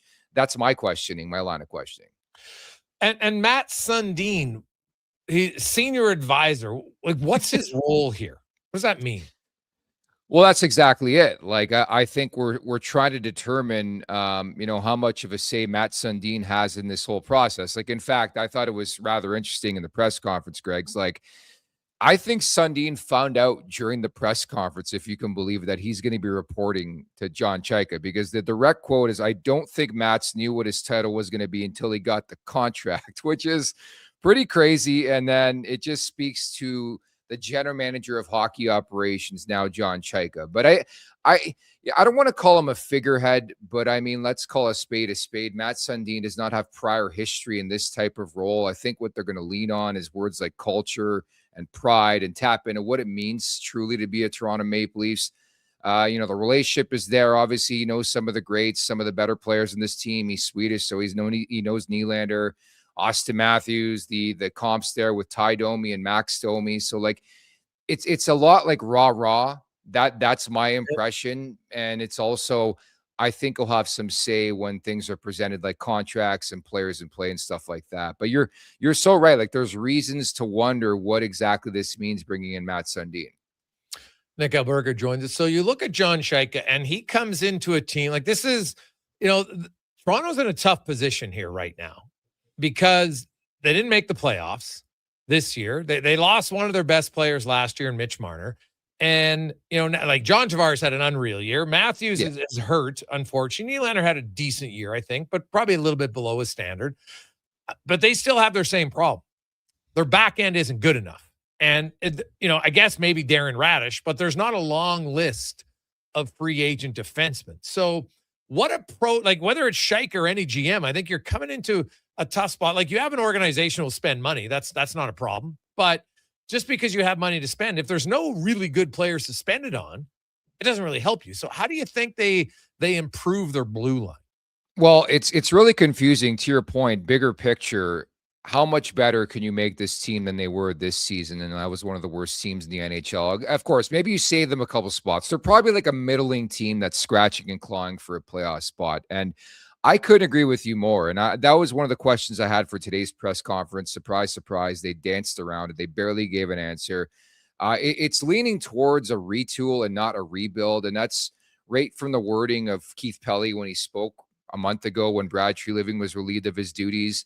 And it just strikes me more as a measure to save face, keep a job, as opposed to the long-term aspect and how they view this franchise. But I don't know how John Chaika in the short term is going to find a way to solidify this roster. You just talked about free agency. Well, there's not much available. If there is, you're going to be scratching and clawing with other teams for these guys and probably bidding up in the process. Number two, they have no assets to trade. Yeah. And especially given everything we found out in the last couple of weeks, it doesn't sound like they're going to be open to dealing Austin Matthews or William Nylander, arguably your two biggest trade chips. I hope they don't circle back on Matthew Nyes. And that's getting me to the greater point where I think it would make more sense if I were running the operation, which I'm not, is to look at this and think maybe a couple years down the road as opposed to right now. Like I think the best route would be accumulating some assets over the next little while. And unfortunately, I don't think they're going to head that direction. So like that's the interesting nature of all this is how do you improve your roster when A, free agency is junk, and B, you don't really have much to give up in trades. And on top of that, every team knows that you're going to be desperate too, right? Yeah.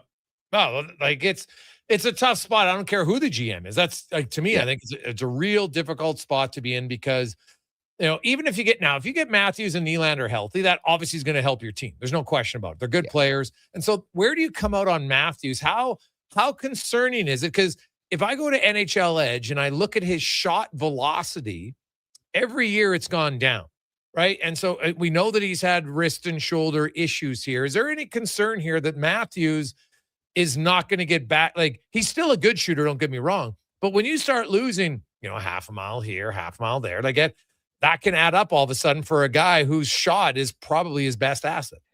It really annoys me in this market because people want to bury the story, and I've tried to the last couple of years since he scored 69 goals a long, long time ago, it seems at this point, since he went to Germany randomly during the season. Granted, to a degree, you guys saw it as well in Edmonton this year as well. But, I mean, it's no secret that this is not the same Austin Matthews, and I understand age catches up to everybody, but there's been a lot of wear and tear on the player. And I think if you come to the realization that this guy's a glorified Phil Deneau, I think you're in big time trouble. But I think it's no secret, what the common ingredient there is. And that's Craig Berube. Like, that's why I wonder about his future.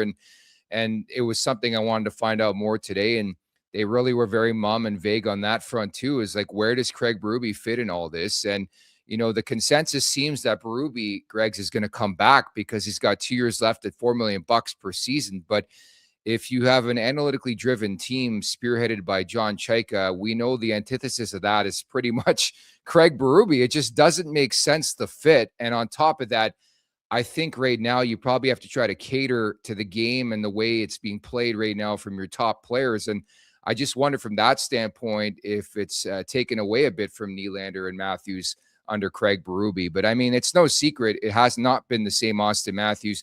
He probably had a good 10 to 12 game pocket this season where people started to wonder, is this guy back? Is he back? And then just right back into the guy that he's been for the most part of the last couple of years. Still a really good player, but not like top of the top. Yeah. Well, no, he hasn't been, for a few years. People still talk, oh, well, he's the best goal scorer in the game. I'm like, no, he isn't, because he's not in the game often enough, right? And that's the challenge for him is to remain healthy. Now, and the other one is, because I've seen a lot, and I know you've talked about it, like, there's a lot of people that wonder, was the mistake in Toronto that they gave their core guys everything right up front, right? And so you can't necessarily walk it back, but do you think there's a change at all in the philosophy of how they're going to move things forward? Or is it too late to do that with those guys there?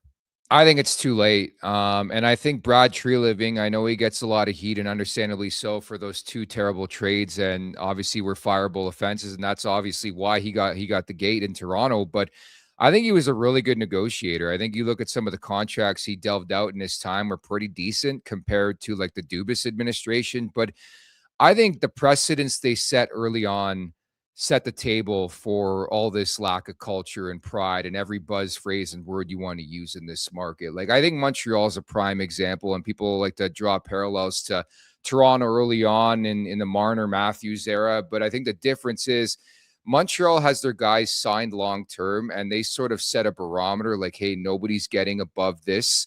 And I know Dobson's a bit different, but the salary cap's going up, but all those guys are tied in at really, really good prices. And I think it sets a standard for how you're going to run that operation. And I think it comes down to leadership, something that just wasn't there up above, the last decade, whether it's Shanahan, whether it's Kyle Dubas. And I think right now they're paying for it. But I'm very curious in that aspect, how things are ran from that standpoint, because I think are gone are the days in Toronto specifically where you're going to make every wake and move on sort of Austin Matthews and what he's thinking. You got to look past that at this point. So you mentioned Matthew Nyes. Oh God, I would assume they wouldn't trade him. But what's interesting about the Leafs is the one thing about their organization is at times they didn't seem to value kind of like I look at Zach Hyman, I'm still floored that he was able to walk and he walked for $5.5 million. It wasn't like that he was offering $8 million somewhere else, right? It was a $5 million player at that time. So, like, do they really know what they have in Nyes here, or do you sense this an organization still doesn't necessarily value a guy like that who does a lot of the dirty work that sometimes doesn't show up in the goal, assist, and point category? In short, I really hope they do. And I think ultimately this is going to come down to Keith Pelly and how much of a say he has. Again, he comes out today and says, hey, here's my general manager of hockey operations. That's a new title for the hockey world. And here's Matt Sundin. He's an executive, a senior executive advisor. Like, what exactly does that mean? But I think you have to look at the nucleus, how you reimagine things. I think the big guy to look for this summer is Morgan Rielly. I think anybody could conclude it's just time to move off that player and that file and that price tag and try to find a way to do that. And I think to your question, Matthew Nyes is a guy I'm building around. Like Jay Rosehill on my show a couple of years back, even when Nyes was fresh and green, called him a future captain material of the Toronto Maple Leafs. And I still feel that way. I know he had a disappointing year, but point-wise, his production was actually up. He obviously played a lot more in the top 6 this year with Mitch Marner now with the Vegas Golden Knights. But I think to your point, it's the perfect example of a player that you need in the mix who I think the contract, another really good contract delved out. I think it's like a 6-year deal at 6.75 around there or 7.75. So pretty decent value. I think that's livable, especially in this economy with the salary cap going up and all that. But it just concerns me because his name was floated around there at the deadline. We know Keith Pelly was involved in the trade deadline process, threw out names like Buffalo and Montreal. And that'd be the cherry on top to all this, if they deal Matthew Nyes inside the division too. This guy's an untouchable for me. He should be. Yeah. Well, we were caught off guard. I'm like, what? That is one of the funniest comments I'd ever heard. We're caught off guard, but you mean young teams improving? I can't believe that. We've never seen that before. It's so strange. Now, going back to Rielly. So if you move him, he still plays the most minutes on their back end, right? Like, you got to get a defenseman back for him, don't you? Yeah, so that was a big thing I drew, and again, there was a lot to read into today, like what Chaika's looking for, and it's good to hear that he's looking for mobile puck-moving defensemen like the rest of the NHL. So, again, I don't know how he's going to do that. Obviously, you want to get bigger on the back end too, but you're right. So you want to take Riley out of the equation. Well, who are you bringing in now? Automatically, because he's a Toronto native, people look at Darren Radish. I think that is a slippery slope if you're the Maple Leafs, because Darren Radish is in a position where he gets a chance at his first and only payday in the NHL, and he'll probably go to the highest bidder here. And if you're the Maple Leafs, you're not in a position where you want to get involved in a guy like, he's a relative unknown. Like John Cooper worked wonders. Obviously, Hedman wasn't really in the mix this season, and Darren Radish, like a perfect example. Like I wonder truly how much money this guy made with the season he had, the breakout campaign. But he's into his 30s. It just shows you that there's not much out there. And I think that's a really, really good point that, yeah, you want to move Riley out, but who are you bringing in to fit that? I currently on the team, I think Oliver Ekman-Larsson had a pretty strong year. I don't know if he's going to be that guy, but they're going to have to be very, very creative with, guys they take out of this roster and guys they bring in. But as we mentioned earlier on, nobody's going to be out there just saying, hey, John, we'll help you out. We want to make the Maple Leafs better too, right? No, it's never going to be that easy. So I'm fascinated to see what they do. And lastly, Nick, who in the organization, who is the one that's going to be wearing the lucky socks or the lucky shirt or the lucky hat for a draft day tomorrow for Toronto? Yeah, I wonder the turnaround's going to be quick, and I don't know what it's going to look like, but you would have to think, like, I've been phrasing this all day, but I've done a bunch of hits. Like, people will laugh, but this is a massive day for the Toronto Maple Leafs in terms of setting the tone for the new administration. Like, this team needs a win desperately. It's been a disappointing season, blow after blow. Then Treliving gets fired, even the repercussions of everything involved and what's on the line tomorrow night if the Maple Leafs don't secure a top 5 pick. But yeah, it's funny for a random day in May with the Maple Leafs not in the playoffs. The stress level is going to be at an all-time high tomorrow, and with bated breath we watch to find out if they're going to secure a top 5 pick or on national TV. Are they going to hand over a really, really sexy draft pick to the Boston Bruins, who, by the way, made the playoffs this year? So that'll be a lot of fun. So yeah, if the Leafs pick 6th or higher, like higher 6, 7, 8, 9, it goes to Boston, correct? Yeah, so the numbers are not pretty. So they finished 5th worst in the league. I believe they have a 41% chance around there that they actually don't secure the top 5 picks. So it's not in their favor. It's scary stuff. It is scary stuff. And it just speaks to, like I said this earlier on, I don't know if you'd agree or disagree. I do think along the way there are some fireable offenses. And I think GMing is a difficult job in headmenting franchises. Like those 2 trades, the Lawton trade, and obviously the Brandon Carlo trade, and I can correlate it to you guys in Edmonton. Like Stan Bowman should be on the hot seat for the Tristan Jarry trade. Plain and simple. There are deals you make that could cost you your job, and ultimately you look at moves like that. Yeah. Well, it'll be, man, you give up that trade. It's basically like the Phil Kessel trade all over again, just a few years later. So, and you got a worse player in Brandon Carlo. So, yikes. Nick, great stuff, buddy. We appreciate it. Have an awesome day. My pleasure. Take care. There you go. That's Nick Alberger joining us from Toronto. So, that could be ugly. Like, could you imagine? Now, if it's a 6 pick, whatever, it's still a 6 pick. Like, you can get a pretty good player at 6. So they have to hope that, and the thing is, though, because of how the draft lottery works, right? Remember, it's not just one time. There's multiple. So they could go 5th. And if somebody all it takes is one person from 6 to 12 to win that draft lottery and move up. And they drop from 5th to 6th. And now they're giving up a 1st-round pick. So that is a wild. It's not just who wins the lottery tomorrow. That's an excellent sidebar to watch for if you like a little drama. Take a quick break. We'll return. It's a Gregor Show presented by PlayAlberta.ca. Beats getting a deal at McDonald's. Why? Because you get a deal now. And a deal later. Redeem an offer from the latest mailer or on the McDonald's app and dig into instant savings. Plus, you earn points towards free McDonald's. Now that's what I call a double whammy of deals. Why does that keep happening? Deals sent right to your door. Check your mailbox for the latest McDonald's mailer loaded with delicious value for a limited time at participating restaurants in Western Canada. Well, get ready for a silly hockey fan It's your partner in power just skated onto the ice. EWEL.ca, the new e-commerce website for electrical wholesalers Edmonton, is ready for the power play 24/7, 365. UL skates to where the puck will be in 5 years. Forward thinking. Killer selection, slamming products from the best brands, and legendary service. Don't sit on the bench. Get your account today at EWL.ca and win that project. Plug into your partner in power. Get an EWEL.ca account today. Legacy Heating and Cooling is your supplier of maximum comfort, bringing you the cool AC you need. You just have to call Legacy. Call Legacy. For comfort at night when the hot air suffocates you. Call Legacy. Call Legacy. For comfort in your wallet with no payments or interest for 1 year. Call Legacy. Call Legacy. You deserve comfort. Cool off today with AC from Legacy Heating and Cooling. The job isn't done until the last load is hauled, and having a semi-trailer out of commission is not an option. Whether replacing or adding to your convoy, Edmonton Trailer has a huge inventory of new and used semi-trailers, trusted by the gravel, logging, oil field, fluids, and freight industries. Find a trailer right for you online or at one of their 3 locations.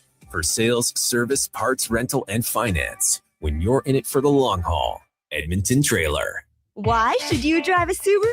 How about durability, style, and an excellent customer experience from the moment you step into the showroom? And how about accolades, including awards for numerous 2026 Subaru models from both AutoTrader and JD Power? But don't just take my word for it. Take a test drive and you'll see why the Subaru name is recognized and renowned for quality. To learn more, visit Subaru.ca. Welcome to Uncommon. Welcome to Subaru.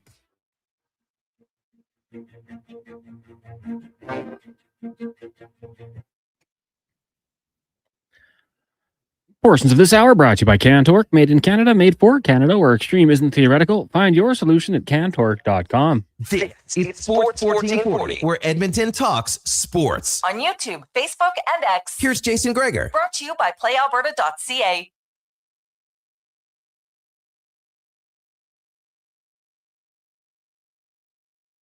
Oh, baby, not a good start on a Monday for the Jays. Down 3 Cobb in the first inning. Whew. Nice. Connor Halley's throwing pens in the studio. Oh, it's a good time. It's a good time. We got a lot of texts flying in. 833-401-1440. 833-401-1440.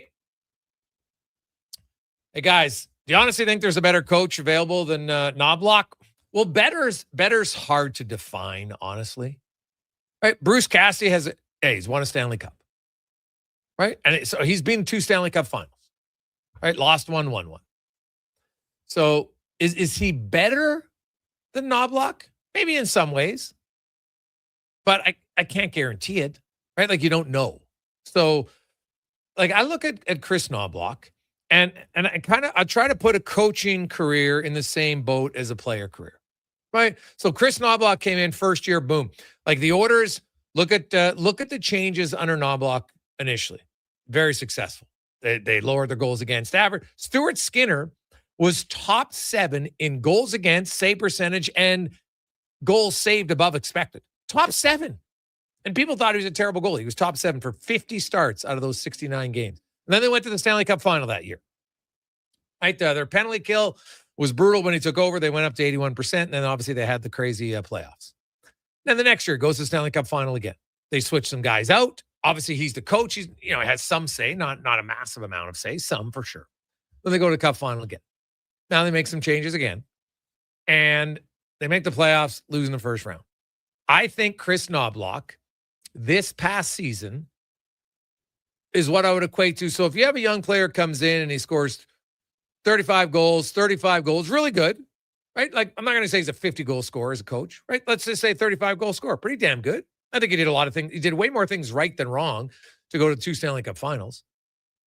And then he kind of had a bad year, right? Scored like 21 goals, 22 goals. Not a terrible year, but not as good as the previous few years. Now, would you all of a sudden say, I'm trading that guy, I'm just going to get rid of him? Or just say, okay, what went wrong? How can we balance it and work at it? And that's kind of what I look at as for coaching. I think, if I look at Chris Knobloch, the number one thing I don't think he didn't set the tone early this year when the team was struggling as bad as they were struggling. Now, maybe it's the compounded emotional trauma of losing back-to-back cups that does wear on you. And that's something that's different than other teams have to deal with. Right? Like, you can talk all you want and be positive in the room to the guys, but trust me, for a lot of those players, like, that's heartbreaking. Right? That's your dream. You got really close, and both times gone. So emotionally, now it's October. You're like, oh my God, we got to go through 82 games. We'll get there. We're good. Right? Because I think if there's one thing everyone in the organization was a little guilty of, and I even think I'll put myself in that category, someone who thought, the Oilers will eventually hit their stride. Because that's what they've done before. They didn't ever reach the level they are capable. But I don't think it's because they have way less talent than they had last year. Right? I know, hey, if you want to say the 2024 team was their best team, okay. But you know what also? It was their healthiest. Right? And that plays a factor. No question. That plays a factor. And like this year, McDavid, Draisaitl, Dickinson, Henrique, all four centers hurt. Right? All four of them. So it's really hard to get an accurate evaluation of how good the team was. Probably not good enough to win the cup. That's valid. I could understand you saying that because they hadn't shown it all year long.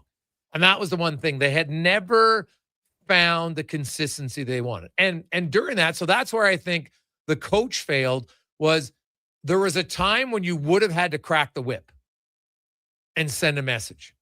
And a strong message, and not just sitting out Trent Frederick or sitting out Curtis Lazar or sitting out Spencer Stastny.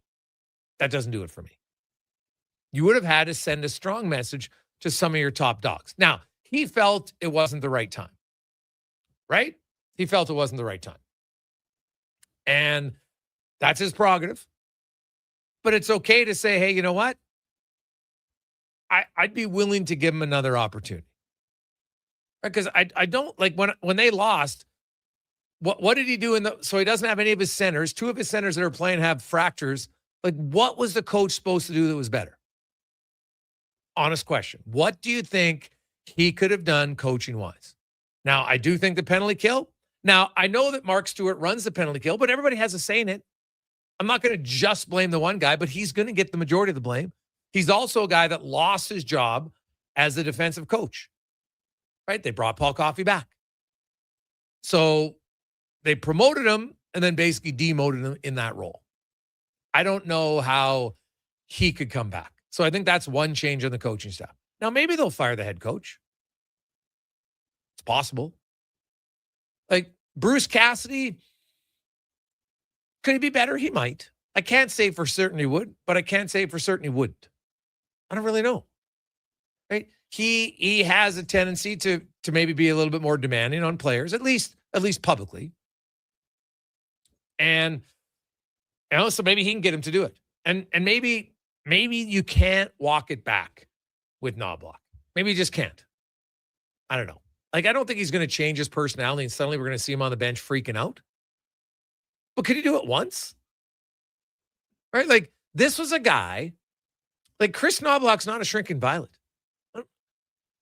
Blair St. Martin, his own teammate, right, injured him the year before. They got to training camp the next year. He fought him because he was that pissed off about it, right? In their own team, right? Head to head, did pretty well. Actually, I think he beat him. So it's not like he doesn't have fire. But as a coach, he's a pretty calm guy outwardly, right? He doesn't show it. You see, and so I can understand, because sometimes you'd be like, man, I think players, you need it every now and then to know the coach has your back. Right? And I know that doesn't always happen, but some point, if the ref's screwing you over and it's a December game, and you know what, you guys have it's not going right, why not? Wouldn't that be a time to just do it once? Now, that doesn't mean it's going to suddenly win a Stanley Cup for you. I just wonder if that's a small thing. I would also, if I'm Knoblauch, there would have to be some changes. Like, if I'm Stan Bowman, I sit down at the end of the year and I'm going to evaluate the coach the same way I evaluate the players. So what can we do different? Right? What can we do different? Like, I'm sorry. This idea of playing Draisaitl and McDavid together, WTF? What are you talking about? Right? What are you talking about? I don't believe that that's the right decision at all. Right? Because first of all, if you're going to say, well, it worked in 2024, Nugent Hopkins is 2 years older now. He'll be 3 years older. It's 2027 when you go to the Cup. No chance he's a second-line center at this point. So who's going to be your second-line center? Where are you going to get one? Right? I don't think Jason Dickinson's a second-line center. So I don't like that idea at all. Like, at all. The Oilers are better if you have McDavid running. Well, you know what you do? You just don't play him on the penalty kill. That's how you lower their minutes. Pretty simple. And you know what? In some games, when the fourth line has a great energy shift and they get the puck down low, maybe they can stay out for the odd offensive zone faceoff. Right? Like, there's ways to do things like that. But, man, I heard that coming in multiple places on Saturday, and my ears perked up. I'm like, what? You think the strategy is to play McDavid and Draisaitl regular together all year next year? What are we doing? That would be the biggest step back. And so Knobloch was the one guy who kind of pushed back on that, which is why I'd be like, you know what? I think I want to keep that guy. Because if other people in the organization think Draisaitl and McDavid together is the path to victory, what the hell are we doing? You need two good lines to win. This is a fact. Did Florida play Tkachuk and Barkov together? No. Playing Draisaitl and McDavid together, right? Like, that is just a terrible idea. And it should be scoffed right now in the organization. My God, that thing, go out, get it, write it on a piece of paper and burn it. We're not doing it. You want to do it at certain times in the game? No problem. But I want to build a team and I want to build roles. So I know I got 1 line, 2 line, 3 line. I got bottom 6 guys. They're penalty killers. My top 6 guys are in the power play. And you know what? I don't just have to keep running them out all the time. Right? We're down 2-1. Oh, got to go to those two. Didn't even work this year in the regular season. That's the funny part. It didn't work.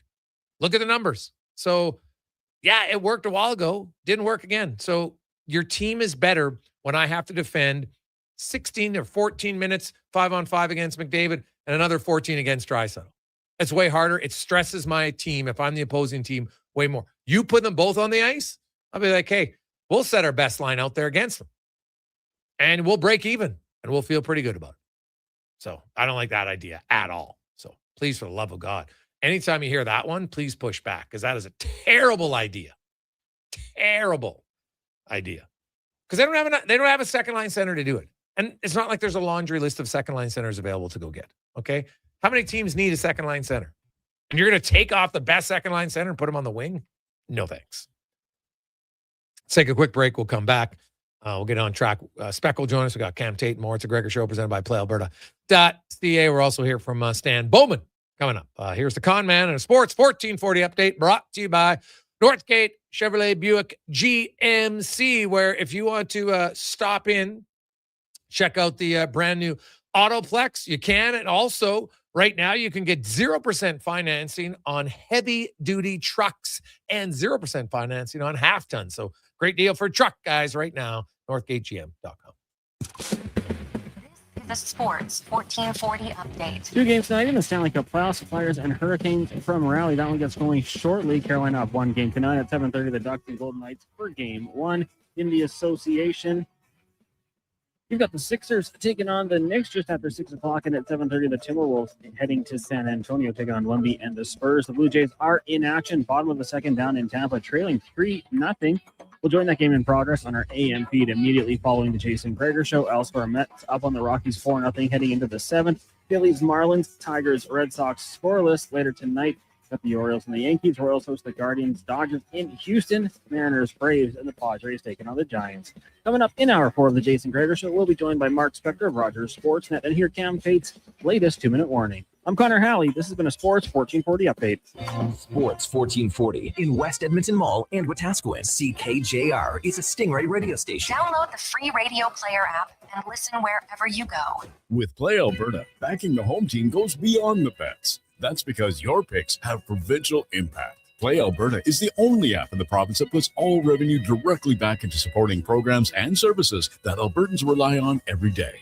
By investing in the General Revenue Fund, every play, bet, and buy made on Play Alberta helps make a difference across the province. It feels good to know your fund goes further at home. Visit playalberta.ca/Gregor to learn more. Must be 18 plus to play. If you gamble, use your game sense. Got a car you're ready to part with? Find out what it's worth, fast, easy, and totally free at Go Auto. We're talking top dollar trade-ins, whether it's a little worn or still rocking that new car smell. Just a few clicks, and boom, you've got your value. Text value to 780-777-7777 to start. That's value to 780 all sevens. Why guess what it's worth? Let Go Auto show you the money. And here comes Action Electrical Service Team sprinting onto the scene. These are your first responders for any electrical emergency. That's right. With their fleet of service vans and specialized gear, they assess, they service, and maintain electrical lighting and automation systems. They're all about rapid response. Quick diagnostics and repairs to restore power and safety fast. Hire the Action Electrical team to bring home a win for your project. Visit actionelectrical.net. Hey there, I'm in the Fountain Tire sidecar, making a list of the things I'm doing this spring. 1. Connor Halley, saving Sports money 1440. with up to 20% off select tires until June 13th. 2.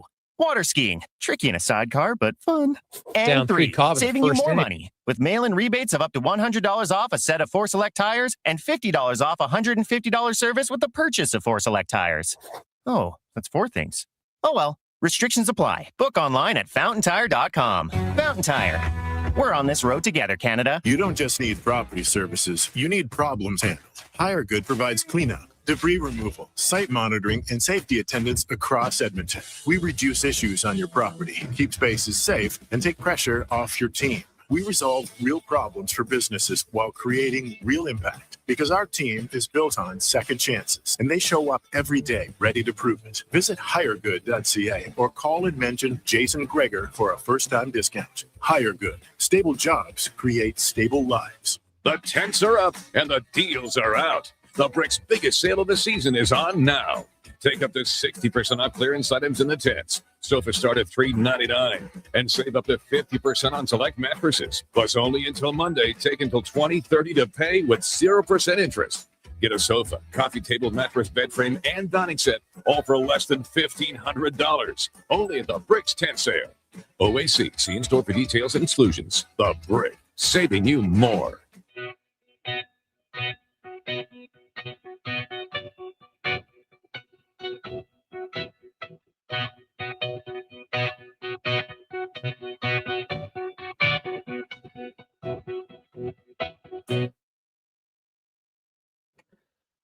Portions of this hour brought to you by 01 Athletic Care. Injuries don't wait, and neither should you. 01 Athletic Care offers one-stop access to doctors, x-rays, and casting. It's expert musculoskeletal care covered by Alberta Health right in West Edmonton Mall. Move from injury to recovery. Book now at 01.ca. That's ZERONE.ca.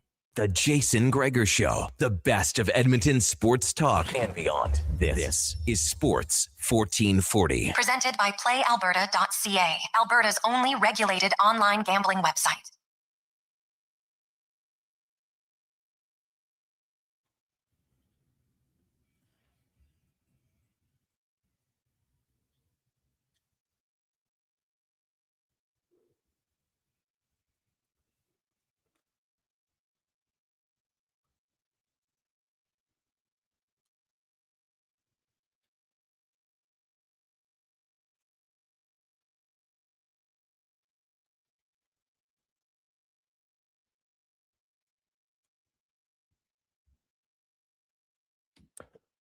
Welcome back, Jason Gregor, Connor Halley. We roll through Monday afternoon. Tomorrow we'll have lots, of course, on the NHL.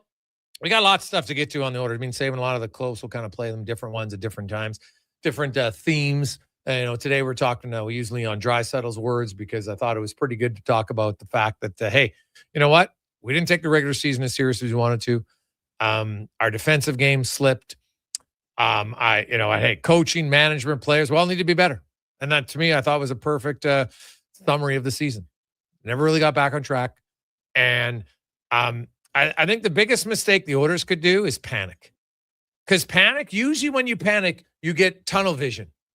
And you only see one thing, and you're like, oh, guess what? If we make this one move, it's going to solve all our problems. Not the case. Right? It's like, panic move. We need another scorer. So let's get rid of some guys, and we're going to bring guys who aren't scorers or used to be scorers. Jeff Skinner. He was done. Jeff Skinner's best days were behind him. Done. That was proven, right? So Trent Frederick. We're losing Evander Kane. We need a big physical forward. Well, let's sign him for 8 years. Pardon? Right? So don't have tunnel vision.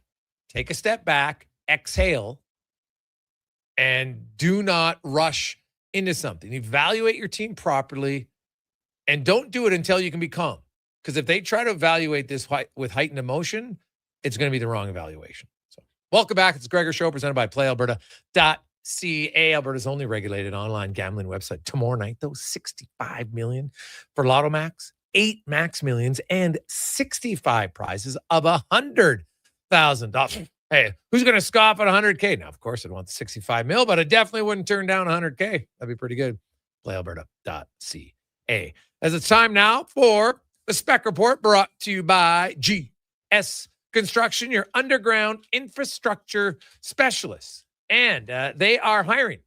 If you are a top man, pipe layers, operators, go to gsconstruction.ca, look up careers, and apply today. It's Mark Spector from Rogers Sportsnet joins us. Spec, how you doing?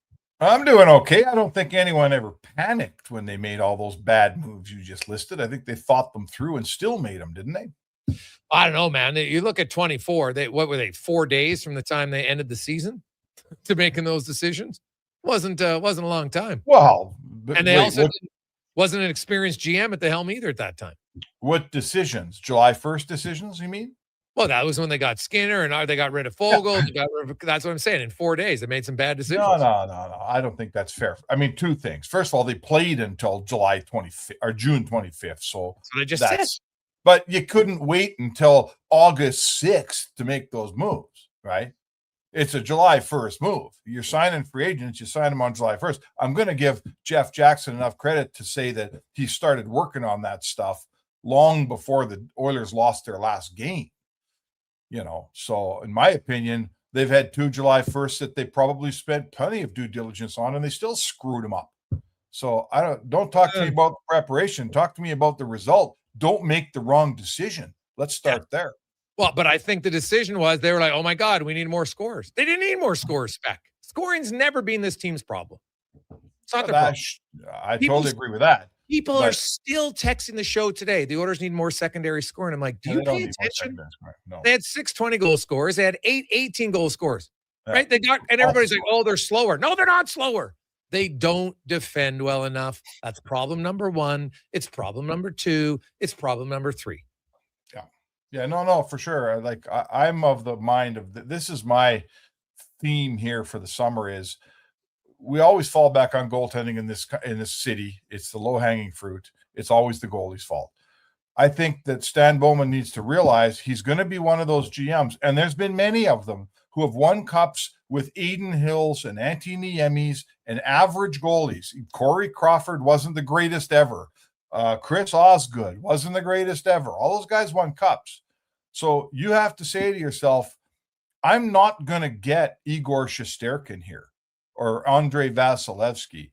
So I got to build a team that can win in front of basically B goaltending. And lots of teams have done it, right?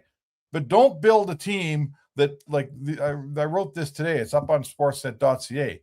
Don't play hockey like you're playing in front of Carey Price and you're going to get bailed every night when you got Mikko Koskinen in net, right? You can't do it. It doesn't work. They don't have enough goaltending to be as risky as they are, Jason. Yeah, well, hey, 100%, right? And so they got to play better defense, and Draisaitl said that.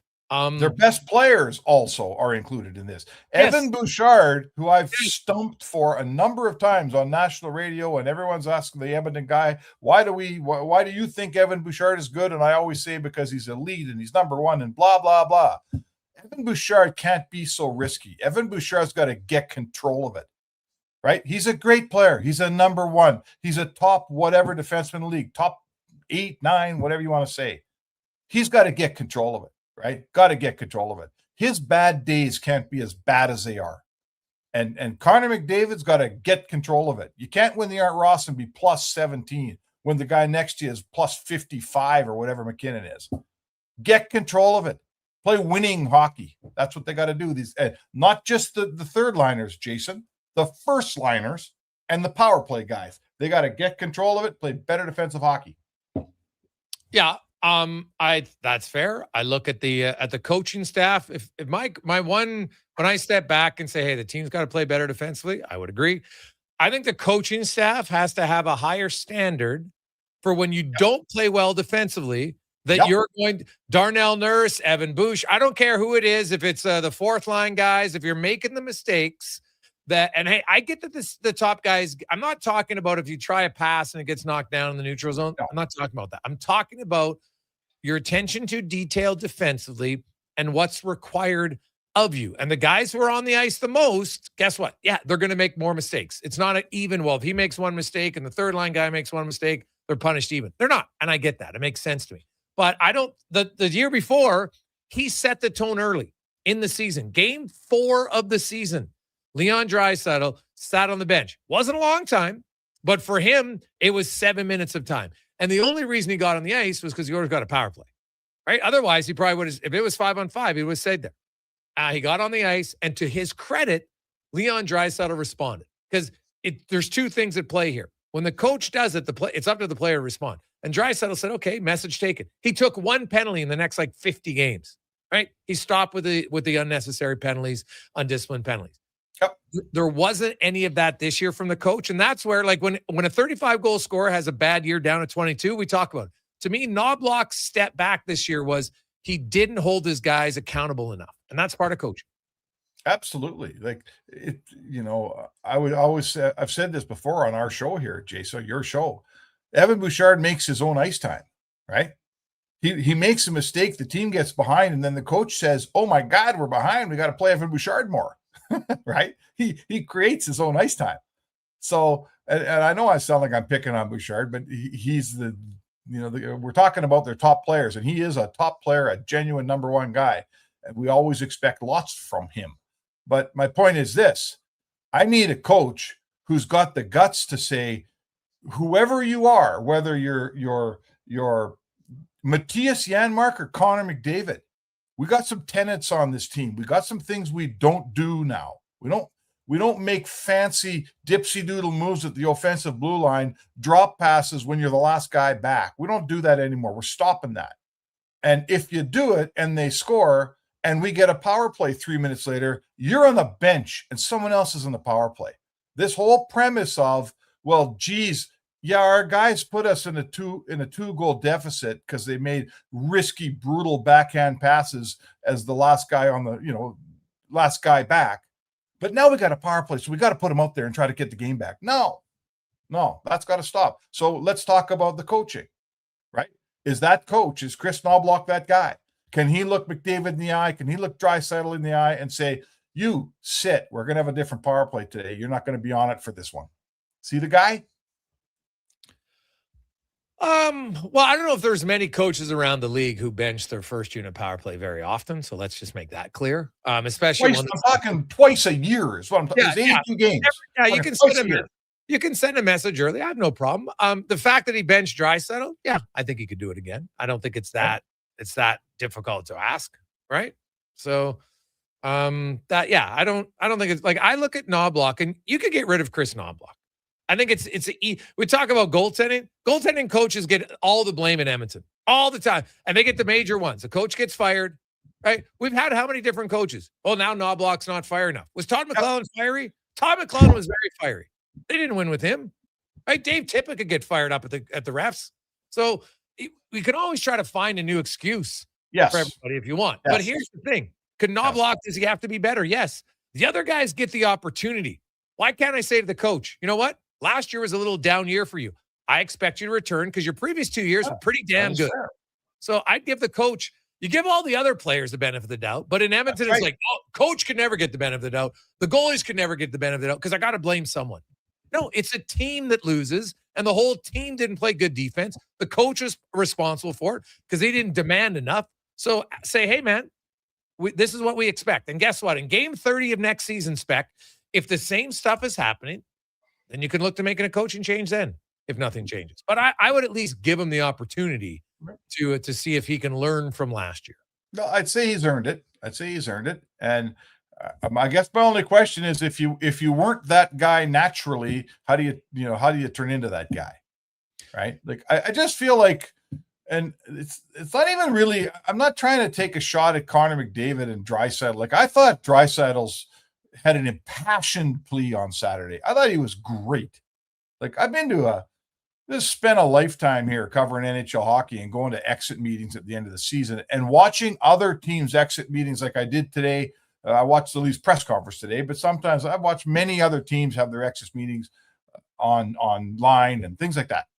I have never seen two star players, the two superstars, come out and take their organization to task the way Draisaitl and McDavid did on Saturday. I've never seen it. And that, for Oilers fans, like, you got to love that, man. These guys want to win. They stop playing the cool hockey player that just kicks back and says, "Oh, everything's great." Draisaitl even talked about McDavid's contract. Hockey players never talk about each other's contracts, right? Never. He says McDavid's got 2 more years, and God knows what happens after that. That's like a cardinal sin among cool hockey players, right? But Draisaitl cares, man. He cares, and he really he sort of exposed that he's not just some hip, Willie Styles here. He's a guy that was dying to win, and he's signed on for 7 more years or whatever it is. So I really loved what happened Saturday, and I think the organization shouldn't minimize that. I think those two players, man, McDavid came out and he didn't back down from anything Draisaitl said. I thought it was awesome. And I think if you're an Oilers fan, I think you should be quite positive that your top 2 guys care that much. Oh, yeah.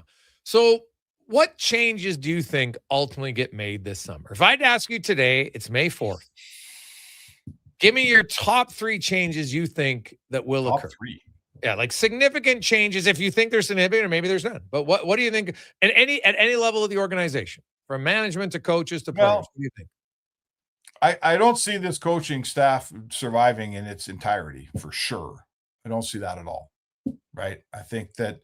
Well, let's be honest here. Mark Stewart's the guy, because he basically lost his job during the season. He did, yeah. If I'm Mark Stewart, I'm probably quitting, because they've cut me off here anyway. So I mean, that's not a major move, but I'm not a big move spec, considering what's the biggest flaw of the team defensively. Well, so you're replacing your defensive coach. It's a pretty big move. Firing an assistant coach isn't that big a deal. Here's why I don't, in terms of the management, and I'll get back to you. I want to bring up a trade for you that your previous interview guy was talking about, Alberga. Here's the deal. Cates is looking at his team. This is next year might be McDavid's last year in Edmonton, right? Like, Daryl Cates is looking at losing the greatest player in the world, maybe after the next year, if things don't go his way. How much do you think McDavid affects the overall profitability of the Edmonton Oilers? Ticket sales, significant playoff dates, jersey sales, right? Yeah. How about franchise value? You think McDavid doesn't help the franchise value? You're damn right he does. So the big guy, Daryl, he's looking at this thing, and his hands are in the pie right now. Okay, like, you don't think there's some serious conversations going on around the Oilers front office? I don't know where Daryl lives anymore, but he's busy with Edmonton at this moment, right? He's not talking about making Spanish films and all the other stuff he does. He's a rich guy with a million pursuits. Right now, he's talking about the Edmonton Oilers and his investment. So you tell me where it's going to go, Jay.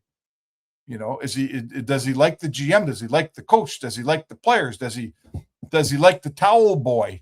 Like, man, when Daryl speaks, there's reverberations throughout the organization. And right now he's speaking a whole bunch. So what's going to happen? How about this trade? Okay, I got one for you, Jay. I'm going to throw a trade at you right now. Ready? Darnell Nurse for Morgan Riley.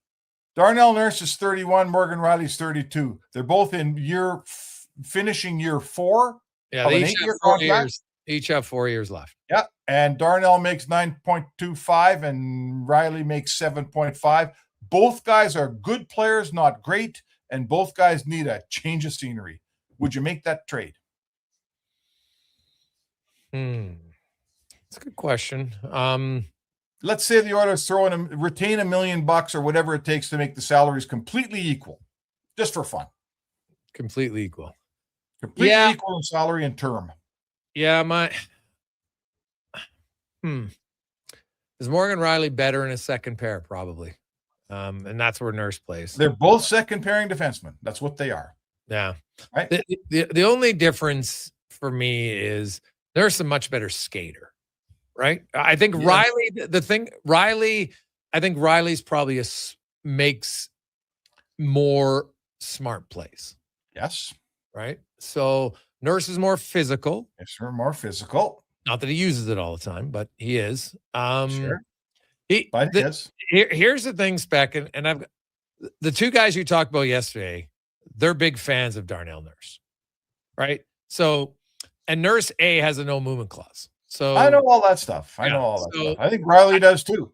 Yeah. Yeah. So would he do it? And not that the players have to sign off on it, but they do have to sign off on it. I think they both have no moves. I meant McDavid and Draisaitl.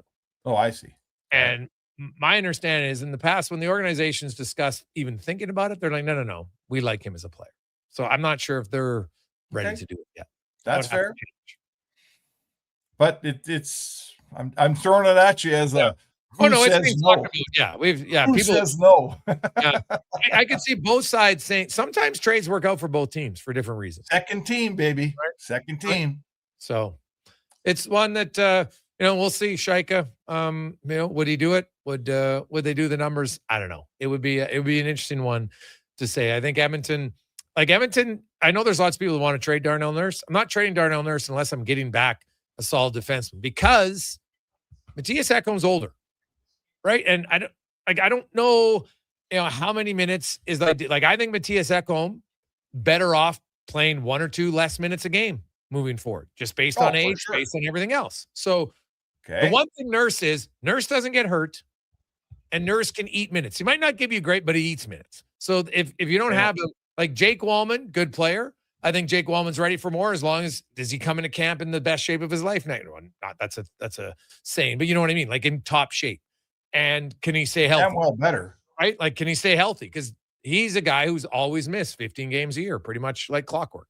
Okay, I think that one of the themes on Edmonton's blue line next year is I can play Ekholm with Bouchard still, but not as much. Ekholm needs to find a way to get a bit of a break here, right? Mm-hmm. I think Ekholm's minutes, what did he play this year? Is he a 20-minute defenseman? I think he's about a 20-minute defenseman, 19. I think that if I'm wise, I try to pare a little bit of time off that. I think we know this. Nurse has never played well with Bouchard. I think we've got enough empirical evidence to say that's not a pairing we want to have more of next year, right? I think you guys who do the analytics would tell you that. I think Morgan Riley would be a fresh start in that position. I think I'm not telling you I'm playing him as my first pairing defenseman with Bouchard. It's not what I'm saying, but I'm saying he can take some of those minutes from Ekholm, which in the Oilers right now, Ekholm just signed a new deal. Ekholm saying, play for my team, love the guy, but Father Time was undefeated. You got to find a way to steal a couple of minutes a night from Matthias Ekholm. And a guy like Riley could do that. That's all I'm saying. Well, Spec, we'll see. We'll see what happens. I think both teams, I'll be curious about Edmonton and some changes. I have some things I think that might happen. We'll discuss them tomorrow on the show. Have yourself a great day. All right, Jay. There you go. That's Mark Spector, the Spec Report, brought to you by GS Construction. We'll return. We got Cam Tate. We got a lot of texts to get to. 833-401-1440, 833-401-1440. Action Electrical Solar Team is now making a play for sustainability and savings. They're specialists in powering up for a greener future. That's the strategy. Designing and installing high-efficiency solar panels. They're helping homes and businesses combat rising utility costs by harnessing the power of the sun. A smart move for efficiency and the environment. Hire the Action Electrical Team to bring home a win for your project. Visit actionelectrical.net. The job isn't done until the last load is hauled, and having a semi-trailer out of commission is not an option.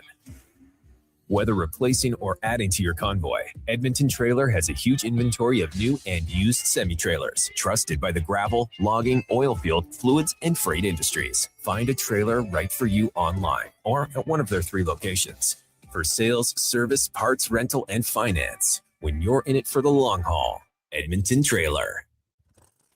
Throttle, open her up and get rolling to Harley Davidson of Edmonton's open house Saturday, May 9th. Enter to win a new Harley Davidson motorcycle and get in on the giveaways and door prizes. Come check out a huge selection of new and pre-owned bikes, riding gear, Harley t-shirts, and more. Don't miss it. This Saturday, May 9th at Harley Davidson of Edmonton on the Yellowhead Trail. Kent family owned and operated since 1980. Details at hdedmonton.com. A huge thank you for making Sports 1440 the most listened to sports radio station in Edmonton. From Gregor to Curious to Low Tide. We've got in-depth analysis on all your favorite sports. We are Sports 1440. Nothing beats getting a deal at McDonald's. Why? Because you get a deal now. And a deal later. Redeem an offer from the latest mailer or the McDonald's app and dig into instant savings. Plus, you earn points towards Free McDonald's. Now that's what I call a double whammy of deals. Why does that keep happening? Deals sent right to your door. Check your mailbox for the latest McDonald's mailer loaded with delicious value for a limited time at participating restaurants in Western Canada. Everything is going to be okay. Any business, regardless of size, can stumble occasionally. I'm Dan McDicken, a licensed insolvency trustee with Faber. If your business is facing financial challenges, our team of chartered insolvency and restructuring professionals have corporate debt recovery solutions that work. Schedule your free Faber focus session at faber.ca today. Chances of a positive outcome increase if you engage Faber sooner rather than later. Don't let equipment failure stop you cold. At AWS Welding in Nisku, our factory-trained service techs are on hand for all welding equipment repairs. We're a fully warranted center for Miller, Lincoln, and ESAB. And we service all makes and models. Proper, regular service extends the life of your gear and keeps it running at peak capacity. Don't wait for a breakdown. Book your service appointment today at 780-979-0470. AWS Welding. We make it happen. O'Hanlon Paving is looking for finished skid steer operators, finished grader operators, Class 1 drivers, and more to join their Edmonton road crew team. Bring your positive attitude and great work ethic to their job fair, Friday, May 8th from 10 till 3. Visit o'hanlonpaving.com/careers.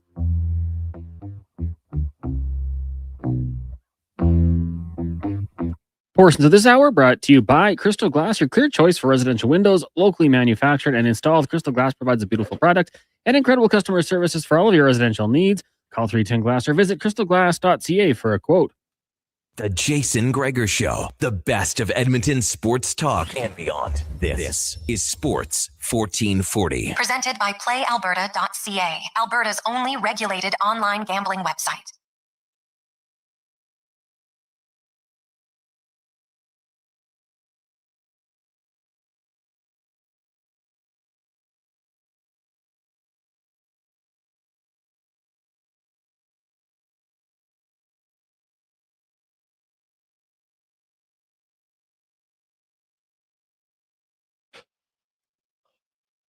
We continue on. Hey, welcome back. Oh, it's the NHL playoffs. Where expect the unexpected.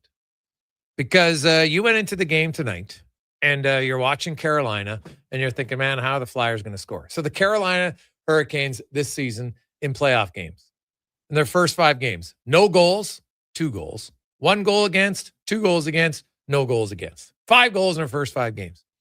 They gave up 2 goals in 39 seconds in the first 4:41 of the first period tonight. Like, come on. No, and Flyers just had another breakaway stopped. So it's wild. Now, Nikolai Ehlers did score to make it 2-1, but the Hurricanes actually give the Flyers credit, man. They found a way to create some opportunities here tonight so far against a team that really hasn't given up much at all. So now we'll see if that continues through the rest of the game, but give the Flyers credit, man. They scored twice, 2 goals in a period, obviously, which is a big deal. Draisaitl and then Couturier scored, and we'll see. And they're doing it so far without one of their best players, as the Red Rocket is out tonight for the Philadelphia Flyers with an injury. So, probably when we don't expect them to do anything, they'll score 3 goals. Wild stuff. They got another power play, so we'll see where it goes. This is the Gregor Show presented by PlayAlberta.ca. As time now for the 2-minute warning with Cam Tate, brought to you by Legacy Heating and Cooling. Home with no payments, no interest for 1 year on your AC unit. It's getting warm. You want to stay cool. LegacyHeating.ca. And Cam Tate, longtime journalist in town, 45 years in the biz. Cam, of course, born with cerebral palsy. He's been in a wheelchair. Never let him slow him down. He always wants to be on the radio. And through the wonders of technology, Cam's words come to life in the 2-minute warning. Everybody sitting down? Gregor, buckle up. Connor, give your cap the cap, I think. You go to Betty Buys with a good tug. Kruger, take a good gulp of coffee. The Toronto Maple Leafs. Pay attention, little Benny. Do not want to win the Stanley Cup. It was confirmed beyond a shadow of a doubt Monday. They don't. No way, no how. Their announcement Monday makes as much sense as putting a wet floor sign at the bottom of Niagara Falls. You kidding me? Maple Leaf Sports and entertainment boss Keith Pelly and his Elton John glasses announced the Leafs has hired an honor student from the Bruce McNall School of Ethics. Quite the last name. Let's see how this computer-generated gizmo pronounces his last name. So let's fire it up. Chaika, as in John Chaika. Let's try it again. Chaika, the guy who hasn't been in the league for 6 years. Oh, perfect. You remember John, right? The fellow who bolted from the Edmonton bubble faster than a kid dodging a dental appointment? They say he had 6 computer monitors in his old office, but only one actually worked. Back in 2021, Commissioner Bettman handed him a suspension for conduct detrimental, which is just a polite hockey way of saying he was caught flirting with the New Jersey Devils while he was still supposedly married to the Arizona Coyotes.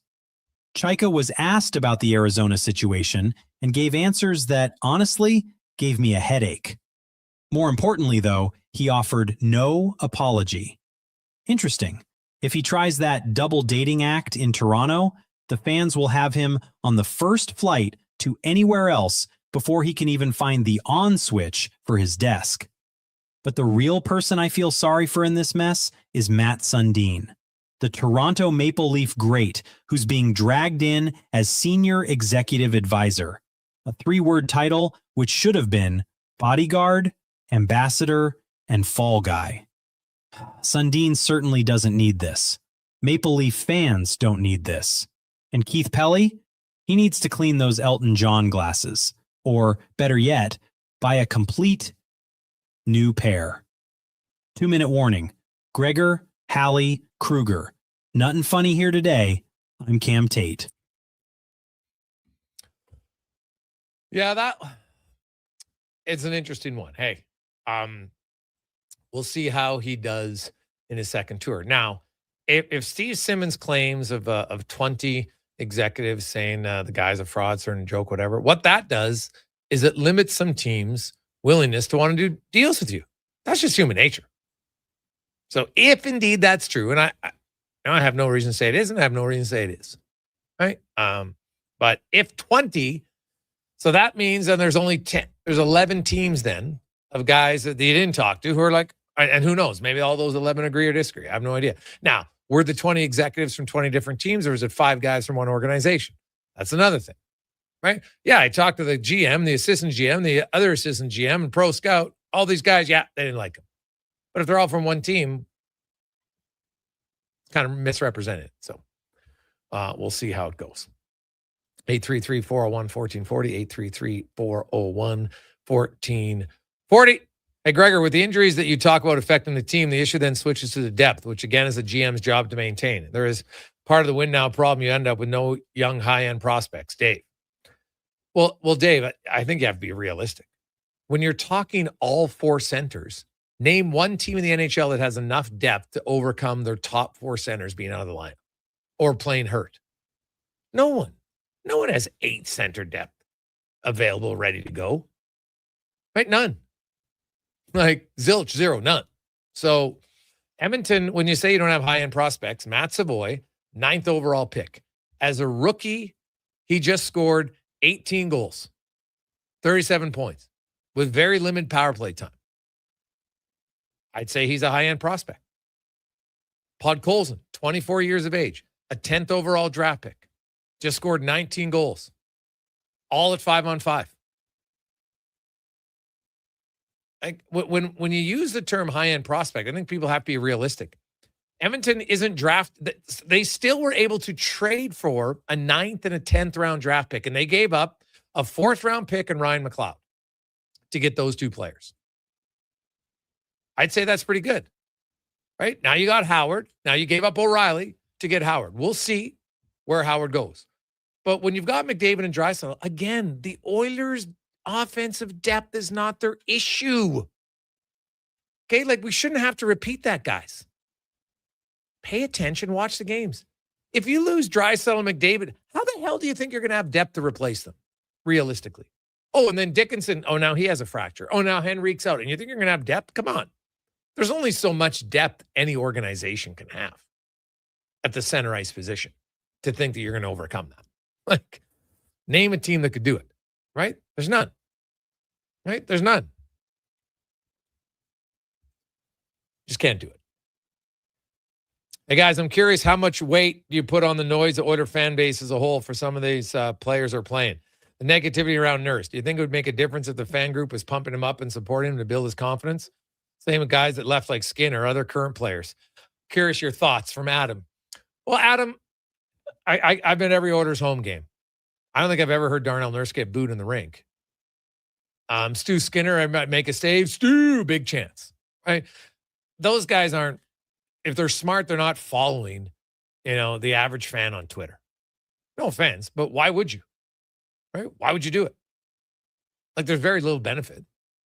So I don't know how much of it they hear, to be honest. I've never really bought into that, right? Like, they hear you cheering when things go well, right? That's what they hear. But Stu never got booed. Darnell never got booed. Stu's a pretty mentally tough. Well, obviously Darnell probably is too. You make it to the NHL, I think you got to be fairly mentally tough to get there. I think at times Nurse probably heard it, but my only complaint with Darnell was I found like at times it felt like, you know what? There was never any accountability to say, I need to play better. Right? Now, maybe you don't want to say that. You don't want to respond to it. That's fine. But I don't think that Darnell's hockey sense has anything to do with the fan base. Right? He's one of the best defensemen in the league at being able to track guys down, right? Because of his speed and his length and his reach. But in the course of the game, your decisions in front of the net, nothing is due to, little Johnny 8675 said I was a bad player. I don't buy into that at all. So I don't think there's much to that. When Trent Frederick didn't score all year, and I shouldn't say, and everyone says he got off to a slow start. He scored in his 4th game of the season, right? Like, there wasn't an extended drought to start the year. After that, it became a problem, for sure, right? Remember when he scored, and he scored a big goal. Scored the first goal of the game. It was Edmonton game winner when they beat the Rangers 2-0. Right? On a breakaway, scored. 4 games into the season, playing center ice. So, yes, I know he played a game with McDavid and Draisaitl and didn't work, and everyone's like, well, that's why he sucked for the next 3 months. Frederick didn't get to train the way he wanted, and he was slower. Now, he's never the most fleet-of-foot player.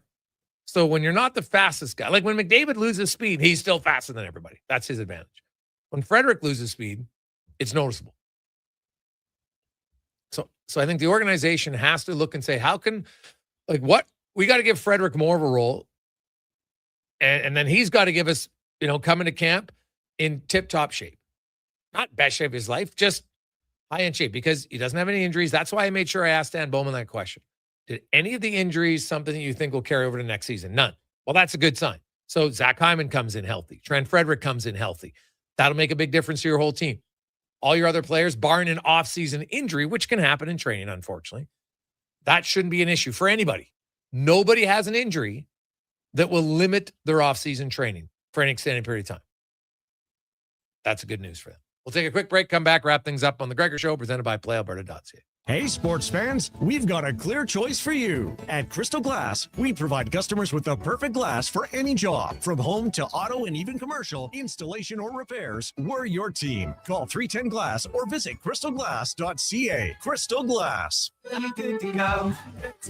With Mortgages to Go, you'll be good to go. Mortgagestogo.ca says yes when the banks say no. That's why Alberta has trusted Mortgages to Go for over 23 years. If you need cash and have equity in your home, you're approved instantly, guaranteed. Call 1-888-888-5998. That's 1-888-888-5998. With Mortgages to Go, you'll say, good to go.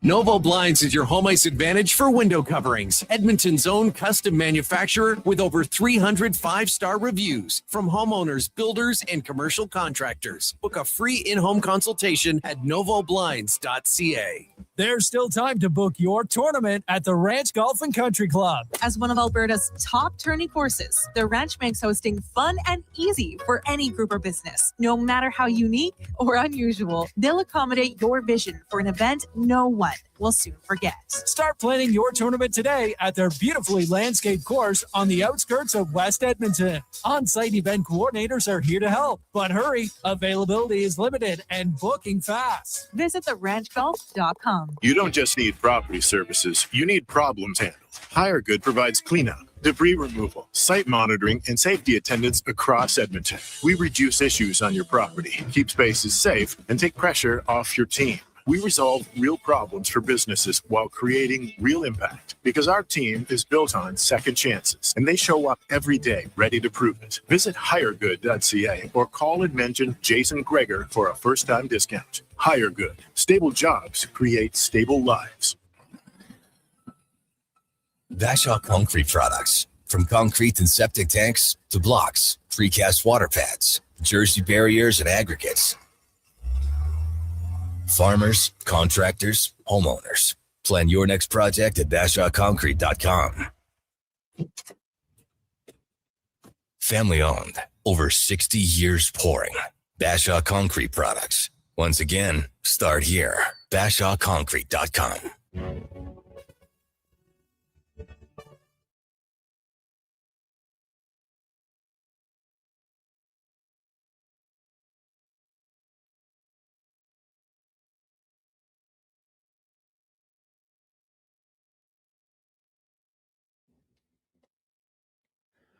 Portions of this hour brought to you by On the Rocks, your home for playoff hockey. Head over to ontherocksyg.com for more information. The Jason Gregor Show, the best of Edmonton sports talk and beyond. This is Sports 1440. Presented by PlayAlberta.ca, Alberta's only regulated online gambling website.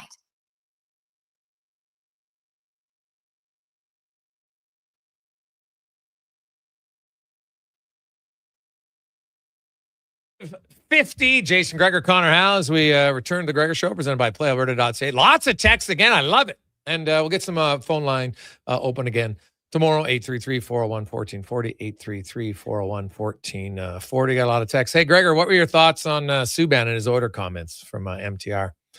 MTR, you're just trying to get me fired up at the end of the show, aren't you? For PK Subban to claim the orders were never close to winning is factually incorrect, which makes it the most moronic comment. Too often now, we live in the hot take world.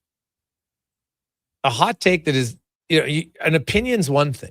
You can't make a claim like that is factually incorrect. They lost 2-1 in Game 7. The only way to get closer is losing 2-1 in overtime. Okay? That's the only way. How can you say they weren't close?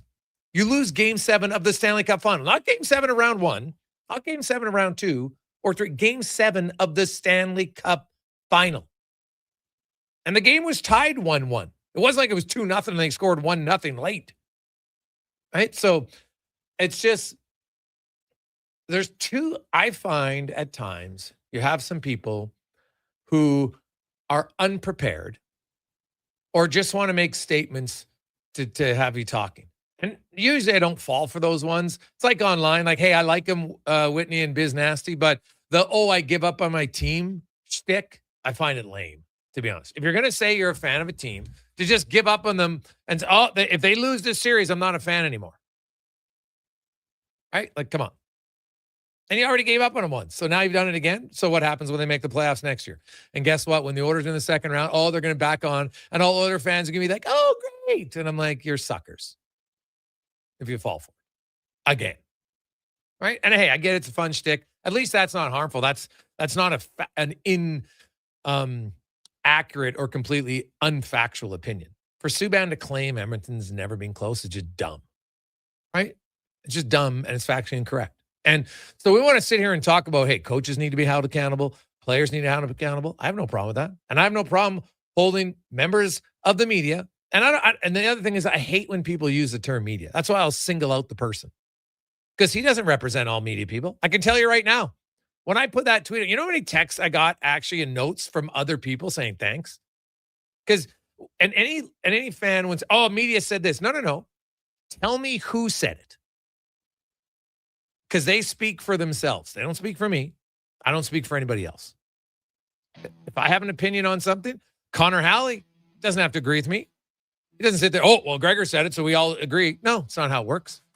So that'd be my one thing. Don't ever, if it's easy to use the term media, but it's factually incorrect. One person doesn't speak for everybody. One person in the media can be wrong on any given day, and that means they're wrong, not everybody else. And so I think when Subban makes claims like that, it makes easier to just lump sum and say, look, media is not informed. No, he's not informed on this one topic. Sadly, it's being a little bit more common, just like makes outrageous claims thinking, it's good. It's terrible. It's lazy. I don't like it. On behalf of Connor Halley, Jason Gregor, have yourselves a wonderful Monday. Tomorrow, we got a lot of football talk, a lot of NHL talk, and we will get into, we're going to break down some of Stan Bowman's comments tomorrow on the show. I think you'll like it.